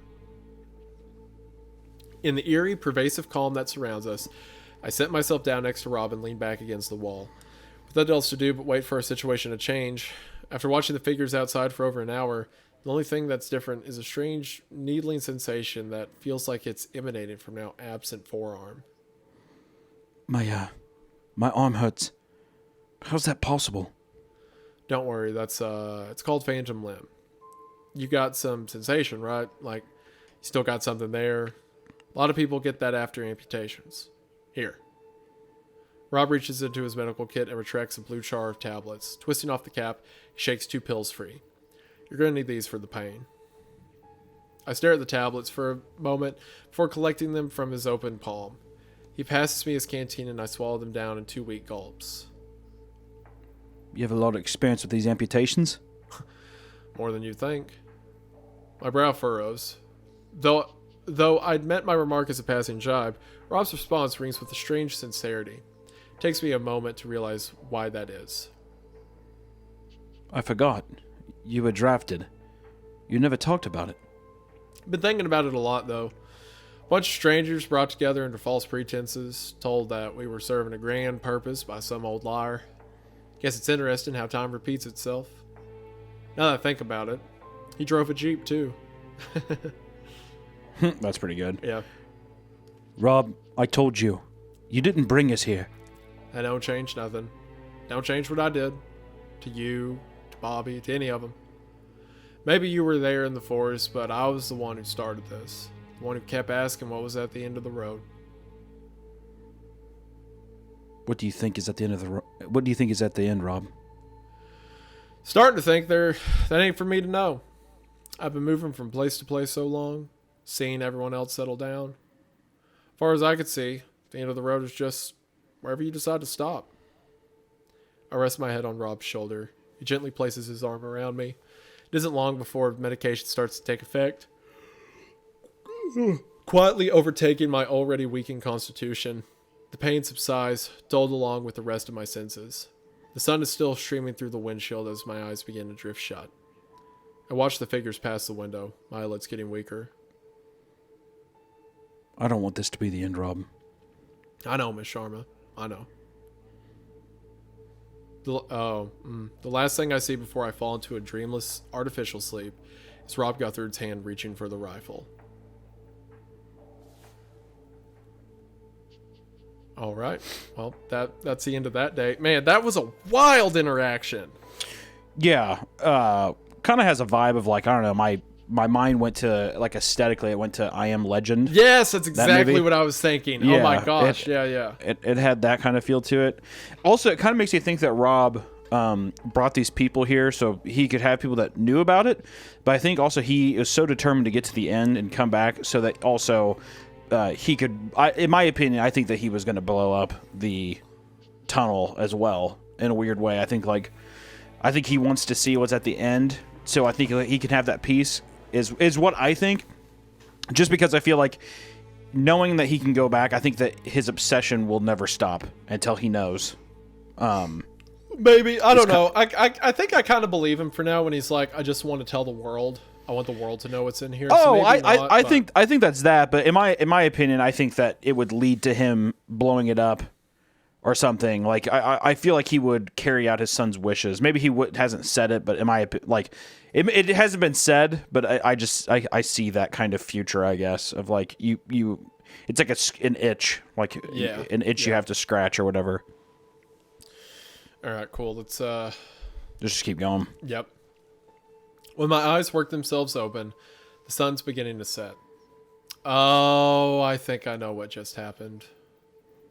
Oh no, bro.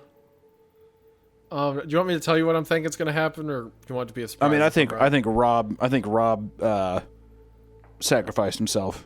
I think he's going to. I think he's going to go make noise with the gun so she can keep driving. Yep. Yeah.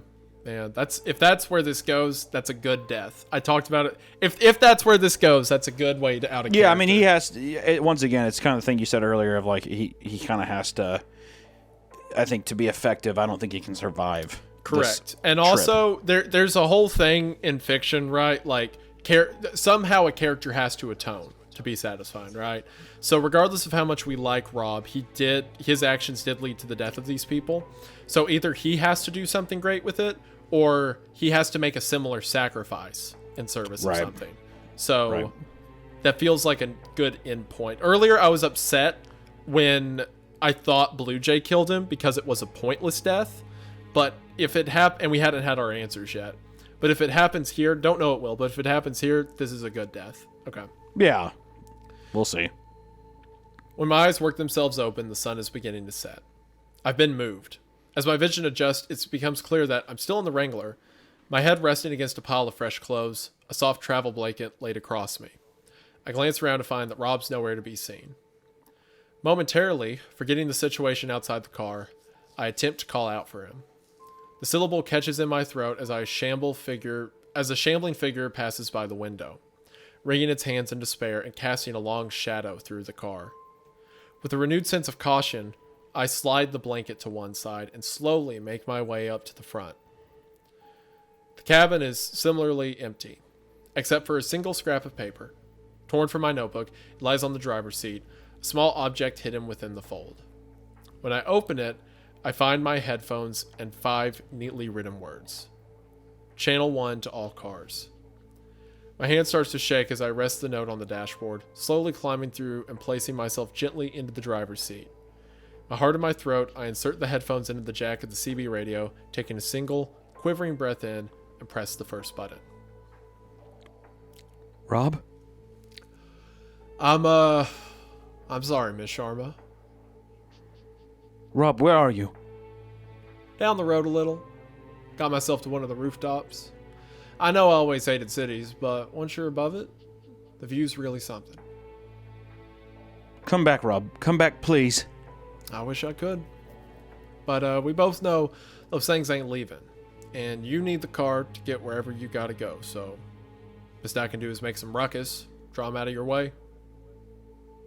Yeah. I rest my head against the steering wheel, bracing myself against the weight of his words. I can't do this without you. Oh, I don't think that's true, Miss Sharma. I think whatever's on this road, it wants you to make it all the way. All I was meant to do was bring you this far. Now, you don't have to listen to it. You can turn around and head home, but either way, only one of us is driving out of here. So I guess the only question left is, which way you want to go? Well, are you ahead of me or behind me? That which way you want to go got me a little bit, because that's what he said to her at the beginning. I can be anywhere. Your choice, Miss Sharma. In the wake of Rob's words, in the shadow of the decision, I'm cast into silence. Not because the choice is hard, but because I'm ashamed that it's so easy. It was made the moment I first stepped into the Wrangler, and renewed in every perplexing moment since.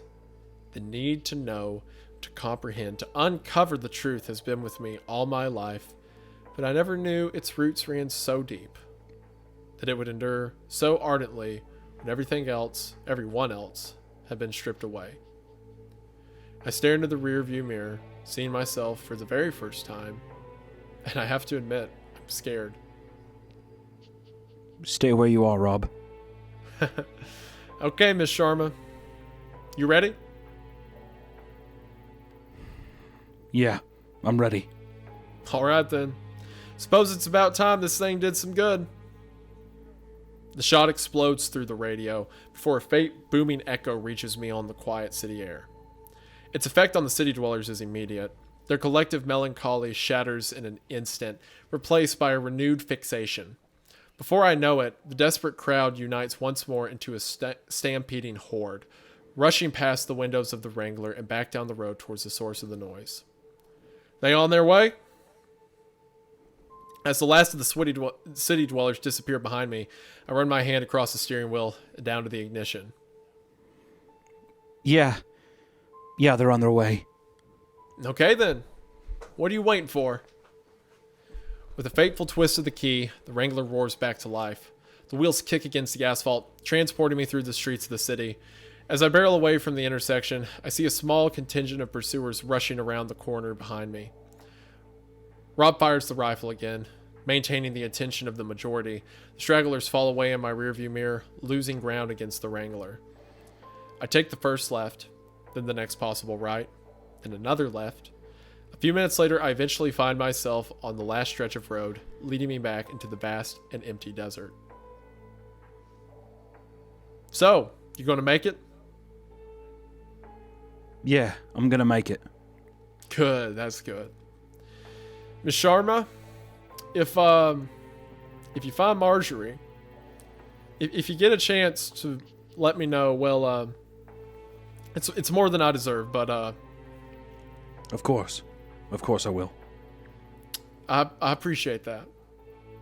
Okay, they're gonna be here soon, so I'm gonna go radio silent for a while. If I call, you'll know I made it out, and if I don't call, you just assume I made it out, okay? Please tell me you're going to be all right, Rob. It's been a real honor driving with you, Miss Sharma. Sound of a final shot reverberates through the radio. Its echo drowned out by the roaring engine of the Wrangler. The world shifts around me as I burst out of the city and back onto the desert road. The way ahead is laden with immense possibility, yet as I disappear into the vastness of the desert, I can only think of what I've left behind. Rob J. Guthard had his flaws, marked by loss, driven by obsession, his good intentions often paving the way to tragedy and heartbreak. As the tears begin to roll down my cheeks, I decide to remember him differently, as a valued friend, a good man, and above all else, a great story, no matter how you tell it. Yeah. Man, that's a great. Yeah, that's how you part send. nine is great. That's how you send out a character like that. Yep. Yeah, wonderful. Yeah. Absolutely wonderful. Cool. And now that was part 9 of part 10. I mean, this is the final one. So whatever kind of mysteries are going to be solved here. I mean, what do you think? I mean, I guess before we go into the final part, do you think that he was right when he says that the road wanted her to be the only one to kind of go through, and that like maybe it showed that aberration, all those years ago to him? I think so a little bit. I mean, he's the ferryman, right? He's the one who transports everyone. He's got her to the destination, or at least far enough that she can get herself the rest of the way. I think it was her. I think she's the storyteller in all of this. So, yeah, whatever prophecy this road wants to be out here, whatever the left-right game is capable of, I think it wants her to be the survivor. Even if not the survivor, the one who gets the message out here. Which it seems like, according to the bookend of this, the person sending out these messages, she was, right? She sent out... Well, that's what I was going to say, is that at some point, we're going to have to see that she sends this out. Also, she's having to transcribe this with one fucking hand, mind you. So, I think that I don't... Part of me... I don't know. Part of me thinks that there is something like that she decides to stay or something. Like, that's where my mind's at now. I don't think that's true, but part of me feels like there is a finite solution to what has happened and to how she is able to get stuff. I don't think she's gonna outright die. There may be something similar, like she joins the Aether, or she becomes a part, something like that. I don't think she gets out though. No. Maybe. I mean, if she got maybe, out, but I don't think she that got makes out, sense. if she got out, I feel like she'd be the one telling this story. Yeah, why would herself she send it versus- to this guy and not contact him while he's looking for her? Yeah. I think she stays I'm in so there. stoked though. Yeah, I am too. Man, that was such a good ending. That whole setting was great. Could you imagine like people jumping out of buildings and running, but it's completely silent? Like they're sprinting like thousands of people and there isn't a decibel. Yeah, That's such a I cool mean, it's- visual. That's so it is cool. really.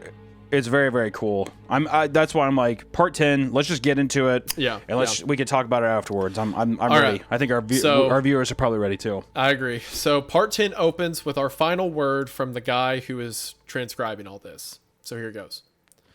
This is also long, so I'm not going to do that awful British accent. All right, fine. Well then, here we are. I have to be honest. While I posted the first of these logs from my bedroom in North London, I didn't think I would go very far. After all, why would it? I wasn't a regular contributor to this site, nor a seasoned veteran of the paranormal. I was just a man who missed his friend, seeking a few words of wisdom from an online message board, open to the idea that it wouldn't lead anywhere. Suffice to say, I couldn't have been more wrong. Over the past 2 months, the incredible advice I've received from this forum and the amazing leads you've sent my way have opened up entire worlds of possibility. It's thanks to all of you that I'm where I am now, sitting in a rental car on a quiet street in Phoenix, Arizona, posting the last of Alice's records. Oh shit! Is he gonna start He's the game? going to do the left-right game. Yep. You stupid son of a bitch. I realize I've written more than usual for my part. Apologies for this. If you want to skip straight to Alice's section, that's fine. Otherwise, please consider this the prologue to the epilogue. It's very, very early in the morning over here, with only the gravest of the graveyard shift out on the streets. By all rights, I should be in bed, and not wasting petrol on an aimless drive through the city. The ritual helps me think, however, and I'd recently given to a lot to think about, courtesy of a young woman at a local bar. She was a forum member who contacted me over direct message. When we met up earlier in the night, it was clear she'd gone a great deal of research, charting every mirror shop in Phoenix in an attempt to reconstruct the route Alice took on February the 7th, 2017. We spoke for quite a while about the game, about Alice, and about life in general. Once closing time rolled around, she handed me a printout of the most likely route with all the key locations circled. Then, in the final minutes before we parted ways, she nervously asked me 2 questions. The first put me in a rather sour mood. The second provided the fuel for my 3 a.m. drive. Question 1. Are you sure she wants you to find her?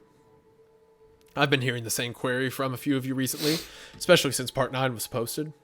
People commenting that Alice made a clear choice when she left Rob behind in the Silent City, that I was searching for someone who wasn't seeking return. I'd like to take a moment to respond to this, as I responded to it earlier tonight. To be clear, the Alice I know wouldn't do that. She was planning to come back. She told us as much. I'm not going to waste your time with my theories, but we've seen what the road can do to people's minds. Now it can carry them away against their better judgment. I understand why it's being asked, but if those sort of questions are all you have to offer, I'd kindly ask you to find another way to help. Question 2 was less clear-cut. What are you going to do now? It's something you guys have also been asking me, but that was the first time I'd heard the question out loud. In the awkward silence that followed, it became obvious to her, and in some ways to me, that I didn't yet have an answer. I decided to take a drive while I figured it out. I've been in my car for the rest of the night. After an hour of aimless meandering, I realized I was close to one of the marked locations, the alleyway where Alice first entered the underpass. The moment at which she first disappeared into the road, turning into the side street just after a large intersection, I was briefly relieved to see no sign of the tunnel. The part of me that still hoped this game was a fiction swelled at the sudden lack of evidence. My reaction was short-lived, of course, as I quickly realized that the tunnel wouldn't have shown itself to me anyway. Even if the game were real, I'd hardly been sticking to the rules on my way here. There was no denying that the place resembled Alice's description, however, and with a long time to go until I'd feel remotely tired, I decided to work my way back along the route, retracing Alice's steps towards Rob Guthridge Street. Okay, so I have to admit at this point, I suffered from a momentary lapse in intelligence. In a fog of distraction, residual jet lag, and general dullardry, I drove for longer than I'd care to admit under the misconception that I wasn't playing the game. I thought this because I was heading in the opposite direction, and had started my run with a right-hand turn, when the rules explicitly state that you begin by turning left. Of course, as I'm sure you all would have realized immediately, that didn't mean I was out of the game, it just meant I started playing with my first left turn one road later. Alice was always the smart one. What I'm trying to say is that, due to this fairly mindless oversight, I wasn't exactly looking out for the woman in gray as I drove past when she would have been her corner. It wasn't a mirror shop this time, of course. That's only the 34th turn when you're coming the other way. In fact, I'm not sure which of the many passing streets it was. It is strange, though, as I think back through my journey. I feel like I would have noticed her. The streets were practically deserted, so much so that any pedestrian stood out immediately. I know I should have been looking more closely, but if you ask my honest opinion, I don't think she was there at all. The moment I realized this, I felt it again. The faint, perverse hope that I'd been misled, that the entire story was nothing more than a twisted, elaborate fabrication. It wasn't long until I passed an old mirror shop and, 34 turns later, arrived on what must have been Alice's starting street. It was an inner-city neighborhood whose residents were all fast asleep. From the moment I realized that the game was in play, I'd been thinking less and less about this particular road, and more about the one directly after it, resting just beyond the crossroads. I'd come halfway across the world on the strength of Alice's account, but I'd seen no first-hand proof of the left-right game. If the whole thing was a hoax, then the next road should just be another street. If it was real, then I'd know soon enough. I crawled up to the junction with my heart in my throat. With every inch of road that passed under my tires, I found myself hoping more and more that it wouldn't be true. Let someone be playing a prank on me. Let the logs be counterfeit. Let Alice be anywhere else but on that road. I took the corner in a wide arc, parking myself in the center of the crossroads, my headlights facing down the next turn. Ahead of me was a quiet residential street, lines of neatly parked cars, rows of well-kept yards and squarely drawn windows. Yet at its center, in utter defiance of the modest surroundings, the road sank into a deep and dimly lit corridor, cutting beneath the street, disappearing into complete darkness. I'd always known it was true. In the presence of the grim confirmation, the question I was asked earlier that night started to ring in my ears, as if echoing out of the tunnel itself. After an entire night's driving, after 2 full months of searching, I still didn't have a response. In the end, I just left the engine running, as if turning it off would somehow be a sign of retreat, and decided to type up the notes you're reading now. I thought maybe the process of putting it all down on paper would bring me clarity and leave me with either a note of farewell or a note of apology to Alice for not having what it took to find her. And now, here I am. Still undecided, still riding, still sitting in this rental car on a quiet street in Phoenix, Arizona. Though perhaps the street's not as quiet as I thought. I've just looked back to the previous road, down the street where Alice began her journey. As I type this very paragraph, I can see a figure standing on the sidewalk, just outside one of the houses. It isn't the woman in gray this time. Though it's almost too dark to make out, I could tell the figure is an older male, well-built and imposing, the rugged features of his weathered face half lit by the moon. Did you hear that? Yeah. What did you hear? Like a... What was that? Oh, my wife's I don't know. home. I thought oh my gosh. Oh, that was my wife doing stuff downstairs. Oh my gosh. Okay. I thought it was you just moving a cup on your desk or something like that. No, or that's just okay. Sorry, hold on. All right. What a great time for that too. The rugged features of this weathered face, half lit by the moonlight, and then, what was that? Okay. Half lit by the moon. I've never seen this person before, yet he bears a striking It's gotta be resemblance Rob. to another man. Yeah. A man whose description has been well recorded within the pages of Alice's logs. He watches me in silence, staring through the window of my still running car. I wonder if he can help. Interesting. So yeah, he did the route backwards, which means he's about to enter the tunnel, which puts him, because he started at the mirror shop, it puts him right next to the house. And I guess if someone is lost in there, they can become or at least their body can become an agent for the left-right game. So now Rob's body is one of the agents. Yeah, I mean that's what I'm thinking for the Gray Woman as well. I think that now Rob is basically taken on that role as well. Yep. Man. All right, so like you said, Here we are. Main guy, he's dead. The guy recording all this, super dead. You think so?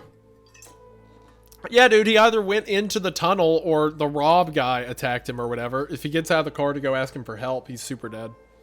You think the Rob's entity is just like this mindless monster Well, as well? remember kinda like what the baby? Marjorie's entity was? It was like trying to break the glass to get to her, like punching it and everything. Yeah, that's true. I'm That's sure true. it'd be violent if it got a hold of you. So if this guy walks out of his car, It's kind of and funny walks that up the guy to said, it- I wonder if he can help. And the guy's just like frowning at him, looking through the deal. This guy seems chill. I wonder if he can help me. Yeah, It's like, he has an dude. impossibly big frown. Just He's like, 1 second, sir. Let me hit send on my Verizon hotspot, whatever, so I can upload this to Reddit.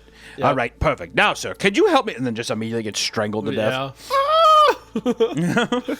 And then All right, there's last there's log. like Here an we update go. later that's like, whoever was posting this, we found his phone. This is the last message, and the message is like Yeah. garbled text while he's getting like gored alive. Yeah, he's saying like, owie, owie, owie. Ow, ow, ow, ow, ow. Yeah, just wanted to make sure you guys knew that's what it said. Hitting send now. Thanks, guys. Be sure to upvote. Let the mods know. Put it in the vote. Okay, anyway. All right. So we're now on to the end. The final entry of the left-right game. February 20th, 2017. The left-right game was once nothing more than a 9-page document, peeking out of a yellow envelope, resting quietly on my desk. I remember reading it on my lunch break. I remember it made me laugh. The submission had arrived with the first post, quietly making its way around the office, treated by everyone as a short-lived novelty of little journalistic value.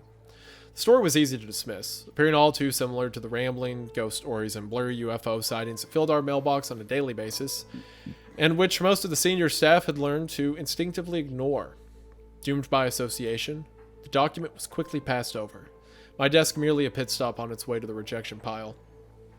I was curious, however, and after an uneventful few months of my new role, I had no compunctions about fishing from the scrap heap.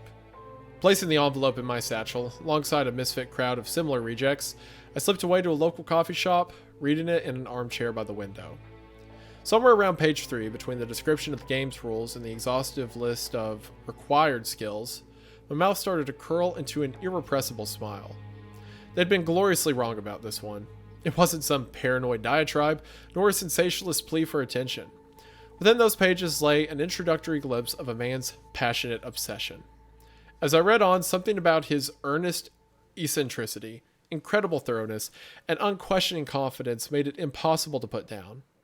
When I turned the final page, reading the last of Rob Guthridge's charming and refreshingly well-formatted submission, I knew that this was the story I wanted to tell. Later that day, I found myself in the editor's office, making a case for it. They didn't quite see what I saw, but I was intent to win them over regardless. I told them the story would be characterful, colorful, thought-provoking, and, at the very least, that I wouldn't be gone long. It's been 12 days since then, 10 since I first entered the Wrangler in Phoenix, Arizona, 5 since I commandeered it myself, leaving Rob behind in the Silent City. I haven't updated much recently, save for a regular set of notes made for my own benefits. In all honesty, after I finished writing up my account of the city, I was struck by an overpowering sense of needlessness. There was no one left to receive these logs, no friends to proofread, no editor to hand them to. It seemed pointless to maintain the same prosaic format as before. I still largely agree with this assessment. It's only due to a set of exceptional circumstances that I've chosen to type up the following account in full. Whoever this reaches, I want to thank you for reading up to now. I'm quite sure this will be my final installment. Here we go. Alice Sharma. The moon is You fucking rule. Let's go, Alice. Woo. Let's go, Alice. Woo. Yeah, you're probably gonna die. Let's go. But she is the final girl. She is. She the is. sole She survivor, is. So, I congratulations. love it. It's a fun way to incorporate the classic horror trope. It's very fun. Yeah, I dig it. The moon is broken, and in my entire life, I've never witnessed an evening so still. The air is cool and quiet, and the Wrangler cuts cleanly through it as I glide down a stretch of even tarmac. The scene is defined by calm absence. Not a cloud in the sky, not a solitary whisper of breeze, not a single blade of grass stirring on the dark green banks beside me. Yet, even on a night as peaceful as this, I can't help but feel far away from home. The city had served as a turning point in that regard. Before we reached those titanic monoliths, the landscapes we passed through generally resembled the world I once knew. A few obvious exceptions aside, there was nothing about the environments that looked truly divorced from reality. That's all changed now. The aberrant aspects of this new world are unignorable, constantly hanging at the corner of my eye, passively injecting a sense of wonder and disconcertion into the otherwise silent night. A few days ago, the moon started to crack like old porcelain. I hardly noticed at first. My eyes fixed on the road as it loomed above me, quietly splintering into 3 jagged pieces. As of tonight, the empty space between each fragment has significantly increased. If I focused on the sky for a little while, I can almost see them falling away from each other, charting infinite and loathsome trajectories through a barren cosmos against a backdrop of foreign constellations. The stars themselves fall further than they should. The night sky travels down past the horizon and continues below it, wrapping underneath the grassy bank. It's as if the road and the narrow plains on either side are suspended in the middle of a vast abyss, a platform in the middle of open space. At least, that's what I thought it was at first. It didn't take long before I noticed the broken moon was appearing twice in the sky, both above and below me. A pair of orbiting satellites, identical and in perfect alignment. That's when I realized that there were no stars below me. I was merely staring across a flat surface so flawlessly mirror-like as to cast a perfect reflection of the heavens above. I was driving through the center of a lake. The water is impossibly still. Since leaving the shoreline proper yesterday night, I've seen neither a wave nor a ripple across its placid surface. It's also undeniably vast, reaching beyond the horizon in every direction and continuing further still. Without being sure how I know, I'm aware that the waters carry for an unspeakable distance, that I would sooner reach the stars themselves before setting foot on its opposite shore. I lean over and switch gears. The act of driving the Ranger was a daunting one at first, but after the first 2 days I've managed to make do. An old scarf wrapped tightly around the steering wheel serves as a makeshift handle, allowing me to navigate corners one-handed.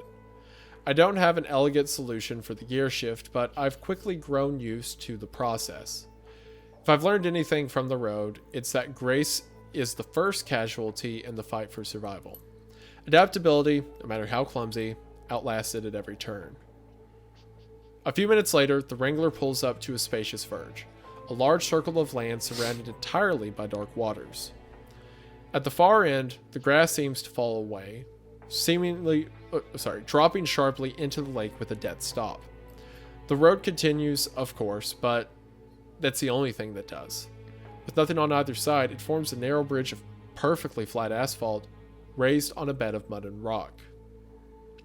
I press my boot onto the brake pedal, easing the Wrangler to a steady halt at the center of the clearing. For the first time today, I open the car door and climb out of my seat. The dull tap of asphalt shifts to a soft rustling as I make my way over to the lakeside. There's something on the shore, a barely discernible object, almost entirely concealed by a shock of verdant undergrowth. It's a miracle I'd managed to spy it from the road, though perhaps something about the stark uniformity of the landscape had made it stand out. As I advance toward the water and the object draws near, its indeterminate form solidifies in my mind. It's a human arm, reaching out from the water and onto the bank. I crouch down to examine the few pertinent details. The fingers are still embedded firmly into the soil. The thumbnail is broken, colored by a peeling coat of faded varnish. There's a pallid, emaciated quality to the skin, spreading down the arm until it disappears beneath a thick woolen sleeve. At the point it meets the surface, the water soaks into the fabric, turning it black from the original gray. With a sad exhalation, I rise to my feet and lean over the water's edge. The body of Marjorie Guthard lies against the silt, her cheek resting on the lake bed, her wide, bewildered eyes staring out into the open lake. Oh, hold on, let me make sure I'm qualifying all that right. Her cheek is on the lake bed, her wide... Okay. She's been almost perfectly preserved, save for the striking tautness of her skin and its malted gray pallor. She looks exactly like the woman I saw on the 34th turn, who tried to repel me from the road, who'd spoken of a lake drinking her wounds clean. So then definitely it's like it basically chews you up and spits you back out into a different likeness, into like a new character. That's what the road does. Like that's pretty much what happened at Rob at the beginning as well. Yeah. So she's the gray woman. Yeah. Do you want me to see what the gray woman's lines were while we were here? I have it pulled up. Yeah, we can. Go ahead. Yeah, so when he Might saw... be a good refresher. Yeah, the gray woman said, "Lambs at the gate, hoping for something better than clover when all they find are things worse than slaughter." So that's referring to them, right? And then gray woman says, "He wanted to leave me, so I cut him out. The lake was hungry. It drank the wound clean." Oh, is that talking about the baby? Seems like it. Read it again. He wanted to leave me, so I cut him out. The lake was hungry. It drank the wound clean. How did she make it from the forest all the way here? If she cut the baby out of the forest. Maybe it didn't happen in the forest. Maybe it happened at the lake. I don't know. We'll see as we continue reading. And then she says, as the gray woman, "What do you think you're doing if you got mad?" And then the last phrase is, "Would you dance down the lion's tongue? It will shred you, you whore. It will shred you down to your sins." The lion's tongue. Interesting. Anyway, things to consider. So yeah, here's Marjorie's body. It seems her ramblings weren't completely void of fact. It's clear to see that Marjorie has been exsanguinated. So completely, in fact, that the only evidence that blood ever flowed through her veins is a large dark stain across her shredded blouse. Doesn't take long. That's got to be where the baby came out. Yeah. It doesn't take long before the perpetrator makes itself known. As I stare into the water, a steady oh, wait a minute. Yeah, so the giant deformed thing that came running at them, that kept running down the road, that was Rob's son. Yeah, seems like it. So the only three monsters we've seen, like actual monsters, of the actual, have been the three Guthards. It's been Rob Jr., Marjorie, and their unborn child. What about the hitchhiker, though? That's what I mean by like monsters. Like it's a monstrous, like, you know, like deformed creature. Yeah. True. The I consider the hitchhiker to be more like the people of Jubilation, like thinking entities. No, that's fair. I think that also, like, the monsters are the only odd anomalies not from this world. Is what it seems like. Correct. So it seems like everything in this world has this kept like physique to it, whereas the humans that get contorted become these things. Yep. Interesting. Cool. Okay. It doesn't take long before the perpetrator makes itself known. As I stare into the water, a steady stream of formless whispers sink up through the depths of the lake. Softly spoken murmurings drift up to my ears, taking root in the back of my mind and instantly blooming it into a flurry of deeply persuasive promises. I find myself entirely transfixed by the still water as a myriad of generous offerings unfold in throughout my consciousness. The whispers suggest an end to the phantom pains in my absent arm. Perhaps even a completely restored limb, stronger than it had been before. Furthermore, it shows me a glimpse of its incomprehensible span. Its furthest bank reaching across countless worlds, its deepest point lying below everything. I'm offered total knowledge of every league, every fathom, every inconceivable shore. My hand reaches down as the whispers continue, every bargain steeped in sweet beneficence. A moment later, my outstretched fingers brush against the soft grass, wrap around Marjorie's exposed arm. Dealing my heels into the ground, I lean myself backwards and pull. The water ripples and splashes as I drag Marjorie's lifeless body slowly onto the bank. I feel the voices in my mind grow louder, erupting in anger as I back away from the lake. The promises had been convincing, each quiet solicitation undeniably persuasive. But after seeing Marjorie's wretched fate and the look of eternal betrayal in her vacant eyes, I found myself aware of a subtle undercurrent behind every syllable. A sense of desperation and timeless hunger emanating from beneath the lake's surface. I already have a clear understanding of what would have happened if I lost myself to those waters. I suspect it's no coincidence that of the countless shores it showed me, all of them appeared to be deserted. Marjorie wouldn't have stood a chance. She left the forest alone, grievously wounded and without a vehicle. She'd walked the whole way here, bleeding endlessly, the road's rejuvenating power battling every moment against her body's natural inclination to die. I suspect the road's influence wasn't strong enough, and when a whispering voice promised, ever so sweetly, to mend her, she would have been in no position to refuse.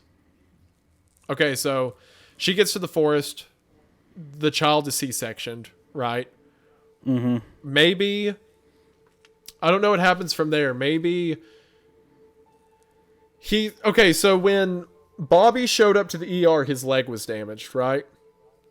Yeah. Maybe he C-sectioned the child and the child became the monster. Maybe he thought both of them died, that the child was stillborn and she died or something. Yeah. Maybe something like that. But she keeps walking, and then she gets to this lake that goes on forever. The lake shows you promises of infinite shores, basically tries to entice you to come to the waters.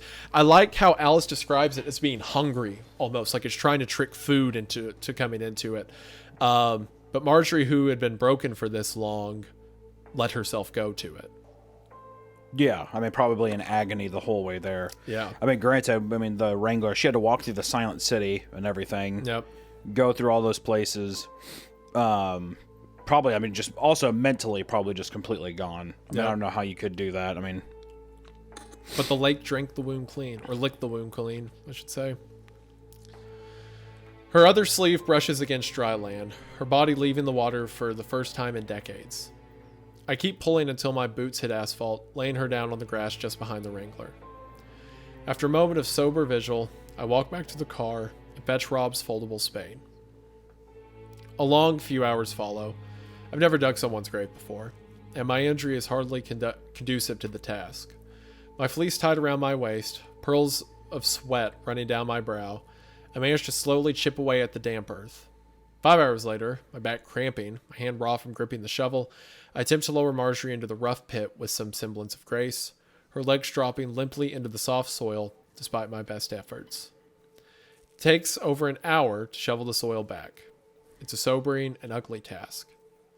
As a layer of dirt covers her face, I realize this will be the last time a living person lays their eyes on Marjorie Guthard. Burying her suddenly feels disrespectful, as if it's an act I don't have the right to perform. Once it's done, I drop onto my knees, a dull ache in my muscles, as I smooth out the disturbed ground with the back of the shovel. you. Oh.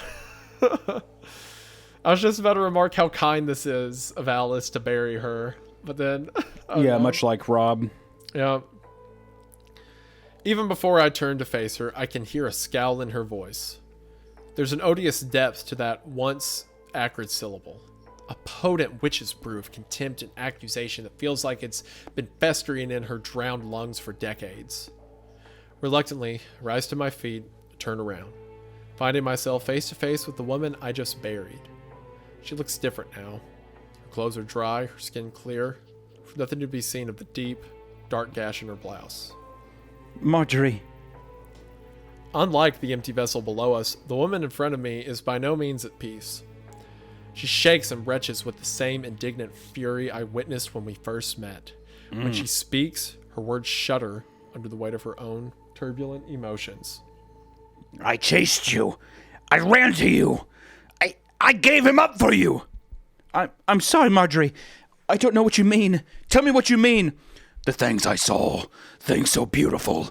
And I saw her walking along through the new worlds. I gave everything up for you. I don't know quite what to say. It's pointless to ask her what she means, to try and understand her frantic ramblings. In the end, I can only try to speak her language. Marjorie, I didn't mean you to. Marjorie's trembling breast burst into a despairing fit of laughter. No. Yes, you did. Yes, you did. And now you're here. Marjorie's wild and volatile demeanor shifts once more, her laughter degrading further into a desperate, crying panic. And what do I do now? What do I do? Marjorie cringes with the terror of the self-imposed question, placing her head in her hands and repeating it over and over again. As I watch her wrestle with despair, I'm struck by an idea I've never before considered. The disconcerting notion that, in death, we are not transported to a set destination by some ethereal attendant. That, in fact, nothing is decided for us.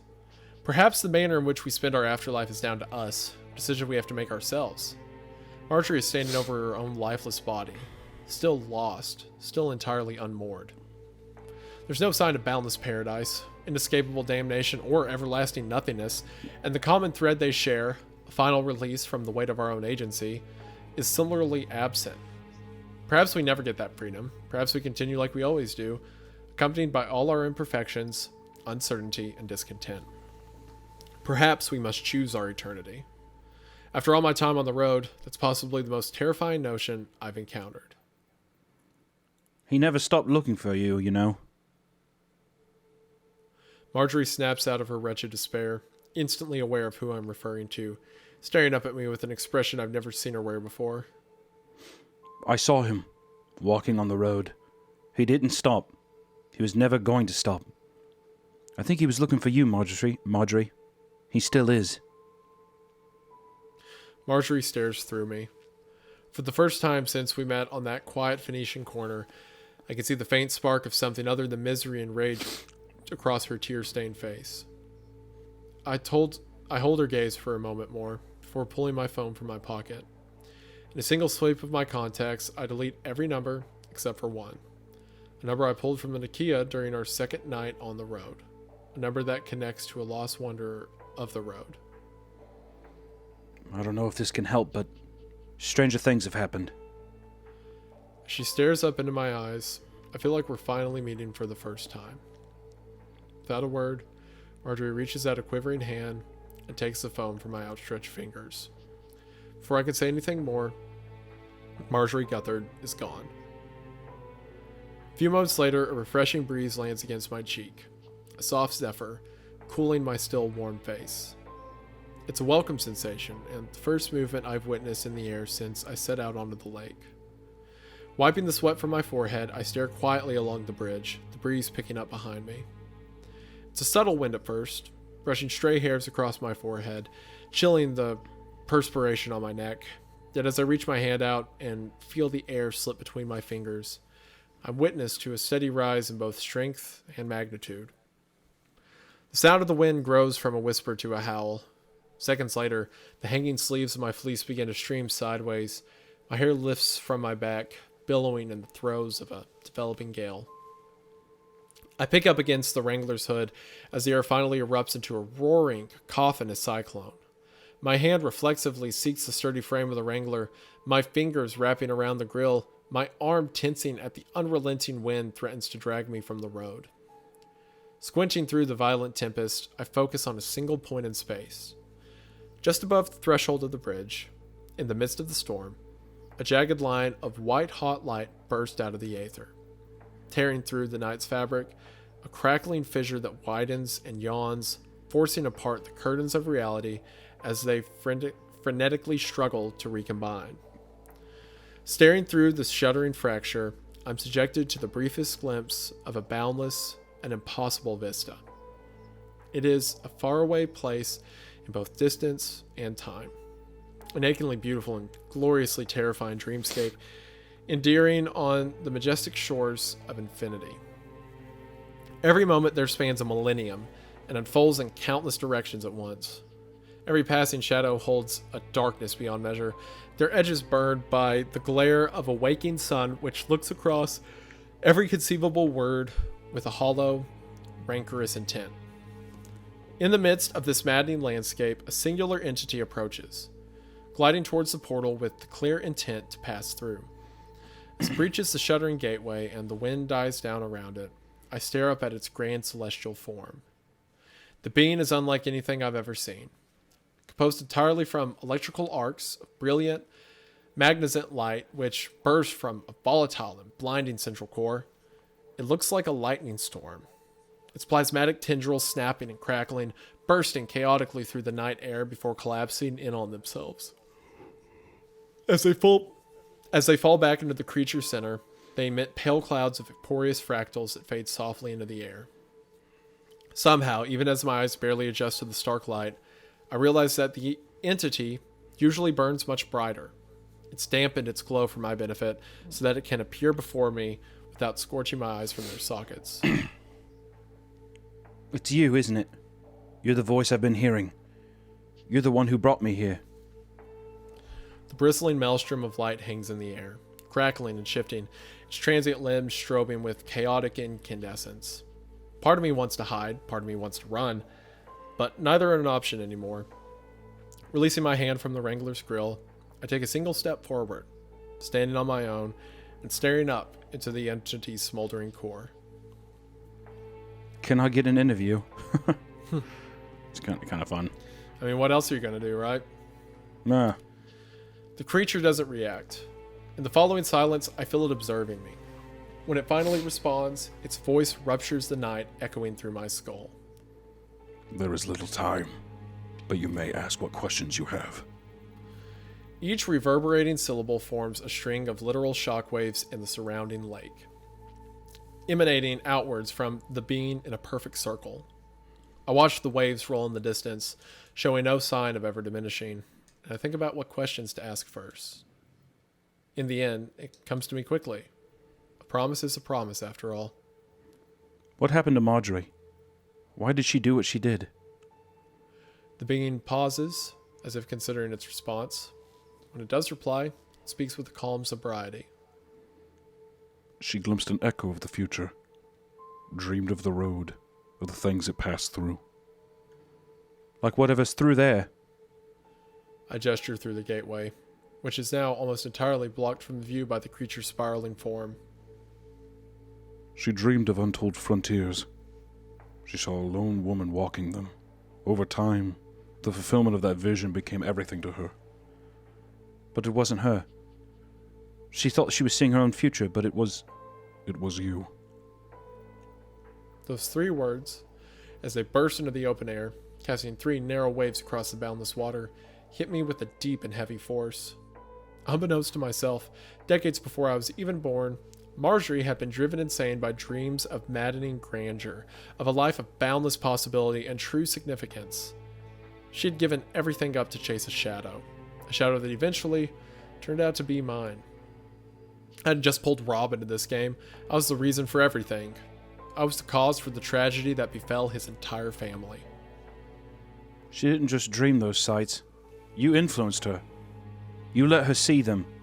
The same way you made Rob see me and Oakihara. You pushed and prodded wherever you needed so that I'd end up here. Are you the reason Bobby got the rules in the first place? Yes. But why? You toyed with so many lives across decades. Why me? Why does it matter that I traveled the road? Because across all humanity, across every conceivable permutation, you are the one who makes it the furthest. It speaks plainly, as if the statement was a foregone conclusion. Yet, its words strike me into silence. The creature continues. I've watched you work your way here, through skill and through tenacity, and undeniably through luck. You were brought here because of these qualities, and they will carry you further along the road than any other. Then why didn't you just bring me here? All that influence, you didn't lift a finger. After everything that happened. Events transpired as they needed to. As they needed to? People died! Marjorie, Bobby, Ace, Apollo, Eve, Lilith, everyone! They're all gone. Do you not care at all? In response to my words, the entity remained silent for longer than usual. I care more than you know. There are things greater than your understanding. Forces that exist beyond the realms of your comprehension that you would consider a threat to everything you hold dear. My actions were guided by a higher standard of knowledge. Your protests are predicted on false understanding. You're saying I don't understand death? You don't. That still doesn't make it right. Regardless, my influence is necessary. That which is necessary must be. What even are you? I cannot answer that question in any way you'd understand. That's good enough. That's not good enough. Oh, that's not good enough. Yeah, that's definitely a different hit. That's not good enough. The creature doesn't respond, as if it doesn't feel it needs to. So far, it's returned my every argument with impenetrable certainty. From the domain it occupies, knowing what it knows, my arguments must seem entirely facile. Even if it did feel the need to justify itself, after seeing the place it hails from, I wonder if there's any way I could ever comprehend its motives. Still, that doesn't mean my arguments are invalid, and the creature's lofty dispassion does little more than stoke my desire to oppose it. And what if I don't want any part of this? You are traveling the aberrant strand, a singularly stabled flaw in the fabric of reality. As it carries you further from the world you know, you'll be freed from the influence of the old laws. You have already noticed the effects in those settled the road. Those who were lost to it, and in yourself, energy without consumption, knowledge without requisite experience. You are shedding entropy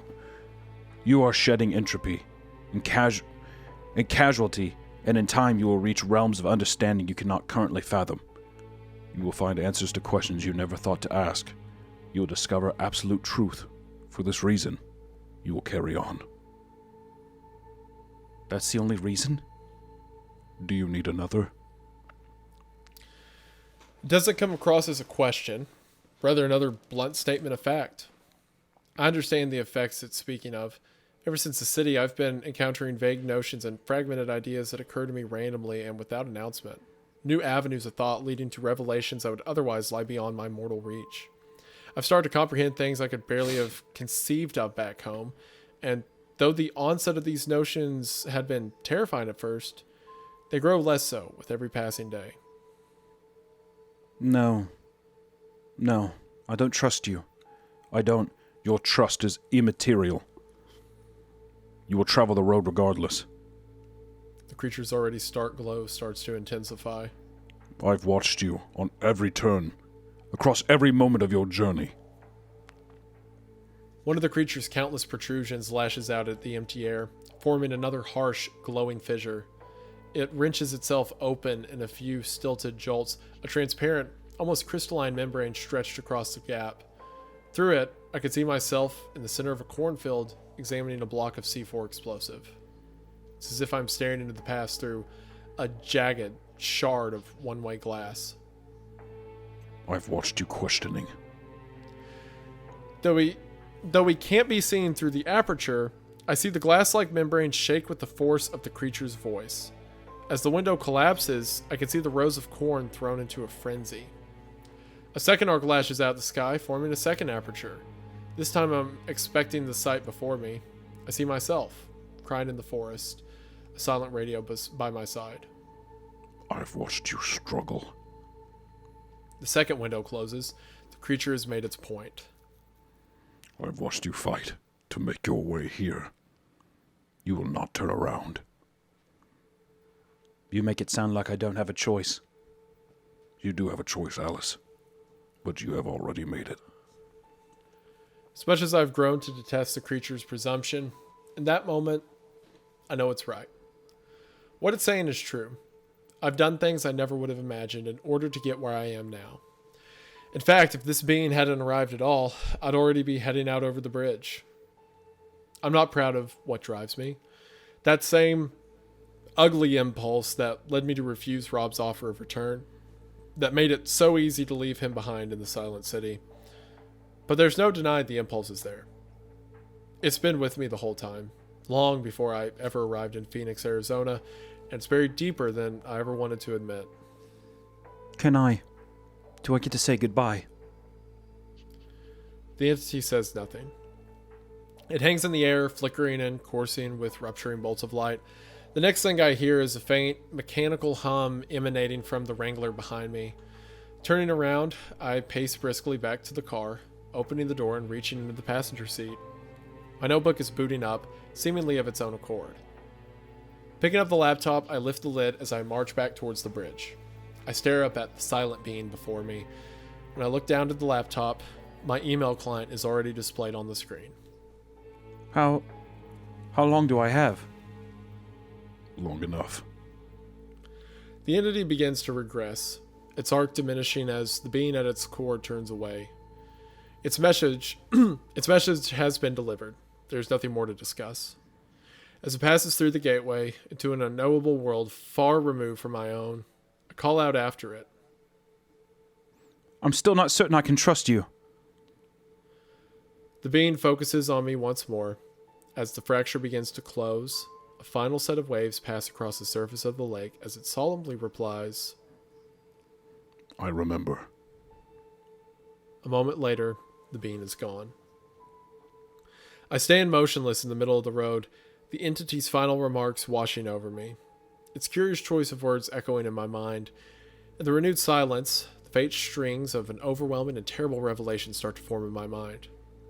It could have simply said that it knew of my mistrust, that it heard the overtones in my voice, saw the disdain across my face, or otherwise sensed it in the space between us.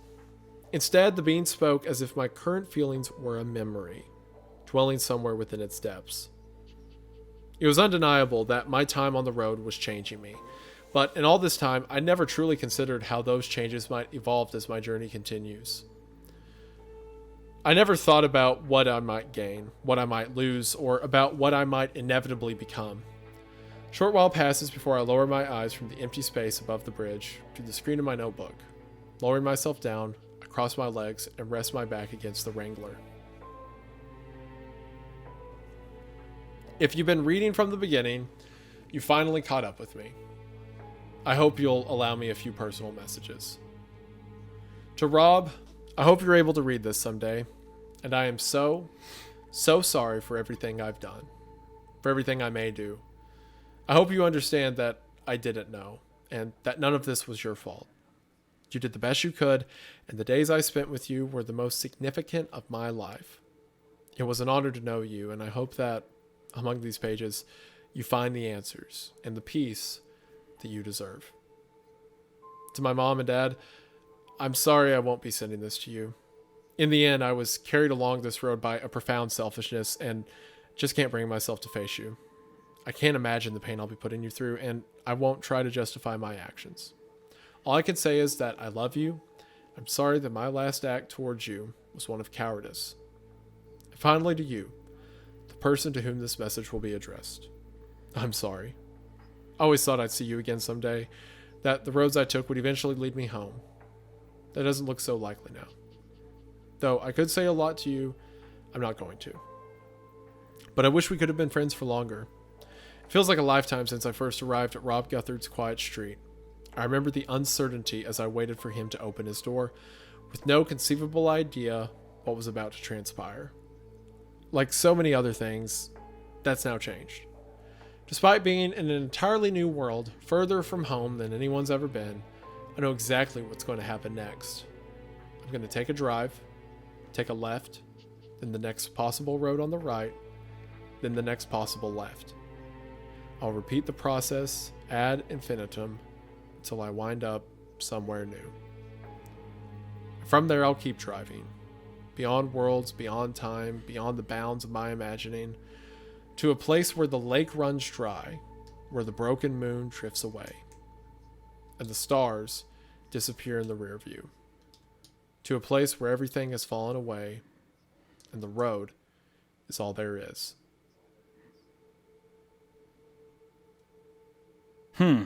End of story. What a crazy turn for the end. I expected Like it a was philosophically, almost like fucking fantasy driven ending. I was expecting it to kind of go that way because I was getting, like, do you see all these different worlds and realms and stuff like that? I was expecting the ending of it to be very ethereal, especially because the idea of a sort of god of the realm had been hyped up a lot with the voice she kept hearing. I think it's a cool look. I mean, I think it's a cool touch how when he opened the aperture and said, "I saw you then," or whatever, that was the voice she heard while she was just sitting in the field and didn't know where it came from. And the same when she was crying under the tree. So all she was hearing is her conversation with him in the future, much like how the visions they had been seeing is the vision that, like, Rob had of her, or the visions that Marjorie had of her. Everyone had been seeing the visions of her because she ultimately becomes the pilgrim who makes the longest voyage. There's an interesting comment on this thread here that said that is the entity Alice, and I thought that's kind of interesting. Yeah, yeah, actually, that's a good point because she says, "I don't trust you," and the entity says, "I remember." I bet you're right. That probably is Alice at some eventual point. It's also the whole thing too about like the entity is speaking with such assuredness because they're just like, I already know you're gonna go. Like we've already lived this. The kind choice of has thing. been made. Yeah. And now she's like so far beyond these kind of, like she's now this like godlike entity that has like traveled through space and time and, you know, all this kind of stuff. Wow. What a like a roller coaster. You know what I mean? Yeah. There's a bunch of different things. Like these are some of the things I had written down. Some of the things that I was going to see what you thought. Do you think that the bookend, the guy who is delivering this message, right? That at some point along the way, she's able to send this message off, right? In this discernible point in time, which also makes the entity thing feel more like her because the entity could just like send it out however. Yeah. And then also it's like at a time to Rob's, you know, kind of thing, just wanting humanity to know, the entity would almost want the story out there too. That it's just like this thing exists, right?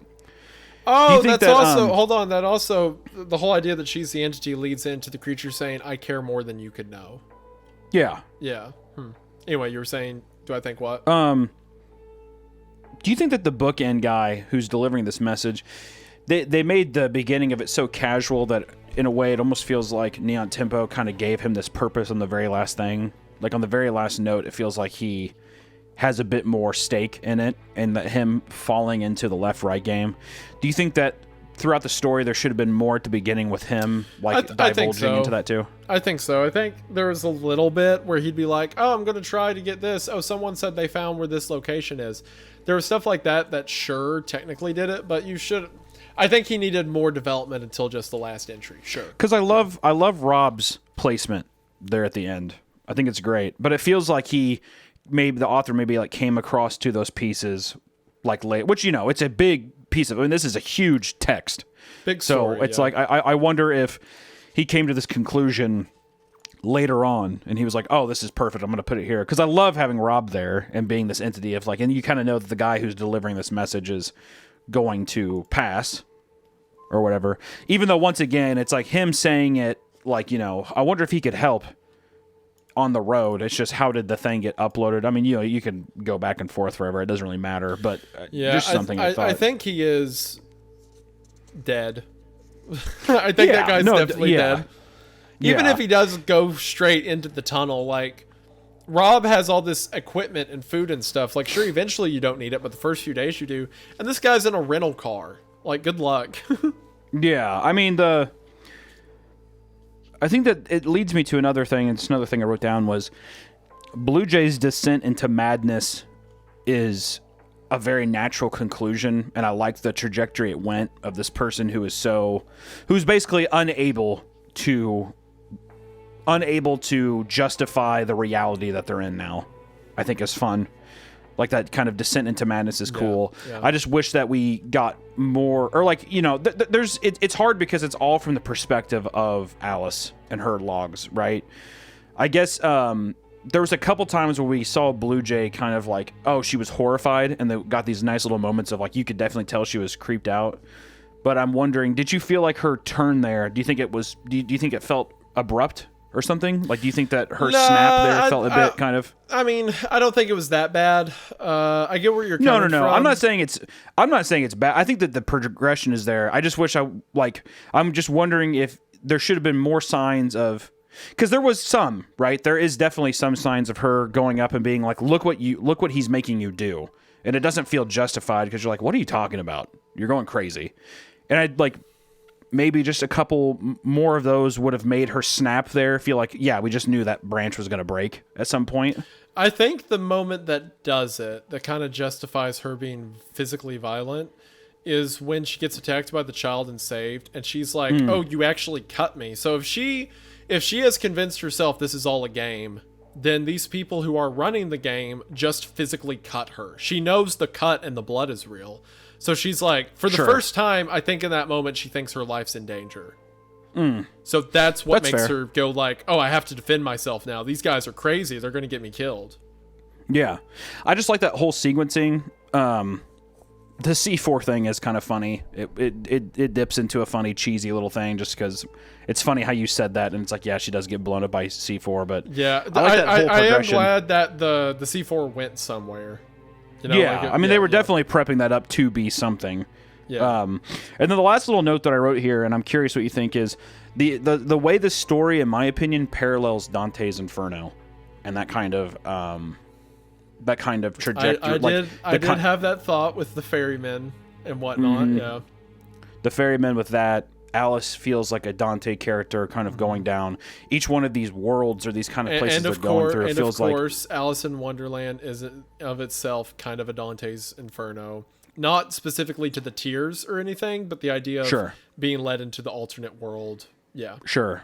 All the layers of hell, all that kind of stuff. Even the corn, looking back on it, kind of has like an Elysian Fields kind of vibe to it, that golden glow and stuff. Like...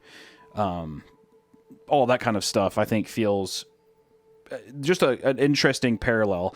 It feels like it's a cool influence, I just thought. But all in all, it's interesting. It's weird with this kind of story, right? How do you end it?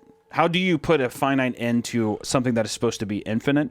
And I think that it does a good job. Like, I like the idea of these things that make you think a bit of like this entity, this maelstrom, this kind of just like embodiment of energy through time and space is potentially Alice from, who knows how many years or, inconceivable amounts of time into the, however future or whatever comes back to guide her into this thing. And also, even the next part too, like almost like the end of the road feels like this spot of like this like landscape, this kind of, beautiful, almost unimaginable, dreamscape that's in front of her.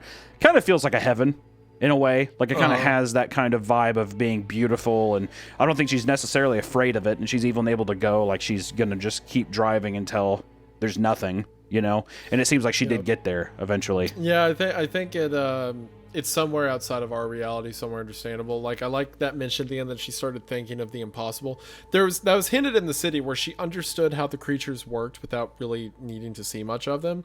Like, ideas were being indebted to her.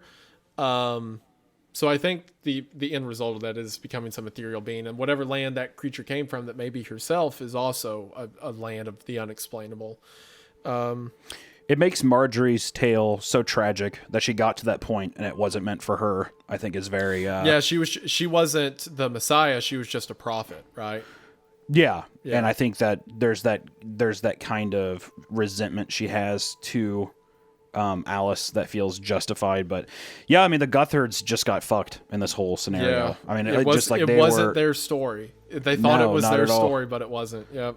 they thought that, especially Rob thought that he had just something so special. That's honestly one of the most tragic parts of the whole thing. That they found it, they thought it was theirs, but it wasn't meant to be. Yeah. I also think it's interesting how when Alice hands her the phone and is like, you can talk to him, she just disappears. It's like she was resolved, right?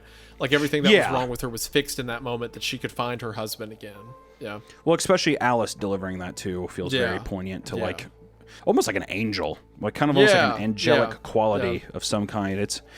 It's very interesting. It's such a different approach to all the other stuff that we've read too, that I think it was just such a fun read, such a like epic, like an Odyssey, like it feels so poignant to like a Greek tragedy is what it feels like to me, of like Odysseus trying to like come home, and just this giant epic, like very, very visual, very fun, and just so like it really shows just a lot of imagination, and I think it shows a lot of like what this medium can do, and just kind of there's no rules really. I mean, just such a beautiful string of ideas, and I really enjoyed this one. Such a fun read. That was such a fun story. I'll say definitively, NeonTempo, hats off. That's one of the funnest stories I've read in a long, long time. It had creepy moments, but it felt, like I said, it felt like almost fantastical at the end. Like it felt kind of like, I almost would even say horror. Like it just felt like I can only equate it to an Odyssey, like just a grand epic. Yeah, that's what it felt like, an Odyssey. Yeah. Yeah. So I don't know, awesome. Like we said, NeonTempo fucking killed it. That was awesome. I'm sure, like I said, he emailed us in between the first episode and this episode. So we made sure and asked him if there was anything new that he was working on or anything else that we wanted to plug. We were going to go ahead and put that in the description. So please, if you're fascinated by this work, please do reach out and or please do click the link below and check out some more of his work, because I know I certainly will. Yep. Just and awesome. And I'll also really mention cool. for everyone who enjoyed this, and like who either wants to rehear it in like a more cinematic format other than us making jokes the whole time, which I don't know why you want that or anything. But or if you want to introduce the story to someone outright who just want to hear it, one of the best ways to take in this story is so the author Jack Anderson, or NeonTempo, similar to Baraska, Q Code adapted it into an entire podcast show where it's the entire story as an audio format. Not only does it have like additions and like bonus stuff and all that from this version, but similar to how Baraska had, was it Cole or Dylan Sprouse in the lead? I think Dylan Sprouse in the lead. The Left Right Game podcast through Q Code has Tessa Thompson as the lead. Which, not to make it a Marvel reference, but if you all have seen the Thor movies, she plays Valkyrie, or in like Avengers Endgame and stuff like that. So she's pretty high budget actress. I mean, these people put like an all-out production behind it. It's definitely like, in terms of, if you don't want to hear just two guys riffing and mispronouncing words and stumbling over stuff, I mean, it's like the definitive way to have a complete immersion experience. Immersive experience. Good God. Yep. And it's got like, a bunch of other cool people to cast. So anyway, we'll also link that in the description. So if you want to hear that whole story, like in honestly a better way than we delivered it, check it out there. But really, like Jack Anderson, we're going to talk to him and see what all like he wants us to throw, like upcoming projects and stuff. Yeah. But just, I think, after that, as a rule of thumb, anything Jack Anderson does, probably worth checking out. So keep your eye open. It's always fun. Great Such author, a cool, great author, awesome artist. I mean, just really fun. That imagination has got to have some more cool stuff in its noggin. So very sweet. But that's the left-right game. And let's not forget, also a listener of the show, which is the true, above all else, merit of someone's worth as a human. That's true. That is true. That's how you know that they're good people. Exactly. Yeah. Exactly. Yeah. Which, I mean, that's the left-right game. We made it through another classic. Woo! Man, this is so sick. I mean, I don't know what we are going to do next, but that's gonna be a tough one to follow. So I'm very curious. It was in fact a banger. Yeah. So we appreciate you guys sticking with us for these super long episodes. We hope you've enjoyed it, and we will catch you in the next one. Absolutely. Thank you all so much for watching. It means the world. Check out those links in the description. And above all else, thank you for being here. Bye-bye now. Bye-bye.